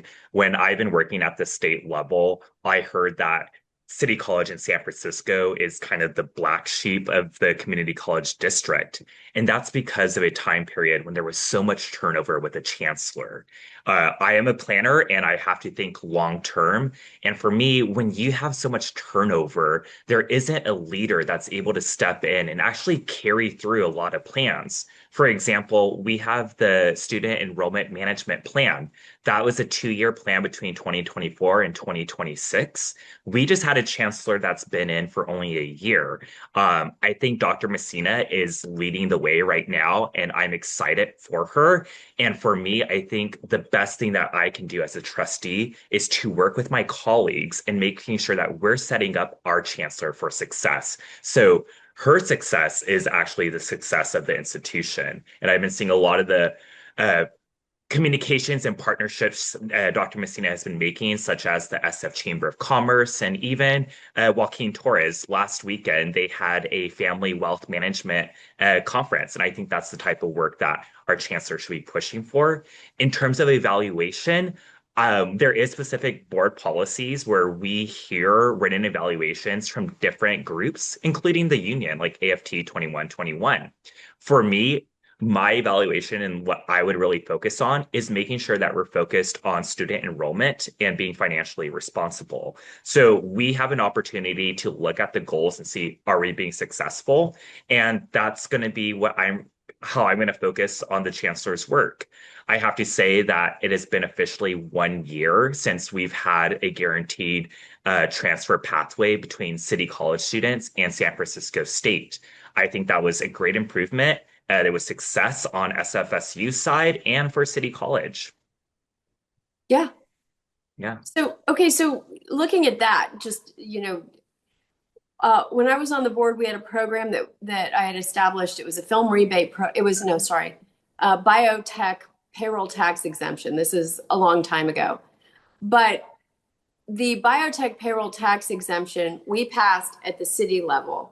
We had a program at Galileo High School, a biotech program at Galileo, and then at City College, we had a biotech program. And the idea was that what we were doing at the state level would create jobs, and our high school would start to prepare our kids for the jobs that we were creating at the city level. And then it would push them to the City College level where they would sort of finish that off. And then those kids would go on and get the jobs that we were creating. And so what you just said about, the relationship between City College and the community college, and what you were also saying about Joaquin showing up and saying, and having a finance forum, whatever it was. It's interesting because we have so many resources here in San Francisco.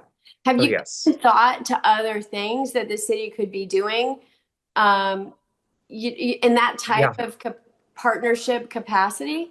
Yes. So right now, one of the big things as a candidate and when I become a trustee, hopefully with your guys' support, is public-private partnerships. As a campus planner, when I heard that the downtown center closed, I found that as a big loss because colleges, when we have centers and satellite campuses, it shows the strength of the institution and it shows that we're meeting the community where they're at.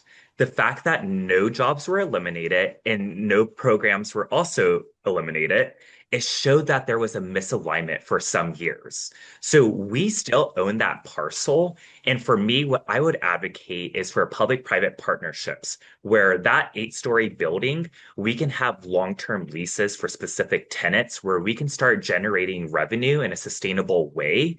And thinking about specific partnerships where it's an incubator, an innovation tech center, something that San Franciscans can use, but also the students that are enrolled at City College. So when demand starts to actually increase on the school side, we can start to slowly take back fully the downtown campus. So that's one thing that I want to start exploring. And I think it's very critical that we have those conversations today.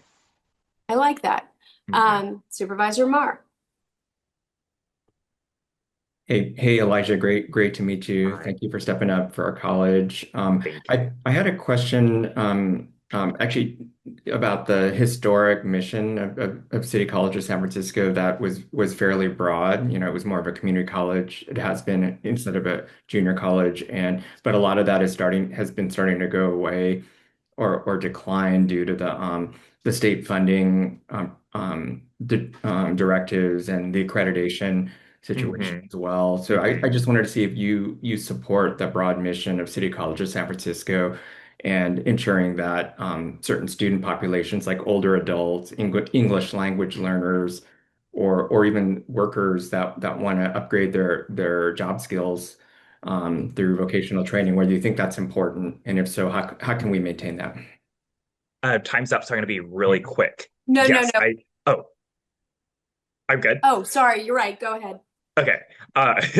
So yes, it's important that we have a lot of the programs that really reflect the community. I think what's so special about City College is that anyone at any stage in their life can enroll. We have free City College. It's a great program. There are specific electives and certificate programs that I just think are amazing. The Save Cantonese program has been very viable to bringing in students to learn. But also one program that is really near and dear to my heart is the Addiction and Recovery Counseling Certificate Program that actually gets funded by the Department of Public Health, but it's starting to change next year. Will be coming from the state. So what you mentioned, Gordon, about the shift to more of a junior college, that kind of gets twisted because the student-centered funding formula that was adopted in 2019, it started to prioritize institutions, making sure that students are completing an associate's degree or transferring to a 4-year institution. For me, I think the student-centered funding formula, it sounds good high level because it's making sure institutions are doing what they're supposed to do, but it doesn't work for San Francisco because we have a different demographic. We have an older population and it doesn't take into consideration inflation. So I think at the state level, we can advocate to push for changes for SCUF. Great. I am really sorry. We are running way over. No worries. You want to give us like a quick 10 to 20 second bye? Yes. So education is really near to dear to my heart. When I was growing up, my mom, she dropped out of high school when she was pregnant with my brother. She went back when I was born to get her GED to land a better job. She instilled in me how important college is. And it was my stepmother who immigrated from Mexico to the US who went to school as an adult raising my step siblings. And that set an example of how transformative education can be for people's lives. Great. I carry that with me. So thank you all. Great. And keep going. I know you have more. Thank you. Thank you, Elijah. It was a great interview. Have a good night. Best of luck. Thanks. Thank you, Mr. Ball. Up next, I already removed himself. Up next, we have Monroe Lace.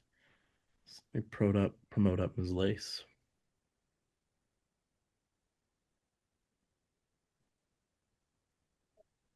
Welcome, candidate Hello. Lace. Hello, Monroe. Hello, Welcome. nice to meet everyone. Hello, thank you for coming today. Welcome to the DCCC interview process, where it's a quick interview, 8 minutes. You have a first minute of introduction, 6 minutes of Q&A, and then a minute to recap. But if the Q&A goes into your recap, you might lose that time at the end. So just be aware of that. Okay? All right. All Sounds right. good. Go for it. The floor is yours. Well, hello, everyone. My name is Monroe Lace. I am a candidate for Community College Board. I would like to share a little bit about my story. My story is, maybe you could call it the American dream, but I call it the San Francisco dream. I moved here 7 years ago, and I ran away from home because I'd rather be loved and homeless than be in a home that didn't love me. I moved into an SRO hotel in Soma, and that's exactly where I am today still. But San Francisco gave me a second chance. I went to trade school. I got my cosmetology license and I worked as a hairstylist. I then became Miss San Francisco, and now I'm proud to be Miss Lace, a public school teacher. And I am first, foremost, and forever a teacher. I dedicate my life to serving our students in SFUSD and across San Francisco. And that's why I'm running for City College Board. I want to open doors of opportunity for all of our students at any stage of their life. And I want a city college that serves everyone. Great. Supervisor Marr. Thank you. Hey, Monroe, great to meet you. Thank you for stepping up for City College. I just had a question, actually, kind of on your last point about you support a city college for everyone. I think because of the changes in the state funding formula for community colleges, there's been a lot of pressure from the state for City College to focus more on transfer students or associate degree students, and we've seen sort of a decline in continued programs that serve the broader population in San Francisco, including older adults, English language learners, and folks that want to upgrade their skills, to improve their employment prospects. So I was just wondering if you support this broader mission of City College that the state is kind of pressuring us to do away with somewhat, and if so, do you have some ideas on how we could preserve those types of programs? Yes. Well, of course, I support City College staying a community college and not a junior college because of all the reasons that you listed. I think one of the best ways that we can improve enrollment and improve success for students who want to pursue an associate's degree and even expand those opportunities is by strengthening SFUSD to CCSF pipeline. I teach high school credit recovery this summer. If you don't know what high school credit recovery is, it's a program for students. It's summer school. It's for students who didn't find success during the school year. And you brought up a lot of really important issues. You brought up a lot of important populations of students that still need to be served. This reminds me, 3 weeks ago, we actually just finished summer school. And on the second to last day of school, I had a student. He came up to me and he was like, "Ms. Lace, I'm not going to be able to graduate." And I asked him why. And he said that his counselor told him that he was so far behind on credits that the only option was to go to Wells or continuation school and do a super senior year, a second senior year. And he was like, I'm going to pass your class this summer, but I just don't think it's worth it for me to continue in the fall. I think I'm just going to work and maybe get my GED down the road. And I looked him in the eye and I was like, "Diva, you're not going to do that. I'm not going to let you give up on yourself that easily." Talked with his counselor. Turns out he can do dual enrollment. I spent my lunch going over the course catalog with him. He selected a few classes that fit his class schedule and satisfied the credits that he needed to make up. And I actually talked with his counselor maybe a week ago, and his mom and him enrolled in City College that night for free. And now he's on track to graduate. That door's been open. Now he just has to walk through it. And I'm looking forward to seeing him walk across that stage next June with his friends and that diploma in his hand. And to me, that's what City College is all about. We should increase enrollment because 70% of our state funding formula is enrollment, but we should also increase enrollment because enrolling in City College will change your life. Community college changed my life. Community college changed his life and many of my students' lives. And that's why we need to improve those relationships, because down the road, when we want those students to pursue an associate's degree, pursue a trade, that is an option for them, that they know that that's an option for them because they've been familiar with it all along throughout high school and middle school. It was a great story. Thank you for sharing that. I'm curious, what do you teach? So my normal assignment is I teach sixth grade social studies, but I will say I used to teach eighth grade. I taught sixth, seventh, and eighth grade at some point in my teaching career. And even my eighth graders, they take Algebra 1 before, I mean, now it's being rolled out in SFDCCC schools, but still, a lot of my eighth graders take Algebra 1. I think that's the power of dual enrollment. It helps all kinds of our students who are need academic recovery, but also for our gifted students who want to feel challenged in our schools. Great. Nancy Tung. Hi, Monroe. How are you? I'm good. Good to see you, Nancy. So City College occupies a really special role in our educational system, not just for people who are wanting to move on to four-year universities, but people who have non-conventional educational tracks. And I wanted to hear a little bit more about your own educational journey, because you kind of alluded to it in your introduction, but I would like to hear a little bit more about those details. Yeah, well, I moved to San Francisco with nothing but a suitcase, and I moved into this SRO hotel, and I knew I wanted to live here, but I needed to find a way to stay. So I enrolled in trade school. What's interesting about cosmetology is that in San Francisco, there's no public program for cosmetology, barbering, esthetician, or nails. And if you want to get a career in that industry, you either going to have to go to Skyline College in San Bruno or Laney College in Oakland. And the wait list can be a year long. And I know this because I've been on that wait list myself. The other option is to go to private trade school, which is $25,000 in tuition here in San Francisco. And so the trades are one of the most important things to me, because I know that many of our students, including myself, have found employment, entrepreneurship, a second chance, a opportunity for economic mobility because of the trades. And for many of my students, their interest is not necessarily going to a 4-year or even a 2-year program. Their interests are in the trades. I have one student, he loves motorcycles and he loves like mechanics and things like that. And I found a class for him at City College about motorcycle mechanics. And I think that's the power of City College. We want to make sure that we keep that mission, like Supervisor Gordon said, we keep that community college mission for everyone and expand those opportunities for all students. Thank you. That was great. It sounds to me like you're going to have to start a cosmetology track. I think so. I think so. Well, with that, you've got a 1-minute conclusion. Well, thank you everyone for taking the time out of your day to listen to me and the values that I bring to City College and to the Democratic Party. I'd be the first trans person to an elected office. I'd also be the first Gen Z person to an elected office here in San Francisco. And I think I represent the next generation of the Democratic Party. The Democratic Party's tent is big and wide, and it's here for everyone. And I want a City College that when my sixth graders, whether it's in high school or after high school or when they're an adult, I want to know that when they're ready to pursue their next stage in life, whether that's a trade, a degree, or simply a love for learning, that City College will be able and stable to serve them. That's my mission. And I ask for your endorsement and your support. It's a great mission. Thank you, Ms. Lace. Really nice to have you here with us tonight. Thank you. Thank you so much. Thank you. You're muted, Bobak. Yes, I just realized that. Anyway, I just said thank you for joining us this evening. Apologies, I had a cough. I needed to not be loud about it. Up next, we have candidate Leah LaCroix. So let me promote you back down to attendee, Monroe. Thank you.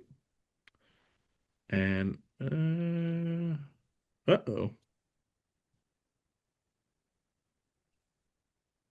Leah.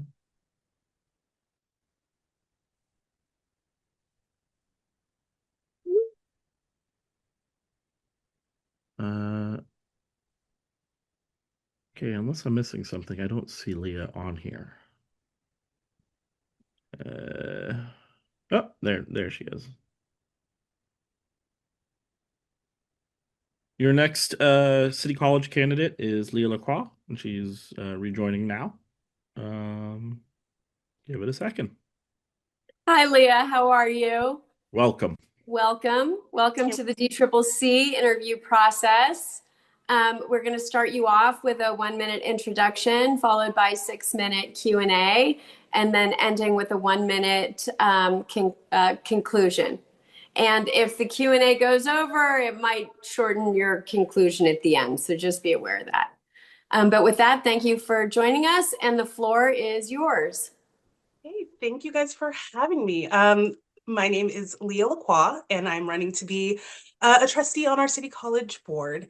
I grew up on the steps of City College. I have attended K through 12 on Ocean Avenue. I attended K through 12 on Ocean Avenue. I've lived in the Ingleside for over 20 years, and I was a dual enrolled high school student at City College during my junior and senior years. And so City College has always been a part of my life. Family members, friends over the years have taken classes there. And so, I'm running for this position to ensure that our community college is around for another 90 years. It's such a vital economic engine and institution for San Francisco, and it deserves our full protection. I've shared with you some of my goals around governing the college, but to just recap, it's reestablishing trust in the college so that our students can ensure that the courses that they need are being offered and are there so they can achieve their full academic and career goals. And there's more to that too. Okay, great. Why don't you tell me a little bit more about? Yes. So my goals around governing the college include bringing stability and a long-term vision to the college. It's my understanding that because there's been such a rotating revolving door of chancellors, our board has not had the time to set up that long-term vision for the college. And so that's one of my priorities, so that we can have something to not only grade our chancellor against, but also grade ourselves as a trustee board. Righting the ship and preparing the college for its next chapter. Our accreditation crisis is behind us, and now it's just standard review. And so we need to be able to respin the narrative that the college is no longer a mess, but it's actually doing really well, and we want to continue that path forward. Again, reestablishing trust in the college. Right now, it's broken trust. A lot of our students, our thousands are on the wait list. They don't really know if the classes that they need are going to be offered. And so we need to be able to tell our students and say, bet on City College, we're here for you. And improving transparency through public input and oversight. It's important that all decisions that are being made, that our students, our faculty, our staff know what's going on, and nothing is done behind closed doors, but it's brought to light. And growing enrollment strategically and sustainably. That is our path out of hold harmless and back into the student-centered funding formula. And again, it starts with reestablishing trust with our students. So that, if you build it, they will come, right? So when they know that the classes they need will be there, then we'll be able to grow enrollment and get ourselves out of hold harmless and into the student-centered funding formula. Great. Thank you for that. Supervisor Moore. Great. Hey, Leah, great to see you, and so excited you're taking this step for City College. I just wanted to ask a question about sort of the narrowing of the mission of City College that we've seen in recent years, as a result of the student-centered funding formula and directives from the Accreditation Commission.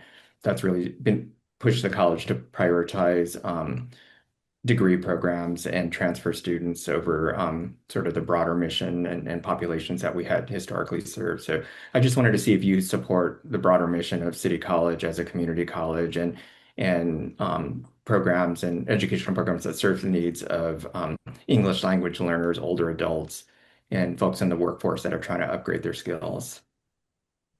Of course, I see my clock is ticking, so I'll be fast. I am fully in full belief that our city college system is a community college, and it needs to be rooted in community. San Francisco is made up of all neighborhoods. It's a city made up of neighborhoods. And so it's important that we remove the barriers to people accessing public education because it's such a vital tool for economic mobility and growth. And sometimes what that looks like is students being able to attend part-time so that they can fulfill the needs for their family obligations. Or it means people just educating and enriching themselves as lifelong learners. And what I see is that when it comes to our non-credit courses, if we're not offering them, that means we're leaving revenue on the table. And that is some of our one of our big paths to be able to grow away from stagnant revenue into a place of solvency so that we can have more flexibility in our budget. Also, yes, it's important for our degree-seeking students to have a path, but again, it's also important for the college to be available for lifelong learning at any stage. Great. Okay, so moving into free city and access, the mayor's budget preserves the free tuition, but eliminates the cash grant program that roughly 6,000 students received and really depended on. So do you support that trade-off? And if not, what would you have cut instead? Because these are the kind of the hard decisions, where to cut. Yeah, that's hard. I will say that our budget is a reflection of our values. And as San Franciscans in the city of St. Francis, we want to make sure that the people, like our community, are getting the resources that they need.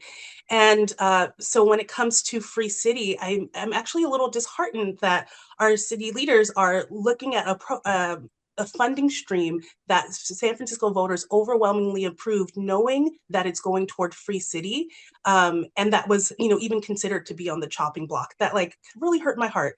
And so I trust in our city leaders and our budget and legislative analysts to have more creative solutions to balancing budget issues, but it cannot be on the backs of our students and who, that one grant could be the difference between, achieving their academic goal versus not, right? And, it makes such a huge difference. And we're talking about real people and real lives and real tangible outcomes, not just numbers on a page. And I hope that our leaders kind of keep that in mind as they look at the city budget. Yeah, I guess the bigger question is where's it going to come from at some point? Resources can be finite, but I certainly hear you. Free City is funded by the real estate transfer tax approved by voters in 2016. Do you have a plan if the revenue keeps declining? For me, it's two things. If we're growing enrollment through offering non-credit courses and partnering with SFUSD for our dual enrollment program, that way we're able to grow enrollment and have other funds available to us in our city college budget, not just relying on the transfer tax or not just relying on other areas. I think it's important to look at ways that we can invest in our students, and it may feel a little uncomfortable now, but I know that we will have that budget, that revenue come back in the long run. And so it's thinking about how can we ensure that the college is around again for another 90 years. And that starts with growing our enrollment. Yeah. Okay. Well,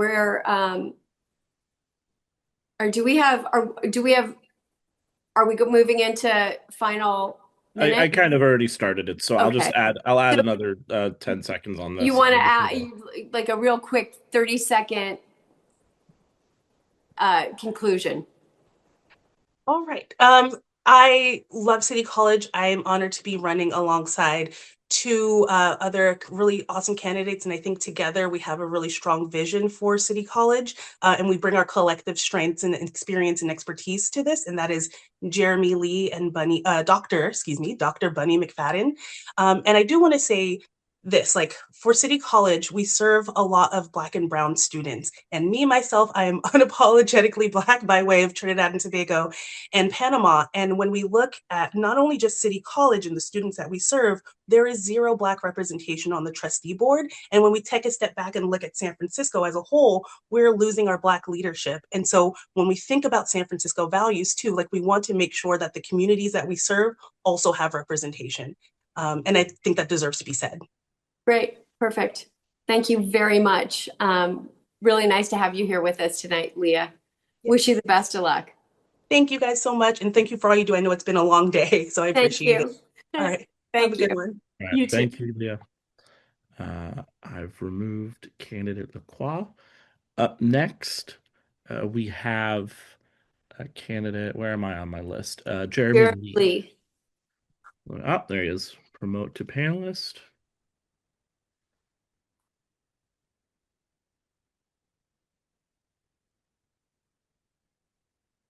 Mr. Lee, welcome.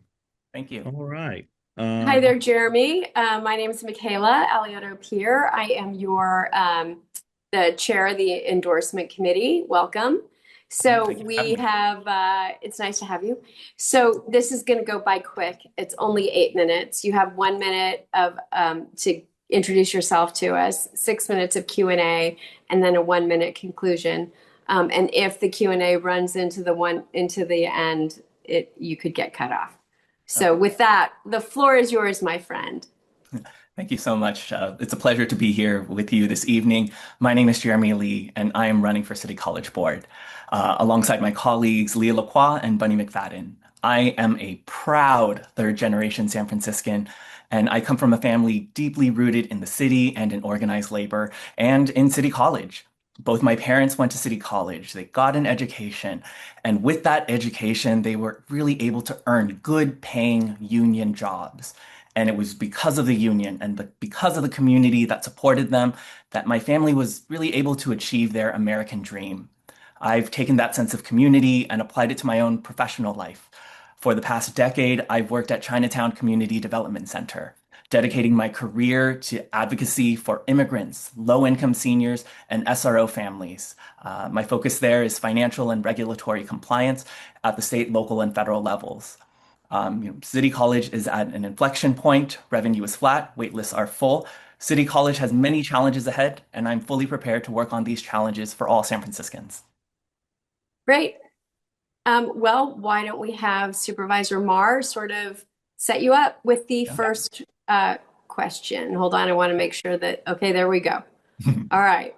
Great. Hey, Jeremy, good to see you. Hi, Supervisor Marr. Yeah. I just have a question for you about your views on the mission of City College. As you know, we've historically had a very broad mission as a community college serving the diverse communities in San Francisco, but because of the changes in the state funding formula and the accreditation pressures, that mission is kind of narrowed to focus more on transfer students and associate degree students.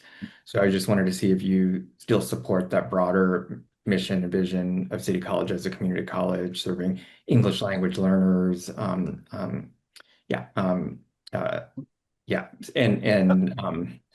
people that are trying to upgrade their skills for the workforce, et cetera. Oh, for sure, for sure. So I fully support the idea that City College is and remains a community college. In fact, I think that is the key to getting us out of our financial troubles and growing enrollment at the college. Our non-credit program, that's ESL, that's adult education and workforce training. Those classes or those students are the largest feeder to the for-credit program. So ESL students who are learning English really like the classes that they're taking, then move on to taking for-credit classes. And so I think that is a huge source of we can grow the non-credit program. Additionally, if we combine the growth in non-credit program with non-credit certificates, we can actually earn some of the highest levels of state funding for these students.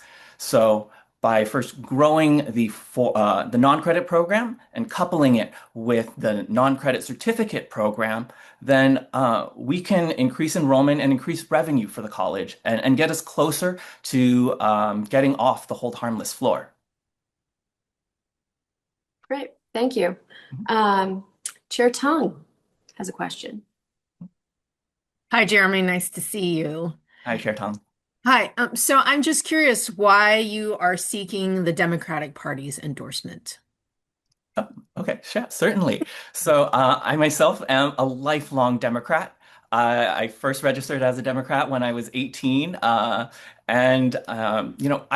we are the party of civil rights. We are a big tent party. We are the party of diversity. And, I fully, fully believe in that. I think, as we've seen over these recent years, our Democratic Party is struggling. But, I still fully believe in the power of working together, of sharing a collective vision of diversity and that diversity being our strength. It still holds true to me. And so that's why I'm seeking the Democratic Party's endorsement. Do you feel like that's reflected in the local Democratic Party as well? Those values? Yeah, for sure. I think that there is some tension there here locally, but it is nothing that we can't all come together and work towards. I fully believe that the Democratic Party is big enough for everyone, and that we welcome Democrats of all stars and stripes, and that it is the party that I believe in. So for the local party as well. You believe in the local party? Yes.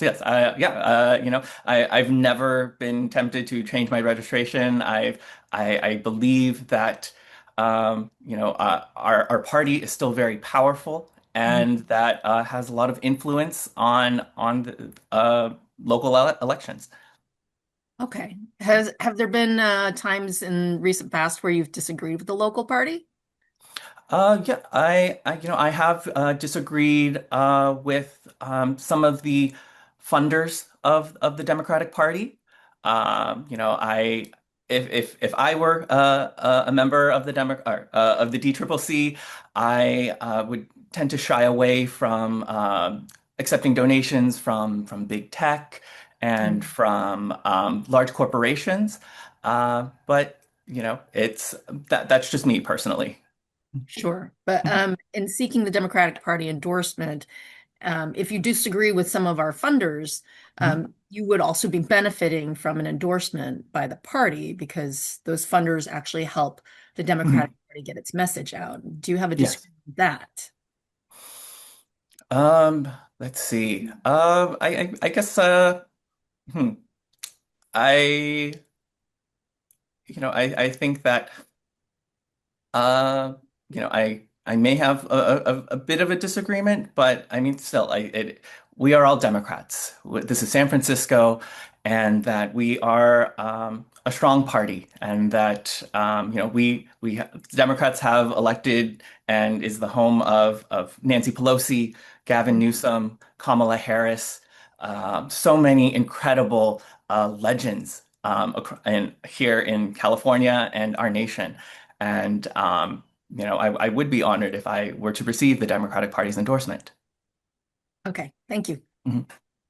Okay, great. Well, with that, we are at the tail end of the Q&A. Do you want to end with, you have 1 minute of concluding remarks? Yeah, for sure. Once again, my name is Jeremy Lee, and I am running for City College Board. I truly believe in the power of public education and City College. It is the economic engine of our city. It is where nurses, firefighters, paramedics, teachers, mechanics, childcare providers, even your dental assistant, they all get their start right here at City College. I know it can be an incredible institution. I am proud to be endorsed by AFT 2121, the Harvey Milk LGBTQ Democratic Club, the California Working Families Party, the San Francisco Political Women's Committee, Supervisor Connie Chan, Supervisor Cheyenne Chen, and former supervisors Aaron Peskin and Norman Yee.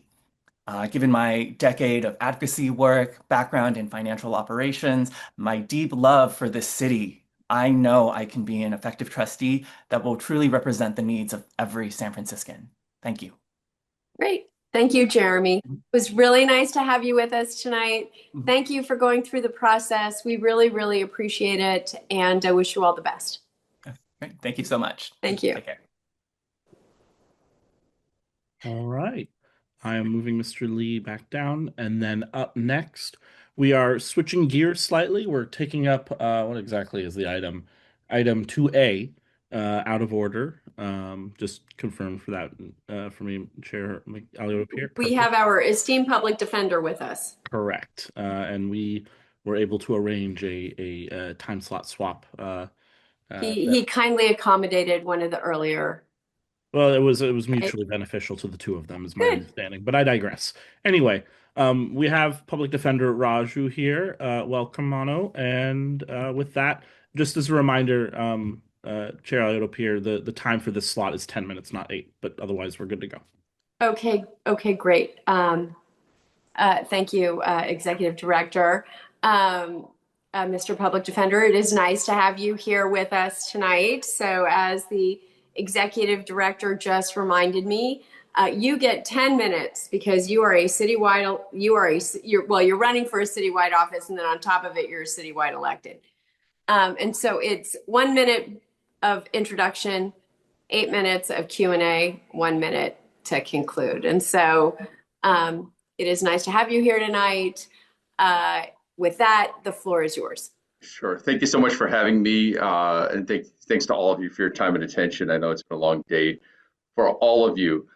Let me take a step back. After becoming elected as the public defender, I went through a strategic planning process and really redefined our values, which are love, courage, compassion, and excellence. And our vision is a world where collective humanity is cherished. And that's something we take very seriously. My father comes from a farming village in South India, was the first in our family to go to high school. And he did that because there was a village elder who saw his potential and encouraged his parents to allow him to leave the village, finish high school, and pursue higher education, and eventually be able to immigrate to this country because of the civil rights movement in this country that reduced the immigration rules.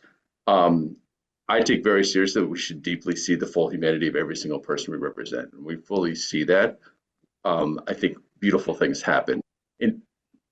So if you could continue Sure. Talking a little bit about your office and Sure. what you plan to do, that would be great. So I've been a line attorney for a number of years in Contra Costa County and San Francisco. Then Jeff Adachi, my predecessor, promoted me to be the director of training and then the manager of the felony unit. And then I became the elected public defender. In addition to representing at a very high level in court, which I take very seriously as a former training director, we're always trying to improve in that area. And I think our results are well known, very respected by the courts in terms of how well we perform in court. We've also been very innovative. We have a freedom project that has freed 109 people from long state prison sentences, 0% recidivism, saving the state millions and millions of dollars.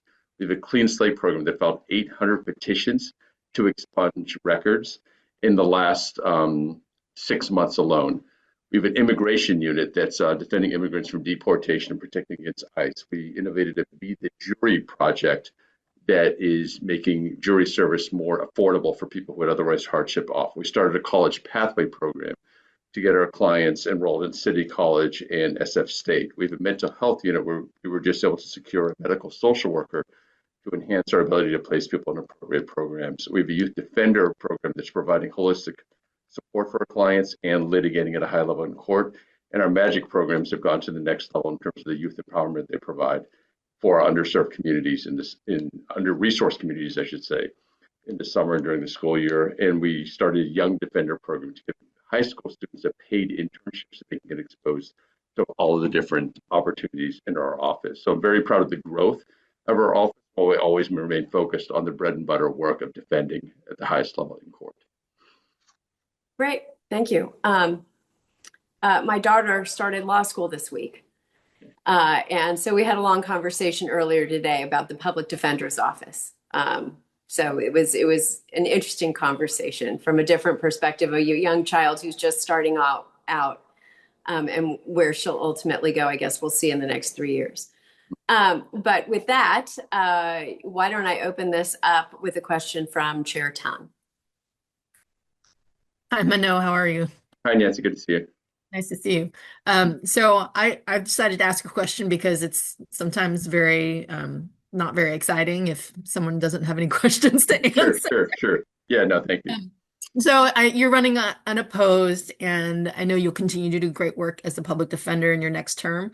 I have a little, like, something that's a little bit more wonky to talk about because it's something like I think many big institutions struggle with is retention. And I notice it on our side in the DA's office. I notice it on your side in the public defender's office. What do you think are some of the strategies you might employ to try to help retain more people in your office and to make sure that when you train people that they stay with the office and they continue to have great careers here?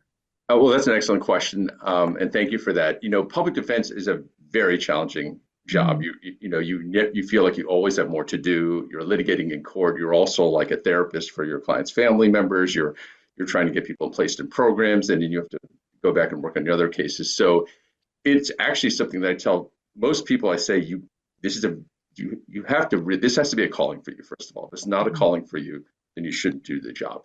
I think what I've tried to do in terms of retention is put people in strategic positions. For example, it's really important to me that mothers and parents of young children also have an opportunity to be felony litigators. So I had a mother of 2 young children as one of my felony managers, and because I think she's empathetic of that situation. We also provide, if there are parents coming back from parental leave, if they don't want to be in the grind of the felony rotation, we try to provide an opportunity to be in the research unit or specialty courts, which is a lot of court time and a lot of work, but it doesn't have the trial pressure. So we try to find ways to move people to keep the job fresh, still make contributions to the ultimate work that needs to be done. And then I also try to sit down with everyone on everyone's 5-year anniversary in the entire office. I sit down with each person and talk to them. How's it going for them? What are the growth areas that they see? How do they see themselves in terms of their role within the broader vision of the office? So I think that just attention to individuals for me is another piece of it. At the same time, I also think retention is important to me, but we have a lot of people who've gone on to be aides to supervisors, who've gone on to be on the police commission, who've gone on to be in different civil rights organizations, bringing that public defender skill and spirit with them. And I don't think we should consider that a loss. I think that's wonderful. People do a city job at a high level for a certain amount of time, realize not going to do it forever, and then succeed in another career. Some people should be 30-year public defenders. Some people should be 5-year public defenders and move on to something else. And we honor both of those paths. Thank you. Great, thank you. Supervisor Marr. Thank you. Hey, Mano, good to see you. I had a question. Well, actually, public safety, as you and certainly Chair Tung know, are among the most high-profile, challenging, and contentious issues in our city. And but I think one thing everyone can agree on all sides is the importance of preventing recidivism and supporting reentry of folks, that are rehabilitated. So I was just wondering if you could talk a little bit more about how that particular strategy fits into the work that you've been doing. Absolutely. It's absolutely central to the work we do. In addition to litigating in court, 2 attorneys can get the exact same result for a client, but one person really received the attention from a social worker perhaps, and the deep listening to connect that person with what is going to enable them to get to the next level, regardless of the outcome of the case. And sometimes that's a class at City College. Sometimes it's a connection to an internship. Sometimes that's a connection to substance use disorder treatment. Sometimes it's a connection to short-term housing. Sometimes it's just a mentor at the Simone Community Center, or sometimes it's a combination of all of those things.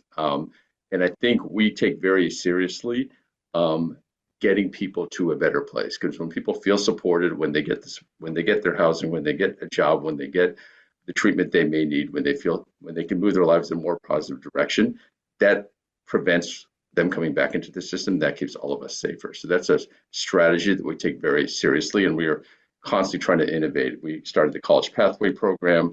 I started an End the Cycle program to try to have some boots on the ground social workers meet people as soon as they hit the jail so we can work on whatever supports they may need. I'm trying to work on an art certificate program for clients while they're out of custody. So I think keeping people engaged and using this moment as a springboard to move people's lives in a more positive direction is something we take very seriously. And we're able to develop trust with people because we're already fighting for their best result in court, and protecting their constitutional rights. So from that position of trust, they know they can be completely transparent for us.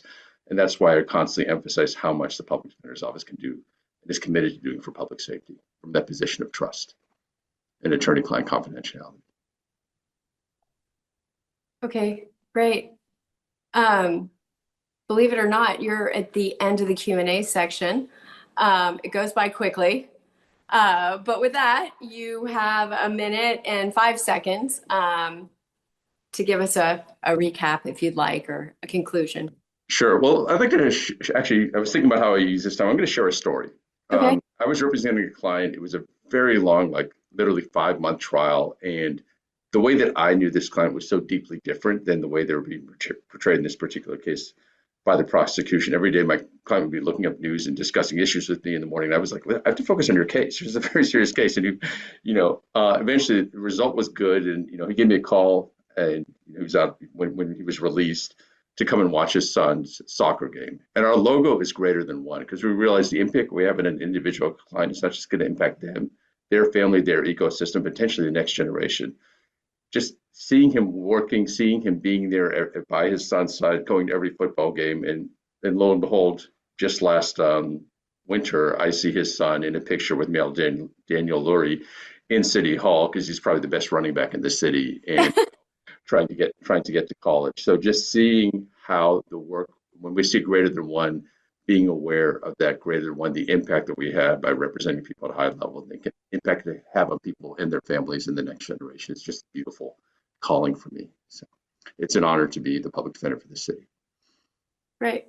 It's a good story, and a very true one. But with that, thank you very much, Public Defender, for being with us today. We really appreciate you also sort of shuffling around with one of the other people, and it all worked out great. So for that, thank you. And you've got a really hard race in front of you, so the best of luck. Okay, thank you so much. Sure.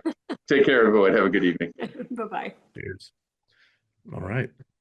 We are now resuming our original agenda order and going back to 2D with the remaining community college board candidates.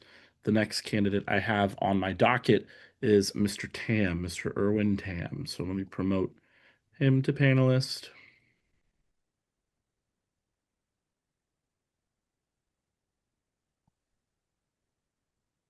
Mr. Tam, are you with us? There you are. I am. Welcome. I apologize for the lateness of the hour, but we are glad to have you here. And with that, Chair Alida here. Hi there, Mr. Tam. I am going to ask you to start us off, and then I'm going to disappear for 2 seconds while I plug in my laptop. This has been going on for a long time. I don't want to lose you completely, but I am here listening. I completely understand. It's been a long day from what I can tell. Yes, it has. But that's okay. It's great, and it's been a fun one. So you've got 1 minute to introduce us to yourself, followed by a 6-minute Q&A, and then you've got 1 minute to kind of wrap it up and conclude your remarks. But again, thank you very much for being here with us and for going through this process. With that, the floor is yours. Thank you, everyone. Good evening. I'm Erwin Tam, and I am running for Community College Board. I'm a 4th-generation San Franciscan, and which is really exciting to say. My mom was a public school teacher. She taught for 32 years.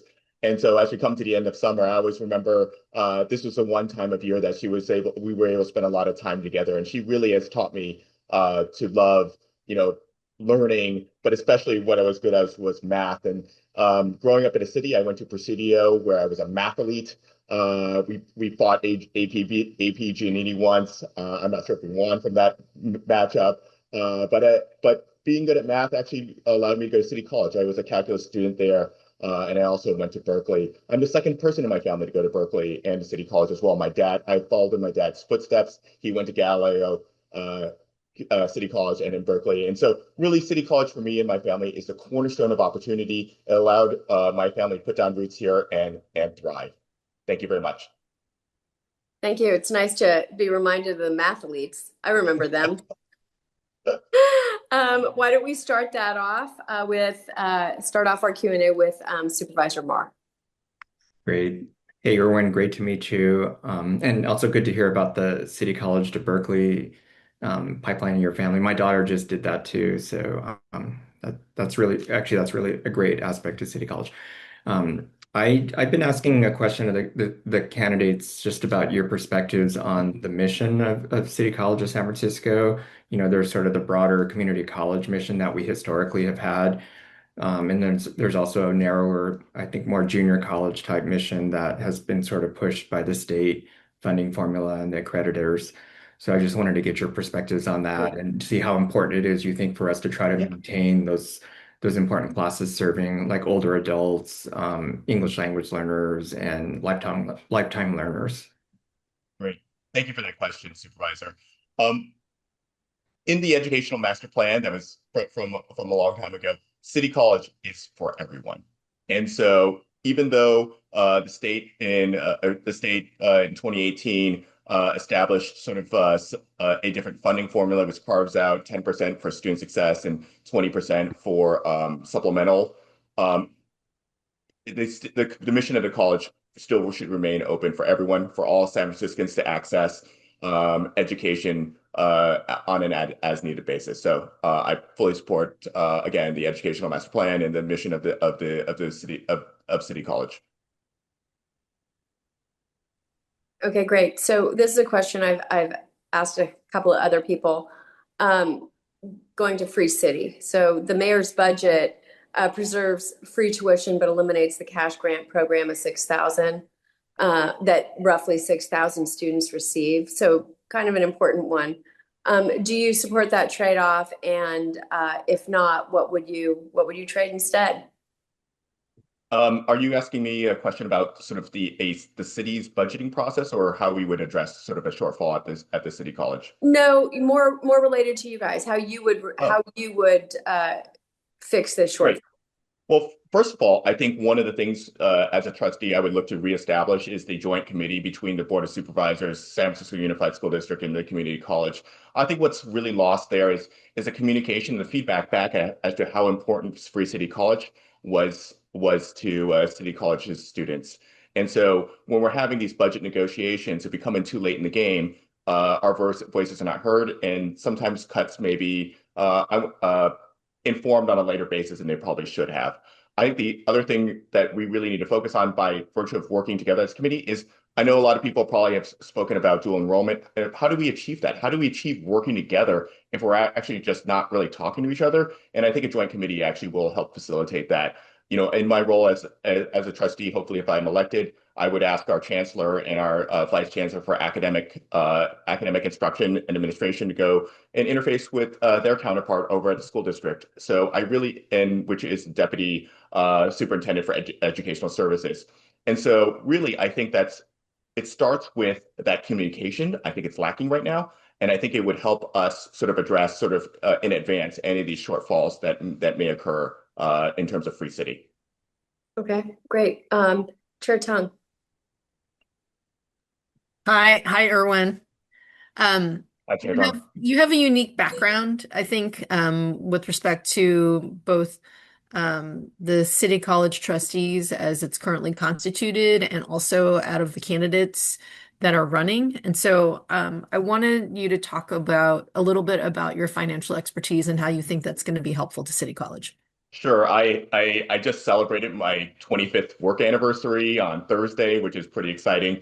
I've spent my career in public finance. And so what that means is that for those of you in the city, I've worked with Barz on financing the SFO extension. When the controller treasurer called me and was like, hey, we have a shortfall, I helped him find it, and we helped turn the lights on. That means with Muni, I helped design the financial model to help finance the Central Subway project. And it means I work with the Asian Art Museum to save them from bankruptcy. I've also worked with over 30 community colleges in over 15 districts across the state of California on developing financing plans, facilities plans, addressing OPEB, and accreditation issues. So I think I bring a pretty robust background in terms of my financial skills to this position. And I really think it's helpful to address the challenge.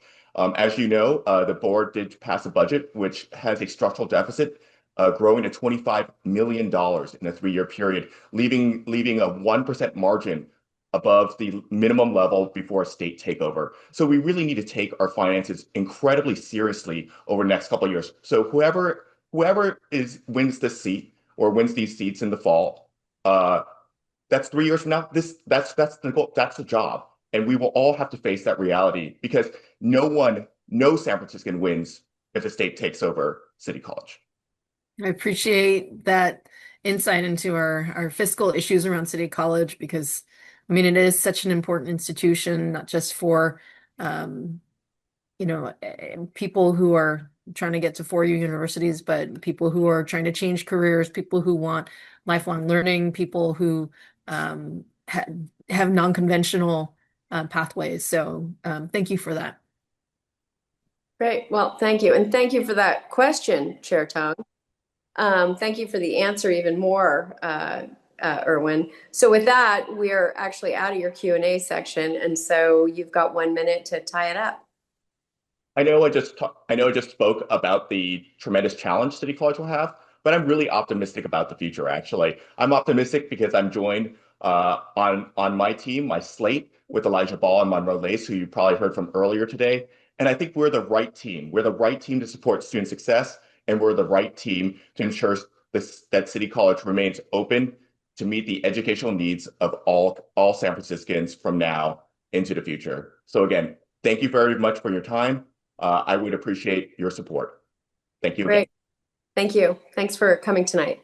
And especially at the late hour too. Much appreciated. Thanks again. Thank you. All right. We're moving on now to section 2E, which is community college board, but partial term. So let me go ahead and pull up candidate.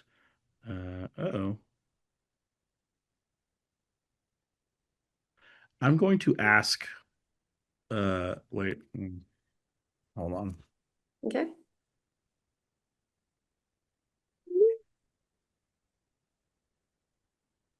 I think there is an account in here that is named after an organization that I think might be Ruth Ferguson, but I'm not sure. So I am texting her to check. Okay. I am having a little bit of a problem with my laptop. Gordon, if something happens, we have 2 more candidates. Can you take over for me if I get disconnected? I can do my best, yes. Okay, thank you. So it's Ruth, and then it's followed by Sara Barz for the BART board, and then we're right. finished. So we are at the end, and I honestly, I don't know what's going on, but it does not seem to be. So, shall we? Well, I hope your Ruth. laptop is fixed. I know. There I am. Ruth. Nice yeah, thank you. Hello. Hello. Okay. Sorry about that. I was logged in on a work account, it happens. No worries. So we have got, you've got a 1 minute introduction followed by 6 minute Q&A followed by a 1 minute conclusion. Okay. And thank you very much for being here. I know it's late. We really appreciate you taking the time. And with that, the floor is yours. Great. Thank you so much. Yeah, thank you all. So I'm Ruth Ferguson, and I am running to keep City College accessible and affordable for everyone. For me personally, I don't have to imagine what's at stake for community college students. I grew up in a struggling rural town where community college was the tool that helped me open the door to transfer to a 4-year university and carried me all the way to a master's in public policy at UC Berkeley. This is true for so many San Franciscans who use City College as a lifeline to opportunity. It's where you go to change your life, to retrain for a better job, or earn a degree without debt. And for me as a trustee, that means protecting Free City, growing enrollment, and running the college with its long-term stability in mind so that cost is never the reason that anyone in our community doesn't take critical courses there. Since joining the board in January, I've fought to restore funding for Free City. I voted for a balanced budget, and I've spent the past several months really listening to students, faculty, and staff to make sure their priorities shape what we do next. I'm happy to tell you more during my close and also during Q&A. Thank you. Okay, great. Let's start the conversation off with Supervisor Marr. Cool. Great. Hey, Ruth, good to see you. You too. Yeah, I have just been asking the question around the mission of City College and yeah, and as you know, because of the changes in the funding for student-centered funding formula and the accreditation directives, we've been pressured to kind of narrow the what has historically been a very broad mission of City College, serving diverse communities in San Francisco, to prioritizing degree students and transfer students. So I just wanted to get your perspectives on that, and if you still support that broad mission, and what are some ideas you have around how we could still protect our classes for older adults, English language learners, and lifelong learners. Yeah, absolutely. I mean, I think there are a lot of different interventions there. A few that come to mind for me right now is one, looking at the way that we utilize space at City College. Oh, there's so much to say on this, really. But like, for instance, earlier this year, the chancellor decided to pause classes at the downtown campus. And that wasn't a decision that came before the board because it is operations. So that's purely the chancellor. And we need to, and we will, as a board and with the community, have a conversation about, like, what does the future of that space look like? Will classes continue there? And I think that something that, we have had conversations about in public, during our board meetings, is making sure that we are also reaching the community. And so whether that is leasing some space to the city, to other, to organizations that benefit the students in our community, I think that's a revenue driver for sure.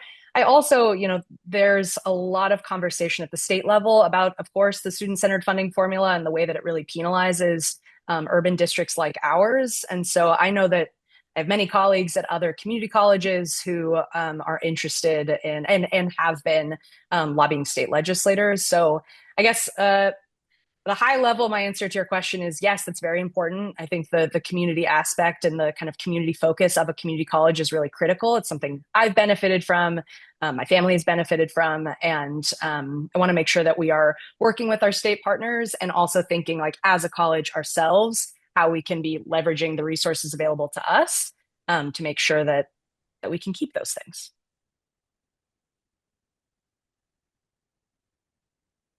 I believe we I think we lost Michaela. Okay. Our committee chair. Chair So Alida Barnes, our Alida Pier. at any rate, she delegated to Member Mar. You need me? But up next is Nancy Tung is in the queue. Yeah. So hi Ruth. Hello. It's good to see you. So you ran for City College before and fell just a little bit short, have been appointed into the seat. And I think we all know that there is a difference between campaigning for an office and then actually governing once you're there. Yes. So can you talk a little bit about what the biggest surprise has been for you, what the biggest challenge has been, and if it was the same as, looking from the outside into City College, and what the realities of that have been? That is a really good question. It certainly is very different. And I think something that has been a surprise, it's not a surprise, but I guess like the full kind of how deep it goes, I guess, is interesting, is just how narrow and focused our roles really are, not only intended to be, but that are required to be. And so, I brought up the downtown center earlier, and that I think was a situation where I think there were some challenges with the rollout from the administration side, and I really deeply respect the chancellor for owning a lot of that, and it really did not come before us, and there was nothing we could do to instruct the chancellor on that. And so there are situations like that where I realize I have to stop myself, and we as colleagues kind of stop each other or ask counsel for advice to make sure that we're not stepping outside of the boundaries of our role, so that we're not getting on accreditation warning. Because that was one of the main kind of infractions, I guess, that the accreditation body noted in 2024. And I think it's probably pretty easy to do in many ways, because trustees want to be supportive. They want to dive in. And we have to make sure that we are respecting the authority of the chancellor's office and of the administration, but also like using the tools that we do have available and the relationships that we have available to us. So I think that honestly has been a really like interesting challenge to navigate, is how to create good change on this board and to fight for the things that we want to fight for, while also making sure that we are respecting our roles. The governance. The governance part, yeah, and it's different from the Board of Supervisors. It's even different from SFUSD commissioners. Like, we're in a very unique role in that way. Yeah. Okay. I think proxy for member Koulianakis has a question. Yes. Hello. Hi, Harry. Okay, I have a question for you, Ruth, on her interesting suggestion earlier about renting out or using part of the property at City College as a revenue generator to close a gap in the shortfall. Because as you know, there's always the threat of insolvency and then therefore accreditation. It's come up again and again. Do you believe in that kind of model? Are you thinking along those lines? I'd love to hear your ideas.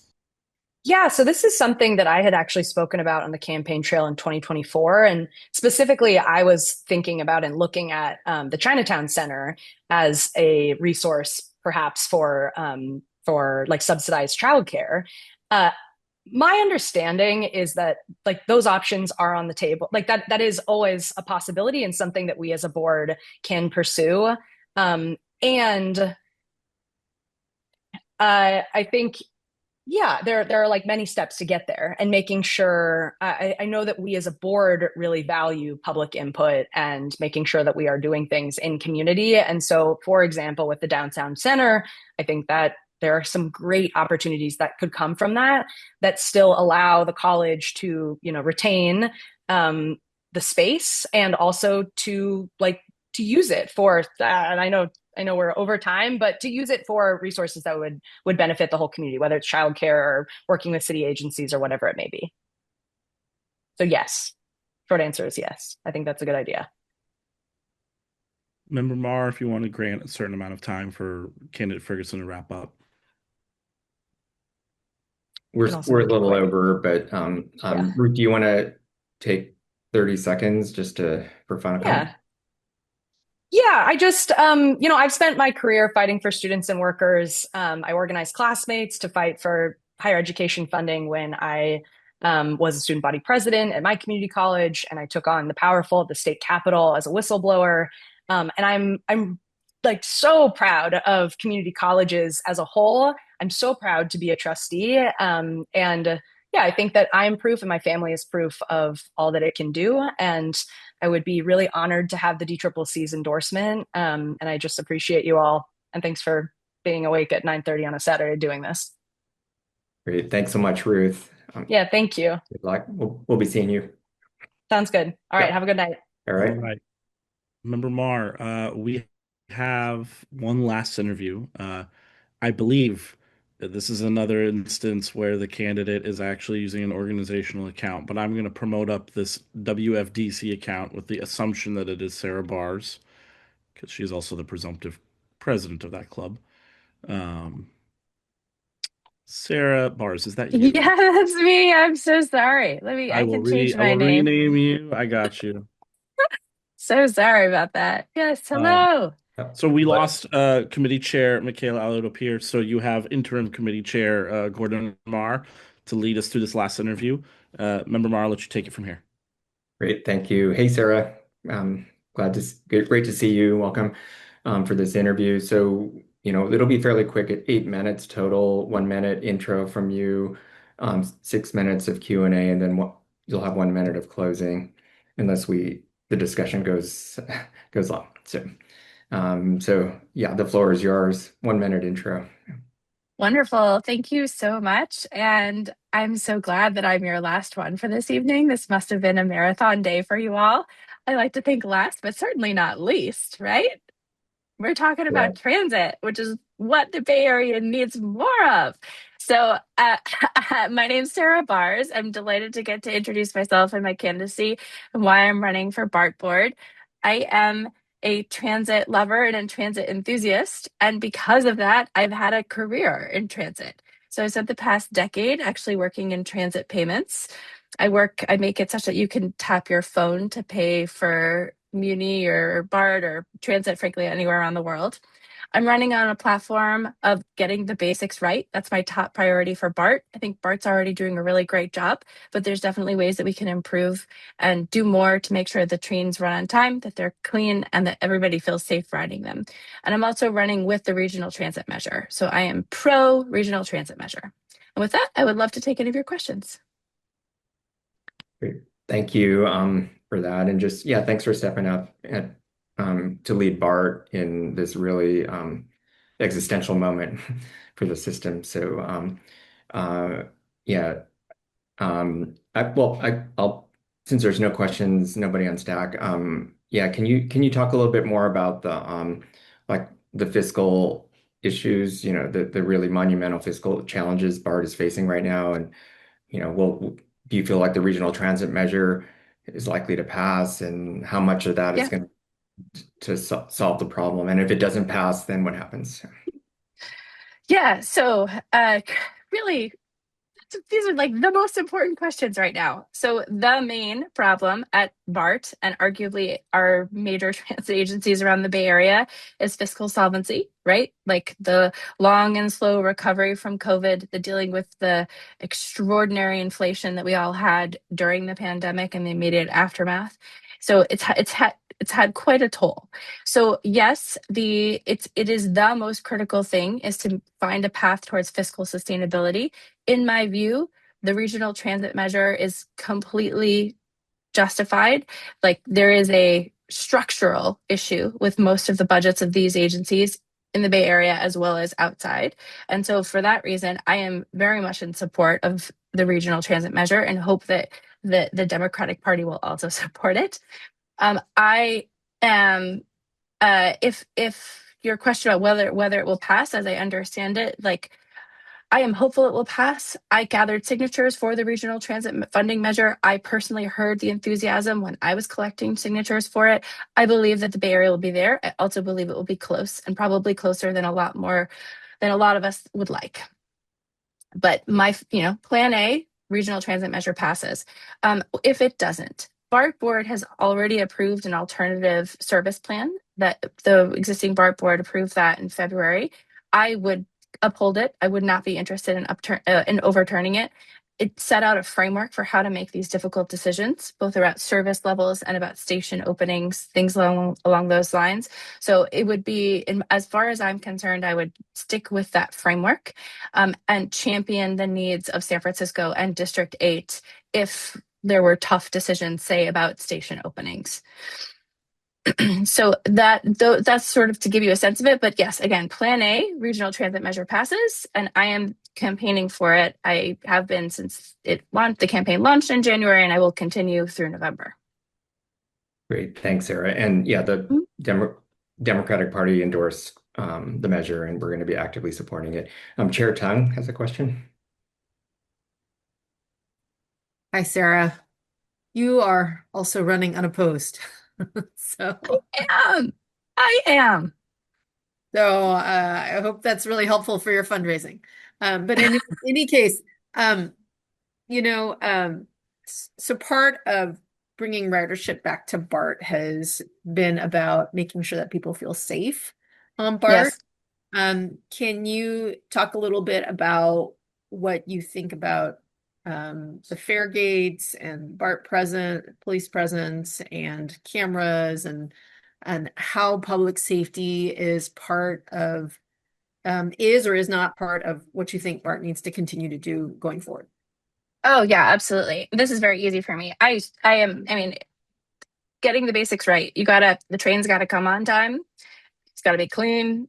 People gotta be safe riding it. Those things don't happen. You don't have a transit system.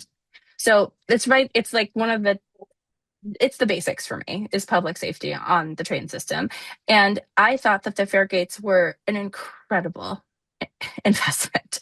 In fact, I think that there's been such a return on investment. It's shocking actually how much such a good piece of smart infrastructure and smart design could reduce the cost, right, of not just like dealing with the cleanups and safety from people who unfortunately get access in the system and make big messes and cause big problems. It's reduced to over 1,000 hours of cleaning time. It's reducing the overtime issues. It's just an absolute incredible investment. It's made people feel so much better.